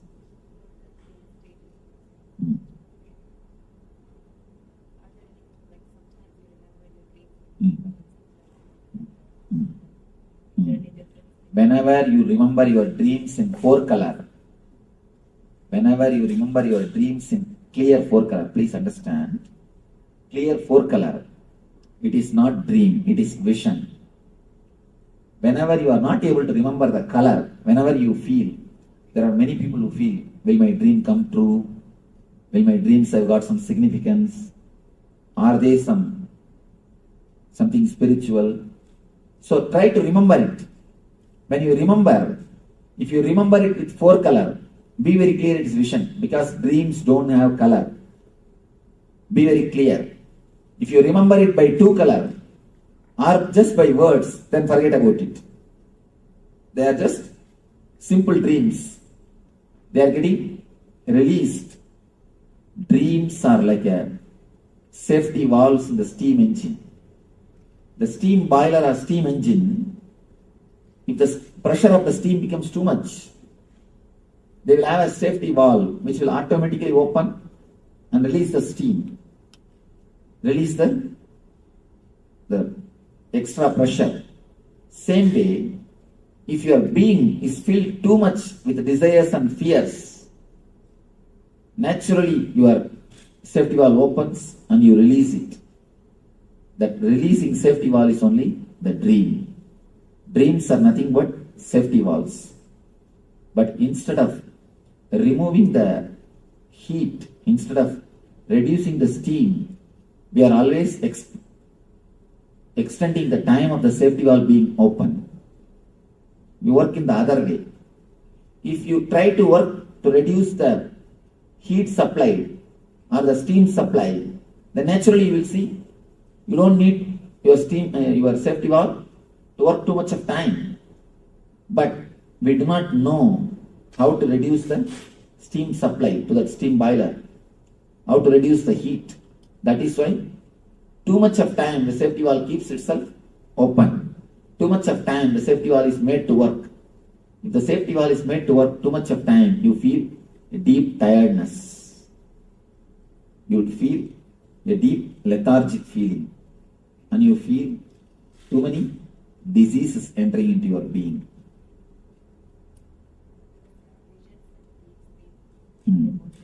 Visions in deep sleep are nothing but the visions in the normal time. Both have got same meaning, same thing. Why that in the deep sleep vision starts happening? Your logic is resting. So that time relating and feeling the divine is easy. Now even if you get the vision, you will ask for ID card, whether it is real or true. That time you won't ask for ID card. That is why you get more visions at that time. Subtle body is your mind. Causal body is not your mind.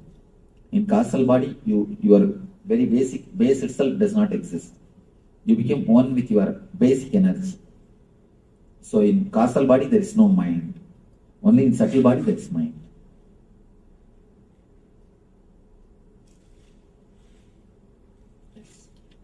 There is a saying that you slept like a log. Mm. You are out dead to the world. That is the real causal body. That is the right way to sleep. If you lie down in one pose and next day morning you are in the same pose, means you are healthy. You are healthy. Totally healthy. Kids, see the kids. They sleep like a log. And not only that, if a grown-up man, if he sleeps, you can see his eyeballs moving. But kid's eyeballs will never move. Of course, if it is moving, you are training him or training her. You are doing something and she is getting molded. He or she. When you are in deep sleep, your eyeballs will never move. What does color of dreams mean? You see color in the dreams. What does that mean? 4 colors. When you remember your dreams, if you can remember the dreams in 4 color. 4 color means as you are seeing the world now. When you remember the dreams, you can never remember them with colors. You can only remember the scenes in a vague way. It will not be so clear and solid like this. If you can remember in the 4 color just like this, then you be sure it is not simple dream. It's something more deeper than a dream. You see the people also. People or anything with color means. That means it's real. Real or some information to you. It's from super consciousness, not from unconsciousness. Any dream which appears in a clear 4 color, which is remembered by you. You see, when you dream, always things look 4 color. Only when you come out, it becomes 2 color. So even in this existence, in this physical body, if you can remember in 4 color, then be sure it's not an ordinary dream.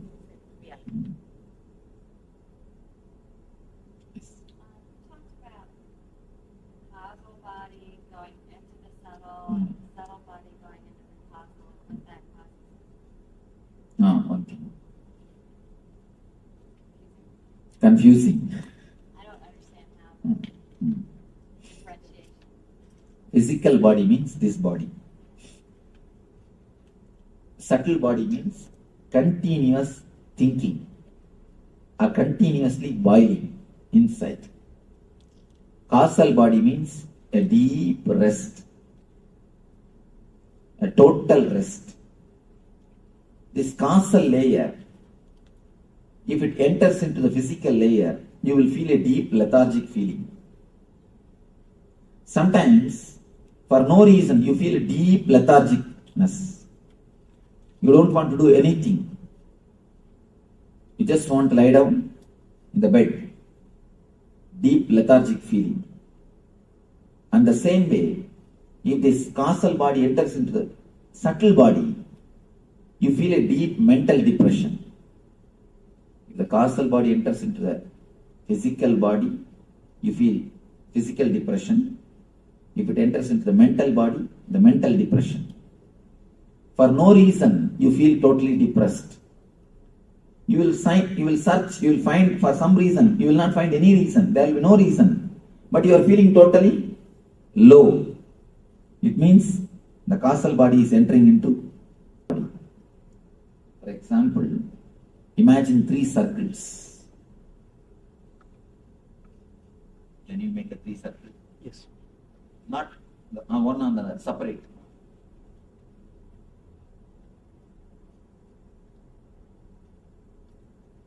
Next. Separate. Make big 3 circles.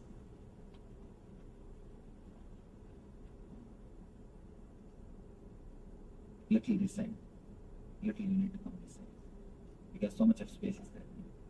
Use only upper portion. Below, lower portion I will have to put the table cover.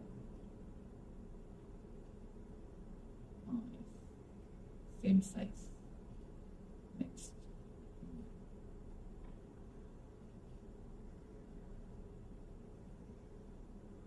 Yes, next.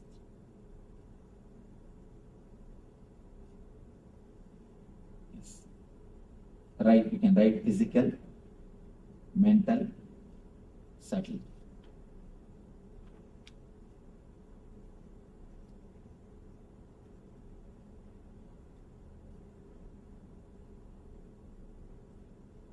PL and causal. CAU, SAL.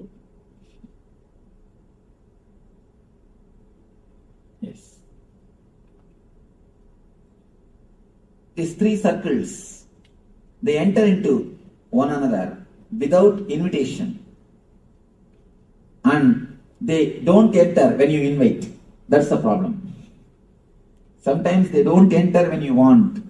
Many times you will be lying on the bed and rolling. You will not be able to get sleep. And many times when you are sitting and attending the discourse, you will sleep. So whether either they enter when you don't want or they enter uninvited way. That is the problem. Yes. What is the, I thought we were supposed to kind of go through life and sort of connected with that deep spiritual. How is the causal related to the deep spiritual? I thought that's where it was. That is the nearest layer to the spirit, to energy. So wouldn't you want it with you all the time? Yes, we wanted. But continuously, if it enters into your being, you will not be able to do anything in the physical world. Even the spiritual energy, continuously, if it is in the body, you will not be able to do all the work. You will be in the same ecstasy. You will be in that same energy. You think that continuously staying in the physical, in the spiritual layer is going to help? Continuously, if you stay in the physical, spiritual layer, you can become like me. That's okay. Do you want that? Then you are welcome. You see, there are sometimes, some things, even in the spiritual layer, only the amount of energy which you can handle should be allowed to your body. Otherwise, it creates a few difficulties. Let me explain a small story. Somebody goes to Ramana Maharishi, great Rishi, and asks him, Bhagavan, please give me some spiritual powers. Bhagavan says, fool, the powers which you have, that itself you are not able to handle. You don't have a maturity to handle. This guy said, no, I don't have any power. Bhagavan says, you are working as a manager. You have little power to remove somebody from work or to appoint somebody. You have certain amount of power based on which you can give job or remove somebody, or you can do certain things. With this power itself, you are not able to manage, you are not able to be mature, you are not able to relax at ease with yourself. That is why you want meditation. You have come all the way here. This power itself you are not able to handle totally. If you are asking, if you want more power, then how will you be able to handle? Sometimes, even asking more power is going to disturb. You must have enough of intelligence to handle the power. If you have enough of intelligence to handle the power, you will do good things. See, the whole world is suffering because the power is in the guys who are not able to handle it. Why so much of suffering? So many wars. Tell me, why so many wars? The power is there, but they don't have enough of maturity to handle it. That is why we go and hurt others. And then they have to hurt us. You understand?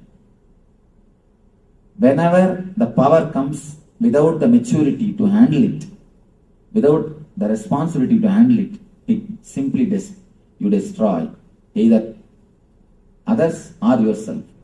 For example, if a knife is given to a kid, either it will hurt others or it will hurt himself. The same thing politicians are doing all over the world. All over the world. I do not know what these guys are going to do, because all the nations have piled up atomic weapons which can burn the planet Earth 700 times. 3 months ago report, I do not know now. Now it may be even 750 times or 740, 760 times, I don't know. Just 3 months ago, I read a report which says we have atomic weapons piled by all the nations. We can burn the planet Earth 700 times. So they say, they are predicting about the Third World War, no? When the Iraq War was going on. That was the report I was reading.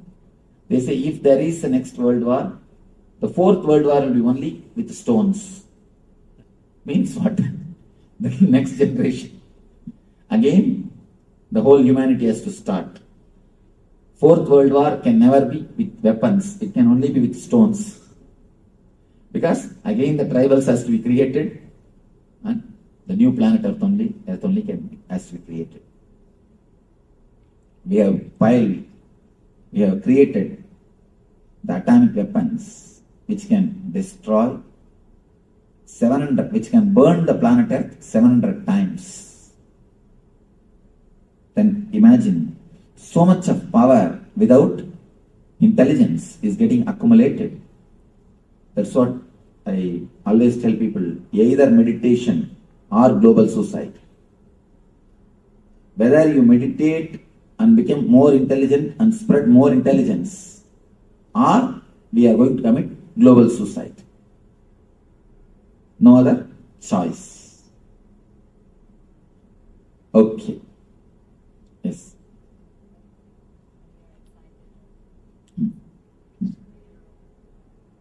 Restless, the subtle body enters into physical body. Subtle body enters into physical body. That's why you get restless, excited, and not knowing what to do, disturbed. That is the thing. And when subtle enters into the causal body, insomnia, you will be lying on the bed, you will not be able to sleep, rolling on the bed. That's what? Insomnia. A deep restlessness in the sleep. Okay. So, you will have a small break. Then we will come back and enter into the next session. Next session is a little deeper explanation about these same layers.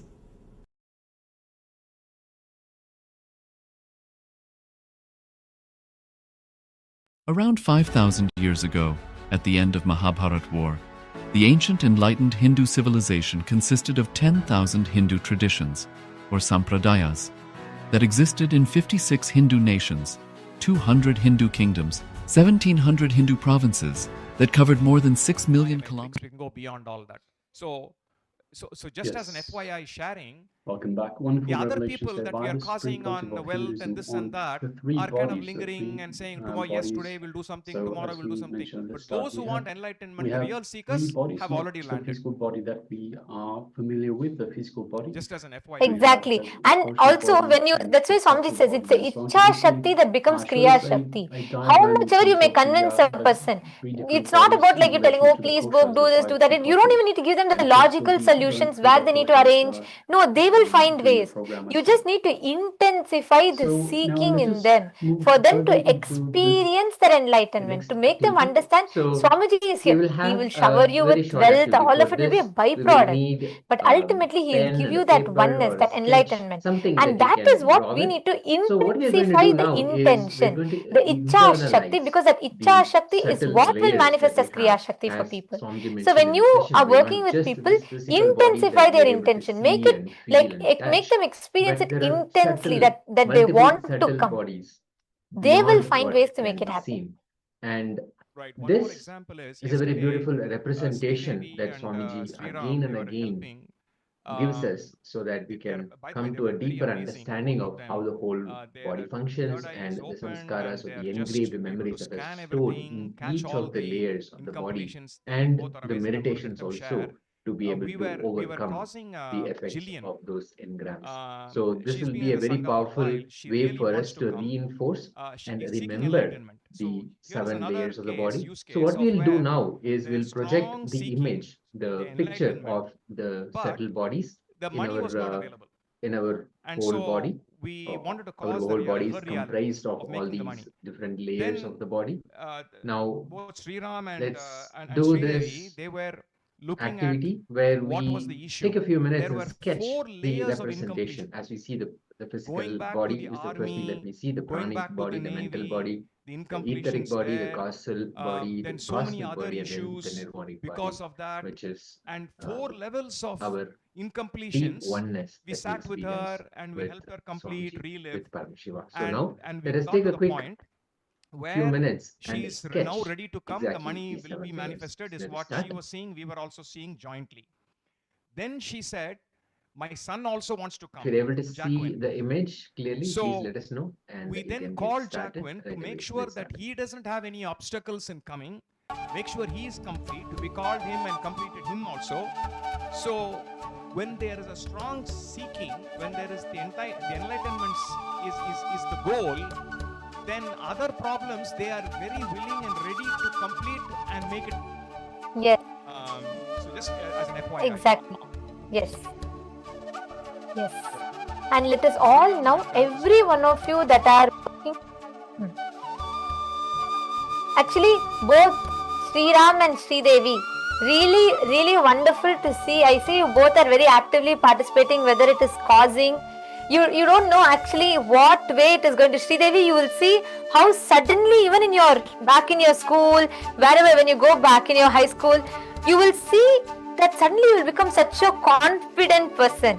Even in so many aspects, you are going to see this difference, and then you're going to come back and share with me. Because I'm seeing you very actively sitting, doing the calls, learning. It's really wonderful. Yes, thank you.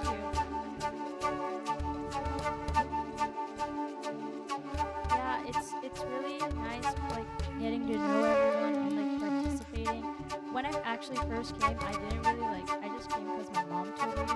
So I didn't really like expect to do anything. But like the more I participate, like the happier I feel. Like it just makes me feel completed. Helping others also really. It also helps me in some sort of way. So I'm really happy like I came here and it's like really helping me. Beautiful. Actually, sit and you will try talking to your friends also. You will see, talk to them. Sridevi, do this now. Talk to them from this powerful cognition. I want you to first write down what Swamiji told now. Can you write down and post it? I want to see how each of us are cognizing this. Such a powerful cognition Swamiji has given. If all of us sit and write this down, then the very space from which we are talking will change. It will transform so powerfully, such that the moment you speak, the other person on the end, like on the receiving end, they will have so many clicks. So can I request all of you to write down and post what exactly you clicked from what Swamiji said. Sridevi, can you also write down? I want to see how each of us are cognizing this. It's going to give a powerful shift for each of us. And you can post it on Slack. Whatever you understood, you can post it on Slack.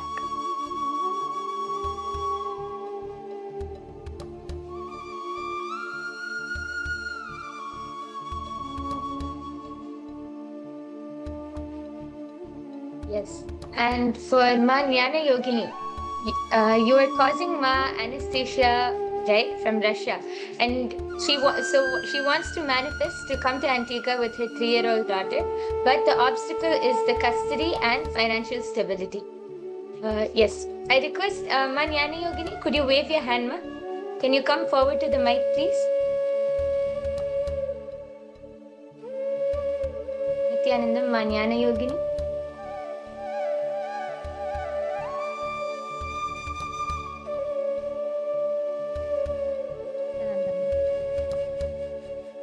Yes. Nithyananda ma. Sorry, could you wave your hand, ma? I'm not able to see you. Yes. Okay. Yes, ma. Okay. So, see, ma, the obstacle which you're facing with causing ma anesthesia. See, now she wants to manifest to come. Now she already has the intention. So that's good. But now you need to speak to her to make her strengthen that intention. She needs to have, see, the moment she starts building that strong willpower, when that intention becomes really strong and it becomes her will to manifest it. See, you can start talking to her and explain to her the right context, why she wants to manifest this program, why she wants to come for the Paramashiva Sena, what breakthrough she'll experience, and how Bhagavan explained about how life, the purpose of life itself is for enlightenment. So when you give her this right context and make her strengthen her intention, her willpower, automatically you will see the obstacles which she is facing will start moving. She'll be able to, all of that Swamiji will take care of, whether it is financial stability or even the custody. All of that cosmos will shower and Swamiji will move it for her. But she needs to start with having the right context for coming for the program and that strong intention, that willpower. That will push her to manifest her reality. Then she will be able to make the declaration and cosmos will shower her and she will be able to manifest her reality. So right now what you can start off with is, when you call her next, first spend some time in understanding what is her context to come to the program, why she wants to come to the program. Give your listening to her, first understand this, and then give her the right context. Explain, you can even share what Bhagavan said, and give her the right context to come for the program. And when that urge becomes really urgent for her, when that intention which she has, right now she has the intention, when that becomes urgent for her and that intention becomes her strong willpower, then she'll easily be able to manifest it, ma. And all her obstacles will start moving one by one. Are you able to understand this, ma? Yes, ma'am. She also mentioned to me before that she wants to be in a fruitful school with her daughter. So that's her vision, that she's really want to be in a fruitful school. So that's what she mentioned to me. So she filled out actually intention form also. Yes, ma. Great. Yes, ma. So now when you call her back again, call her from this context and explain to her. And that intention which she has now should become that strong willpower, and she'll start seeing the obstacle, how she'll be able to shift and move all of those obstacles. They'll just simply start disappearing when she has that really strong willpower and that intention and that urge to manifest it. Thank you, ma. Nithyananda. Thank you so much. Yes, thank you, ma.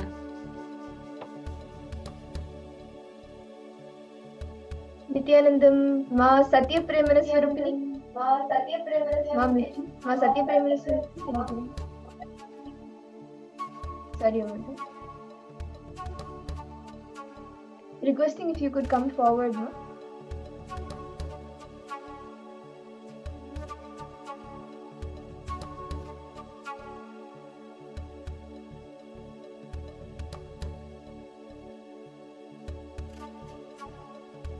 So you have mentioned for Ma Barbara that her obstacle is she's always worrying about the health and about her job, and she's saying that she feels that there is a impact, if she leaves her work and if she comes and focuses on her spiritual journey, there is an impact on her work, right? See, ma, why don't, when you call her, just give her your listening and just make her understand how the purpose of her life is enlightenment. Worry will be there because, especially as a human being, whether if you don't have a worry also, if you have wealth, you have good relationships, you have everything, you have nothing to worry about, still because you don't have worry, you will start worrying. But when you make her understand that enlightenment is the purpose of life, and if only with the enlightenment-centric life, she will actually, when she leaves the body and she goes to higher worlds, she will not have a cultural shock, and that involvement will be there. See, actually, if you see, in one aspect, the statement of Yes. if she's able to So there is focus on her spiritual journey, there is an impact on her work. wrap That up. statement We are itself is still wrong, doing because when the you focus on the spiritual drawing. journey, We're especially when doing you the come to sketch. Let us Swamiji quickly and wrap when up. you're doing the Sangha work, all of How that, was it? You can your quickly share how personal was it? Were life, you the able to do work, your the personal life, sketch? everything, Were it you goes able to a to completely different draw level the whole altogether. layers of Because the when you're body involved in one as we saw aspect, on the the image same that was involvement happens in projected? other aspects itself. Let's Other quickly share aspects how it also. was before How we enter Swamiji into the said, right? next segment. When you're It's living going to be a a beautiful body-centric meditation lifestyle, guided by the even Supreme if you're Pontiff of wealthy, you Hinduism. will be living poor. Even if Before you we have enter into everything, the you will meditation, still let us feel the quickly lack share of it. how So it constant, was like when you only when actually she comes and traced and attends the drew the PSS, or whole only when she comes and layers of the body. builds that connection with Swamiji more and more and The starts next living an meditation is going to be a enlightenment-centric very lifestyle, powerful and even deep in her work, meditation. she will And Ma start being Nitya more Chandrasekhar involved, says and yes, she will but not not see a symmetrically. No downfall in her problem. work. Thank you so much. She will Thank start you. getting more involved in that, and that reality also We will be also caused. welcome Ma Parabrahma Swarupi Tyandama. Welcome. Are you Kechari understanding, once. Ma?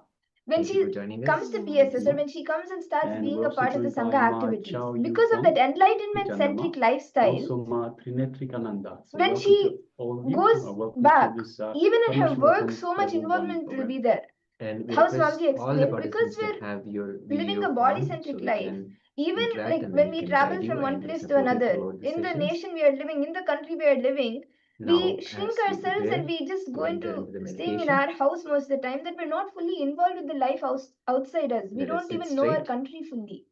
Come to the space So of when she listening starts living that enlightenment-centric life, she will actually with our start getting more involved head, in her neck, work, and and that spine reality in a straight line. will It's be going to be caused. a fully And guided also, meditation. Actually, Swami is going to lead us into I explained like this the yesterday, meditation. and So for the work, just come back to the she space of only listening have and the sit back concern about the and contract. She got a new become contract, available for and she Swamiji worries that for taking us coming into back this it meditative will be a little process. bit impacting something. I will spoke to. Drop the idea that somebody else's body is beautiful. As long as you have the idea some other body is beautiful, you will continue to struggle.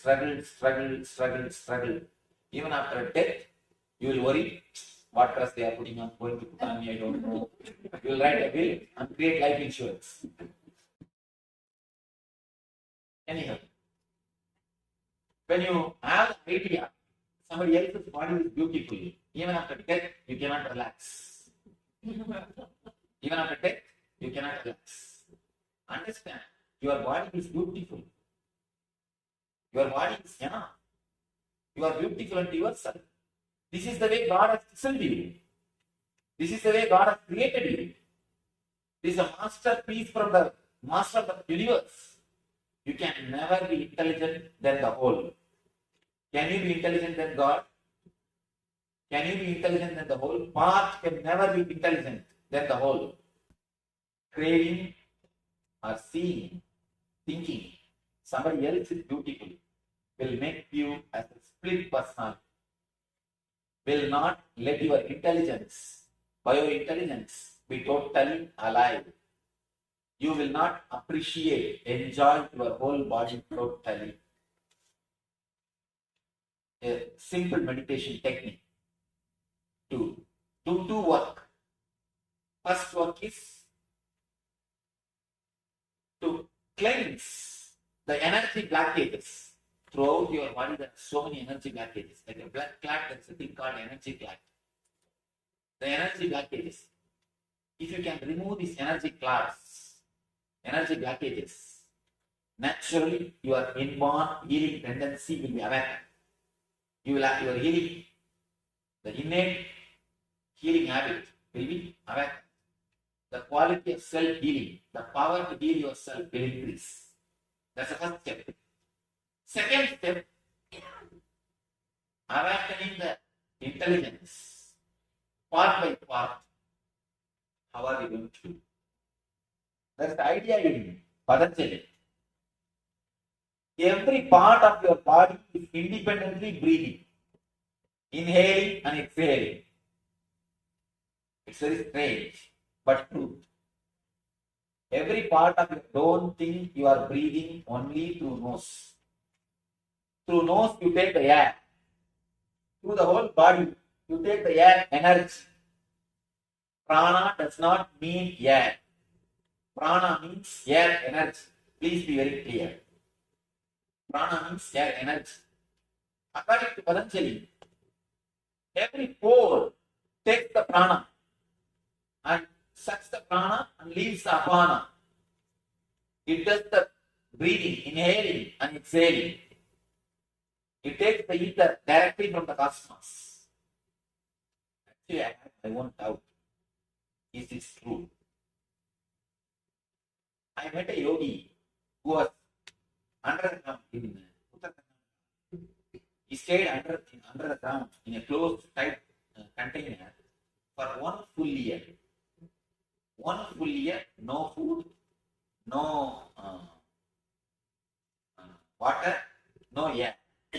He stayed inside one full year. After the 1 full year, when he came out, suddenly, actually, when he came out, he had my darshan. Strange, I never knew him. He had my darshan. He came to the ashram to see me and to have a darshan. When he came, I asked him, how did you manage to do this? How are you able to do that? He said, this is the sutra. This is the Patanjali Yoga Sutra. Then I understood, even for the modern mind, it is alive. Then later, I started scanning the technique consciously. Then I was able to understand.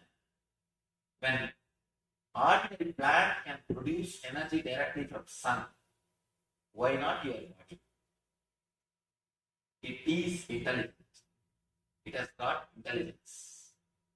When you can awaken this intelligence, naturally you take food intake will be less. You will do meditation technique, which is 2-step. It has got 2 steps. First step is from the toe to head, step by step, we will tense and release the energy blockages, energy clasps. We will concentrate on it, tense, maximum pressure, create the maximum pressure in every region, so that the whatever energy clouds are there, let them be evaporate. Create the pressure as if you will burst. We will go from toe to head, cleansing the energy clouds, and then from head to toe, inhaling and exhaling. That is going to be very tricky. You should visualize. If I say head, you are expected to visualize. Only the top portion, crown portion is inhaling and exhaling. Breathe through that area. Feel you are inhaling the prana, exhaling the prana through that region. Every pore, every hair hole, every pore is inhaling and exhaling. Feel your head is shrinking and expanding through inhaling and exhaling. Visualize it step by step. Then eyes. Visualize you are inhaling the prana, exhaling the apana through eyes. Then ears. Step by step. Continuously visualize. Continuously visualize. Continuously inhale and exhale. Continuously, step by step, finish the whole body. Don't stop at any portion, at any time. Whether you are going from here to tensing or coming from there to here relaxing. Don't stop. One more thing. After the leg, if I come to knee, remember only the knee. Forget about the leg. Don't bother about it. Don't think you should relax it. Don't think you should tighten it. Forget about it. Remember only the portion which I am guiding you. Step by step will go up and come down. Any doubt in the instruction? You can start. I'll guide you step by step. Please tie the ribbon. Anybody diabetic? You can go and eat if you want something. Start breathing as slowly and as deeply. Inhale and exhale as slowly as possible, as deeply as possible. Let your hands be relaxed in the side.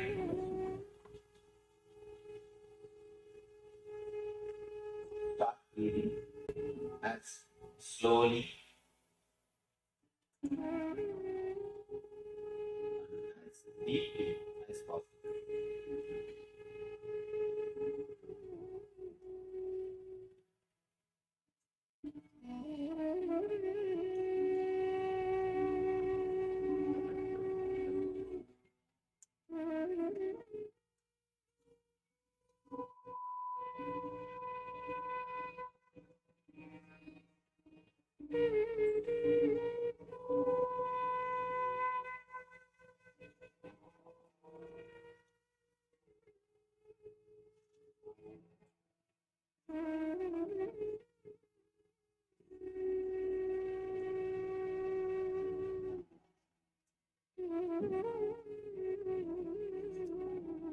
If you have heart problem, if you are a heart patient or expectant mother, only then, otherwise, put your whole effort, do it.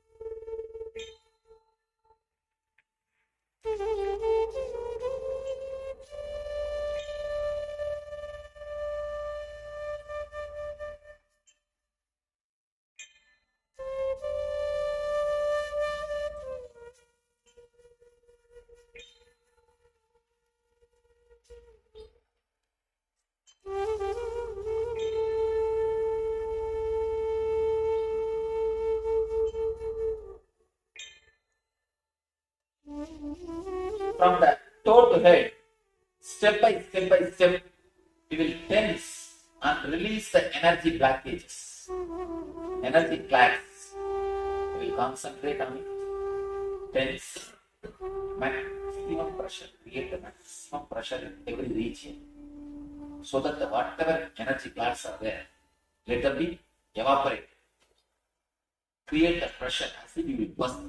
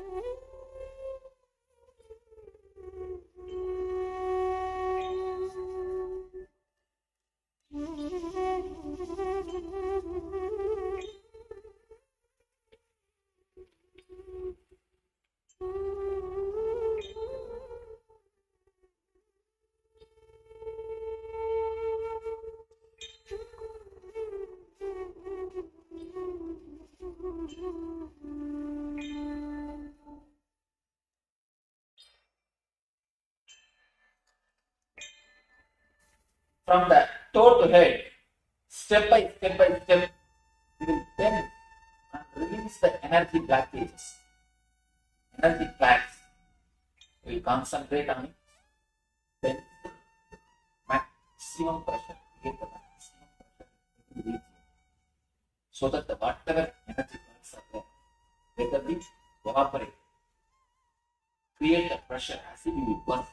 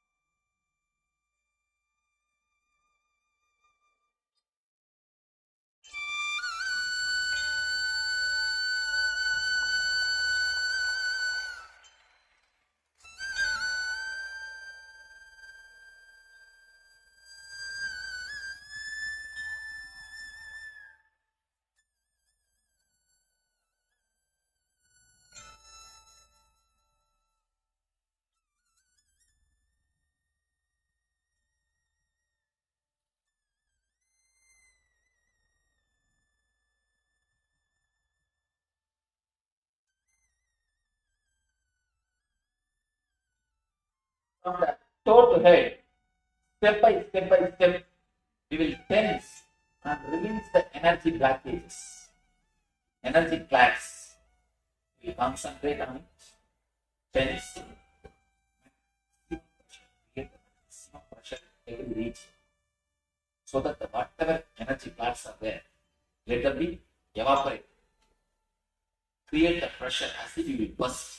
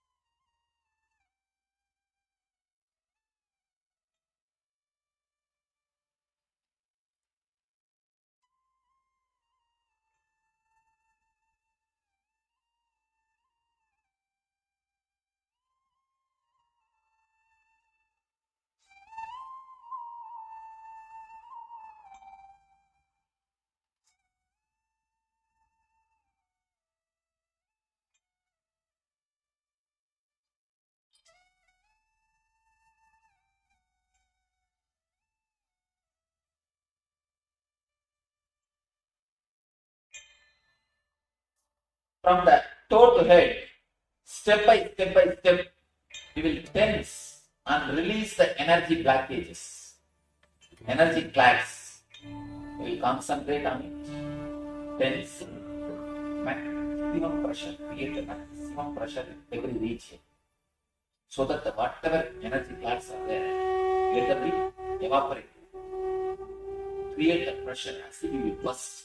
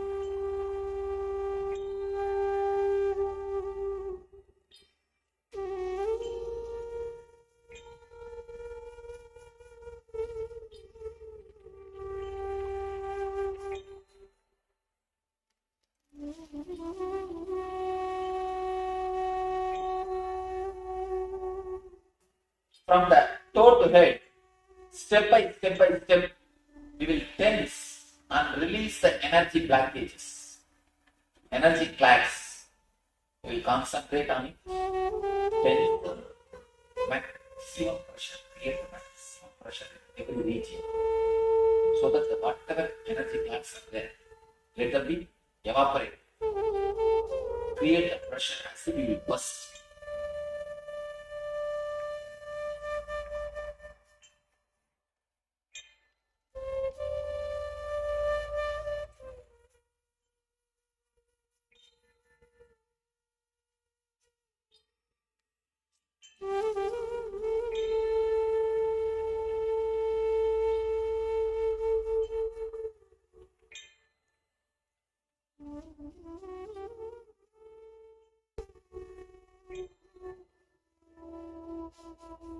Visualize it.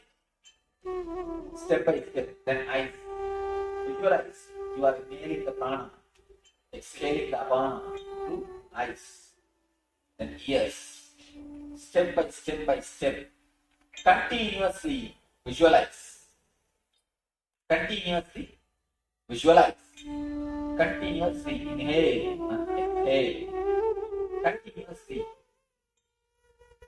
Step by step, finish the whole body.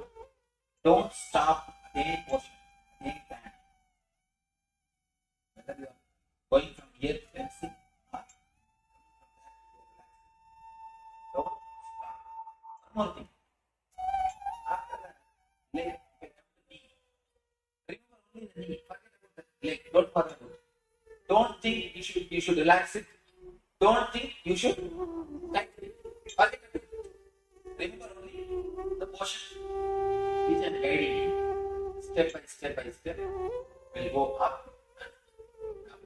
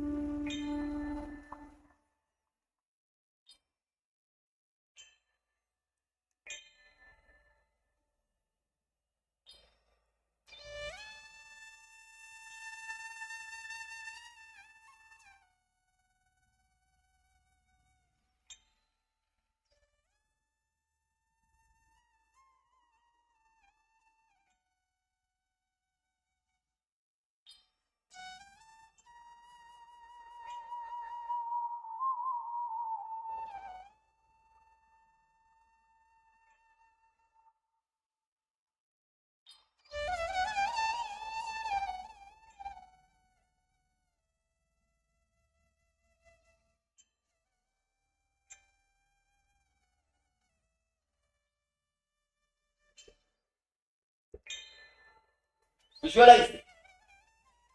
Step by step, then eyes. Visualize you are inhaling the prana, exhaling the apana through eyes, then ears. Step by step, continuously visualize. Continuously visualize. Continuously inhale and exhale. Continuously. Step by step, finish the whole body. Don't stop at any portion, at any time. Whether you are going from here to tensing or don't stop. One more thing. Leg, take on the knee. Remember only the knee. Forget about the leg. Don't forget about it. Don't think you should relax it. Don't think you should tighten it. Forget about it. Remember only the motion which I am guiding you. Step by step, you go up.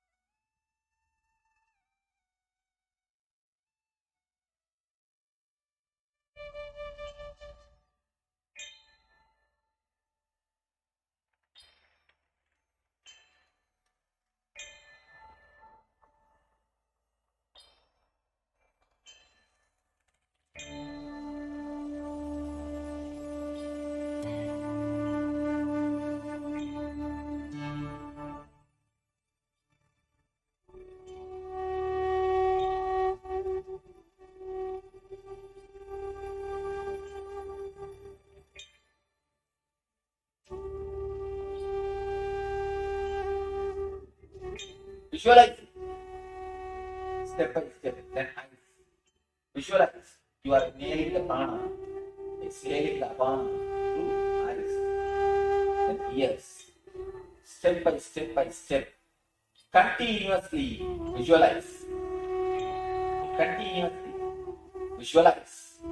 Continuously inhale and exhale. Continuously. Step by step, finish the whole body. Don't stop at any portion, at any time. Whether you are going from here to tensing or coming from there to here relaxing. Don't stop. One more thing. After the leg, if I come to knee, remember only the knee. Forget about the leg. Don't bother about it. Don't think you should relax it. Don't think you should tighten it. Forget about it. Remember only the portion which I am guiding you. Step by step by step, will go up and come down.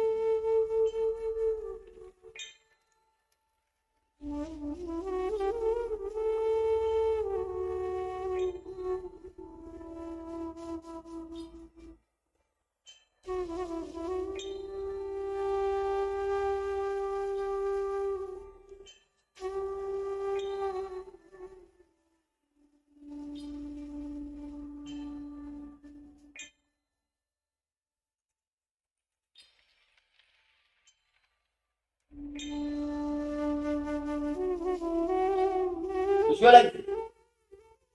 Step by step, then eyes. Visualize. You are inhaling the prana. Inhaling the prana. Yes. Step by step by step. Continuously visualize. Continuously visualize. Continuously inhale and exhale. Continuously. Step by step, finish the whole body. Don't stop at any portion, at any time. Whether you are going from here to tensing or coming from there to relaxing. Don't stop. One more thing. After the leg, if I come to knee, remember only the knee. Forget about the leg. Don't bother about it. Don't think you should relax it. Don't think you should tighten it. Forget about it. Remember only the portion which I am guiding you. Step by step, will go up and come down.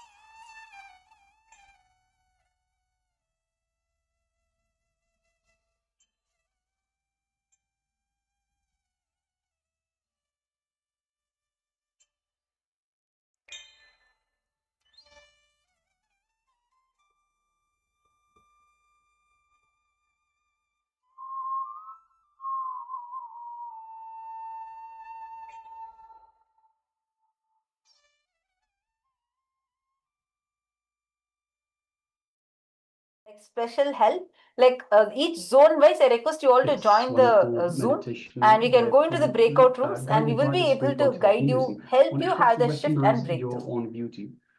So I hope you all enjoyed this meditation. We are going to move into the next segment for I'm today, not which seeing the is a entire US detox team here. segment. Amrita, So where is the whole detoxing US is team? very important to remove the toxins that are They're making in the your calls because body. of the So sound. Okay. there are many different They're making the calls outside. toxins Okay. that we take in over time, Malaysia, Ma, Turiyagnana. especially through What is the eating update, Ma? habits, bad eating habits, but not only. Nithyananda, go ahead, And yeah. so it is important that we detox to remove these toxins out of our body. These toxins stop our body from functioning the way that it should be, from functioning in Yes. the optimal way. So toxins Yes. can make us be lethargic and put us into tamas. So Yes. it is important that we detox. Very good. So now we're going to look at one such technique to detox. Yes, and this is Wonderful. one of Yeah, only he favorite is coming, or dish he's we coming can with his say family, yeah? that is so good, feels good. It's a feel good dish as well, and it's called the Paraya Soru. The V and H in the spelling is pronounced L, so it can be said Palaya Soru also. The way to do it is, it's typically the rice from Thank you, overnight yeah. is kept and soaked in water, and then in the morning it actually beautifully flowers into a Oh, he's nice getting his little family also. That's great. concoction. That's great. So the rice kind of leaves out into the water and making it a nice Wonderful. drink. Thank you, yeah. And that drink, along with the rice, and it's typically had with green chili, it does a complete cleansing of the stomach. It actually activates the healing, the fire inside the stomach, and all the toxins get cleansed out. So the way to do it is, first we cook rice in water at night and leave the rice soaked in water the whole night. It has to sit in the water the whole night. The next morning, when you actually drink that water, you can actually filter out and then drink that water. And Yes, then Nithyananda. the cooked rice, which is still there, you can eat with green chili. When this is had, what happens is this typically goes into the stomach and then activates the Jatar Agni, the Agni which is of all of us. Every But stomach did you guys make calls has before that this, Ma? Agni, the Before fire, this, did which you is all the make the digestive calls? fire. It activates the Jatar Agnis in a way that it also cleanses, it also removes and burns away the toxins that we have accumulated in our stomach. So it's a very simple technique to experience Paramashanta Swarupa. Actually, the toxins, a clean gut, But Ma, you guys have to is reach very out to much newer people related also. with the I feel you need to Paramashanta, expand the a people whom peaceful you're reaching space out that to. we can enter See, into. So it's we a are very reaching out to the powerful way to same set of experience people that who have already Paramashanta. attended the PSS. They already So did we're just going PSS. to All these display people's this names a that was slide for told. you to They've all already done the give you a chance PSS even in take this in. Malaysia. And So now you write need to any reach out to notes if you new want to people. take notes. They will have really next level breakthroughs. You guys should make Balakumar and Aya share. You all also should share and share with new people. So they will have, see, the people who have already slide is attended can shown. definitely come If out. you have any Definitely questions will on be this, by all amazing means, breakthrough for them to let us also. know. But you should work on reaching out to more people, so you will also feel excited to cause them more. You will be there supporting them. You will feel like you're part of their journey, being part of so many miracles. And we'll be back shortly.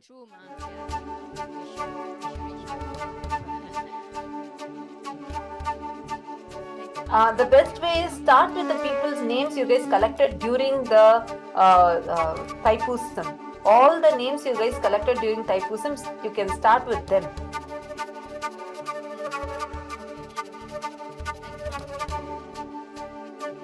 Thank you, Ma. Yes, Nithyananda USA team, Texas team, Ma Shakti Rupa, Ma Prema Priya. Can one of you join the Zoom, Ma, so that we can go to the breakout room to continue the causing? Yes, I think they're outside the hall. Is there anyone who can call them, please?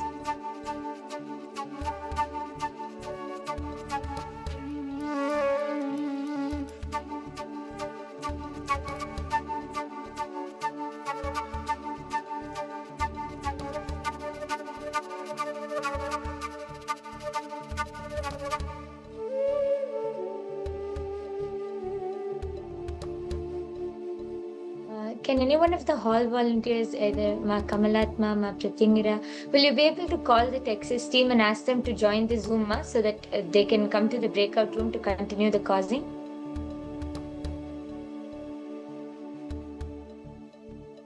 Nithyanandam.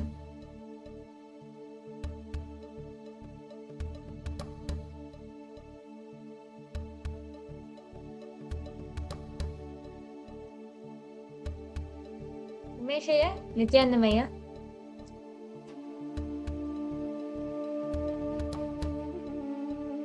Umeshaya.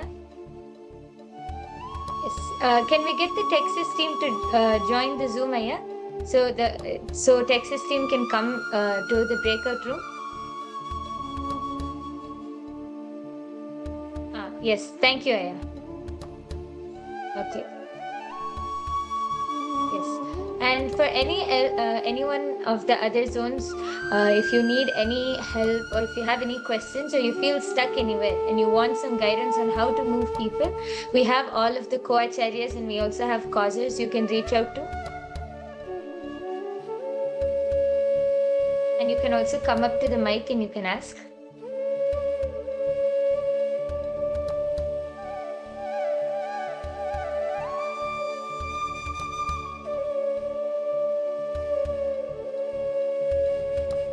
Nithyanandam Oceania team li Jnanabhaktaya, Ma Kaladevi, Ma Padmaja, Ma Sugaswarupini, each of you can also join the Zoom room and together we can all co-cause and make the causing happen. We can guide you step by step. Requesting each of you, you can join the Zoom room and in a breakout room we can guide each of you. Any of the participants, or if you want any help or guidance in doing the causing, want some support, do feel free to reach out to any of the co-acharyas and the hall volunteers, or even to the acharyas also. You can reach out to, and we are always available for each and every one of you to be successful in your causing.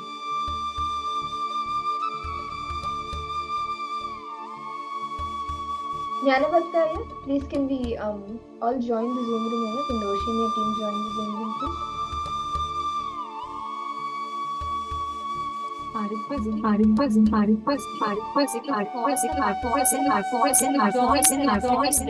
So you all can have the call.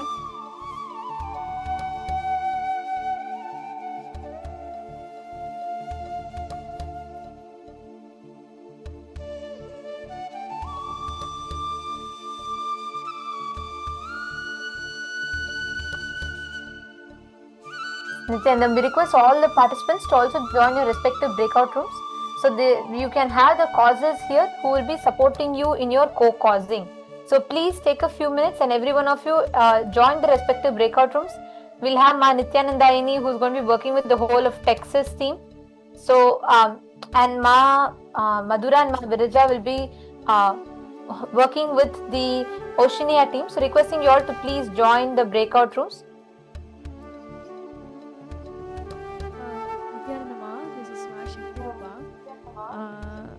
Just wanted to know if Shakti Rupa is in the right Zoom room, now seeing the breakout rooms. Okay, ma, thanks.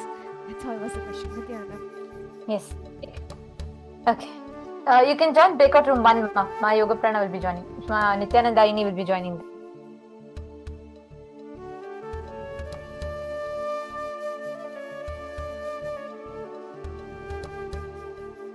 And Oceania team, requesting you all to please join the breakout room.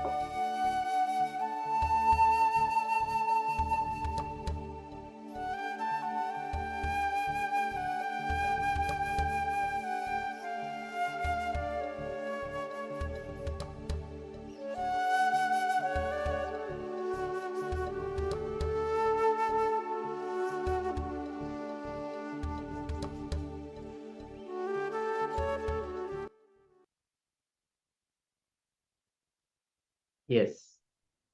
I hope you have had a Jnanabhaktaya moment to note Masugaswarupini. down Could you all how to please make join the Oceania the right room, soul for the breakout room, detox. breakout It's a room very 2. powerful detoxing technique to have it early in the morning and as a breakfast and to detox the whole stomach. And later on, we're going to have many other techniques also, which will help us awaken, ignite the Jatara Agni in our stomach. So it's a beautiful way for us to start early in the morning. And with that, we'll now enter into the power manifestation. Let us manifest the power of the third eye. Actually, we'll be doing the power of remote scanning in this session. So let us again sit in the space of I'll send you the link, manifestation, Kriya. as we say, I'll send you the link again so and you can again, join and that Zoom remind room. I'll ourselves send you the that Zoom link. every I'm sending it to you on opportunity to Slack right sit now. in the space of manifestation is a beautiful way for us to connect with Swamiji, to connect with Paramashiva, and be in that space of oneness and allow for Paramashiva to manifest it through all of us. Yes, so in this round of power manifestation, ourselves, the acharyas, will have a couple of objects in front of us. And Kamalat Mama, we I'm seeing request so you, the many chairs empty. I'm not participants, seeing to, anyone, through the power of most remote of the hall. scanning, Where are please the scan participants? the objects that are in front of Nithyanandam, us. Kamalat So Mama. we've already got the objects in front of us. So requesting everyone, first of all, requesting everyone to please switch on your cameras. And we're also joined by Ma Yang Huilan, Nithyanandama, welcome. And also by Charmaine Muse, Nithyanandam, welcome. The doors Ma, are open. They make we're also calls joined there. by Na Young, I Shanta, can ask the Nithyanandam, male welcome. team to put the camera there so you Can we can please see. arrange the cameras there that way participants Yes. are visible? So Can the everyone, cameras please be requesting everyone arranged to there? please switch on your cameras. So if you haven't already done so, switch on your cameras and be available in the Thank you, camera Ma. frame as we Jnana move Bhaktaya, I into have sent the you power the manifestation, the power of link. remote scanning. Yes, Nithyanandama.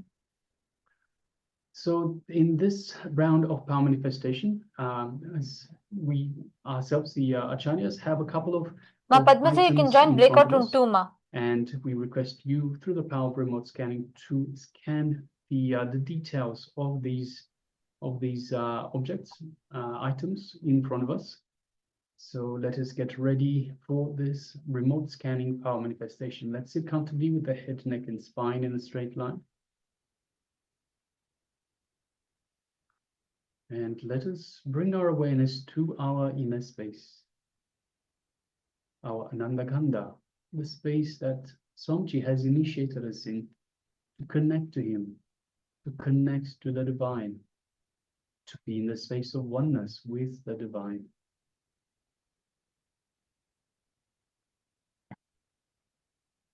So the Anandaganda is just below the heart center. The heart center, the Anahata chakra, is in the middle of the chest. So just below that, about one palm width below that, is the Anandaganda, our inner space. So let us remember Swamiji in our inner space. Remember everything that Swamiji is, represents, and means to us. All the beautiful moments that we cherish with Swamiji, let us remember all of that with gratitude in our inner space.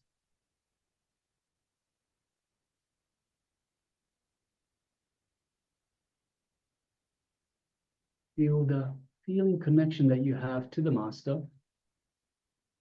And as you bring your awareness to this feeling connection, you can feel it getting stronger. So let us invoke Swamiji and understand that Swamiji is available to us. Just by remembering Swamiji in our inner space, we invoke Swamiji. So let us do just that.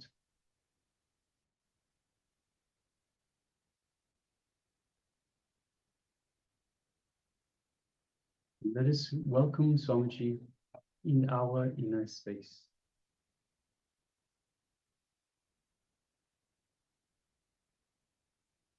Now let's shift our awareness to the third eye, just between the eyebrows. Let us visualize Swamiji in our third eye and gently gaze through the third eye into Swamiji's third eye. And as we do so, we feel this energetic connection from the Master's third eye to our third eye.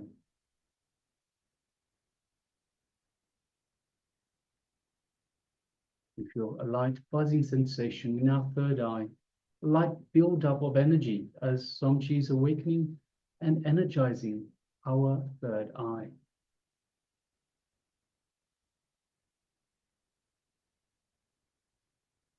Let's go ahead and feel all of that in our third eye.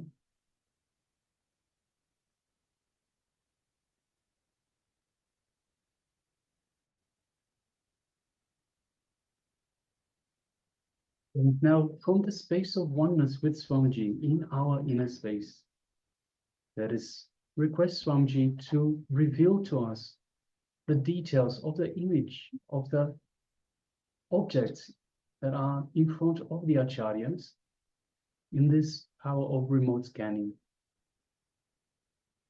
And let us hold this intention in our third eye.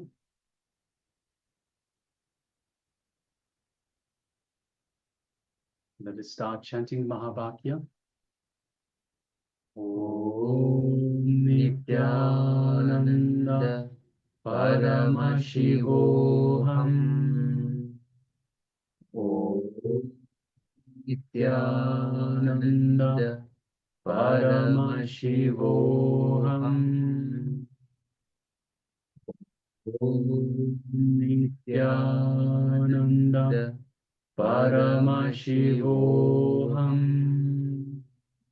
Let's continue chanting the Mahavakya throughout this power manifestation. And from this space of oneness with Swamiji, let us start manifesting this power of remote scanning. Let us begin.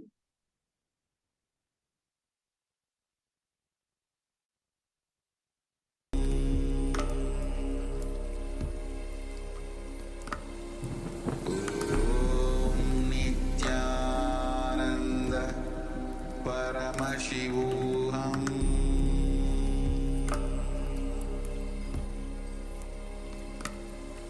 Om Nithyananda Paramashivoham.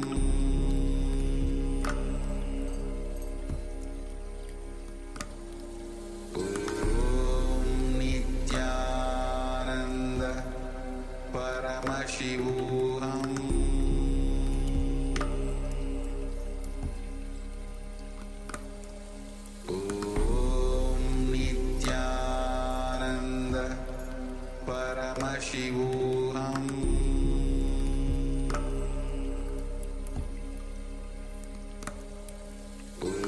Om Nithyananda Paramashivoham.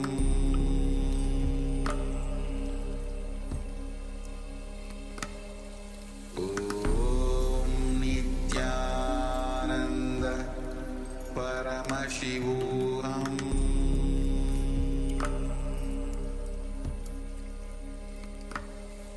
Om Nithyananda Paramashivoham.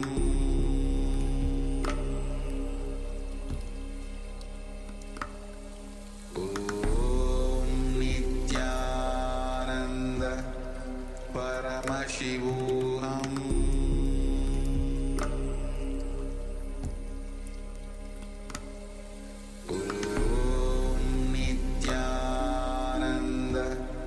Paramashivoham.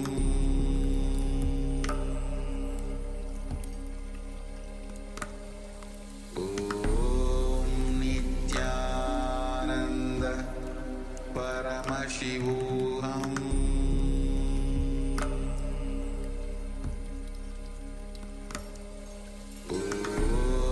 Nithyananda Paramashivoham.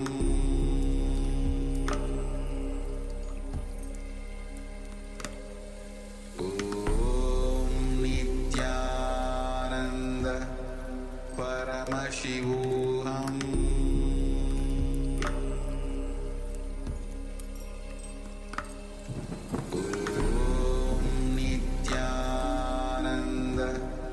Paramashivoham.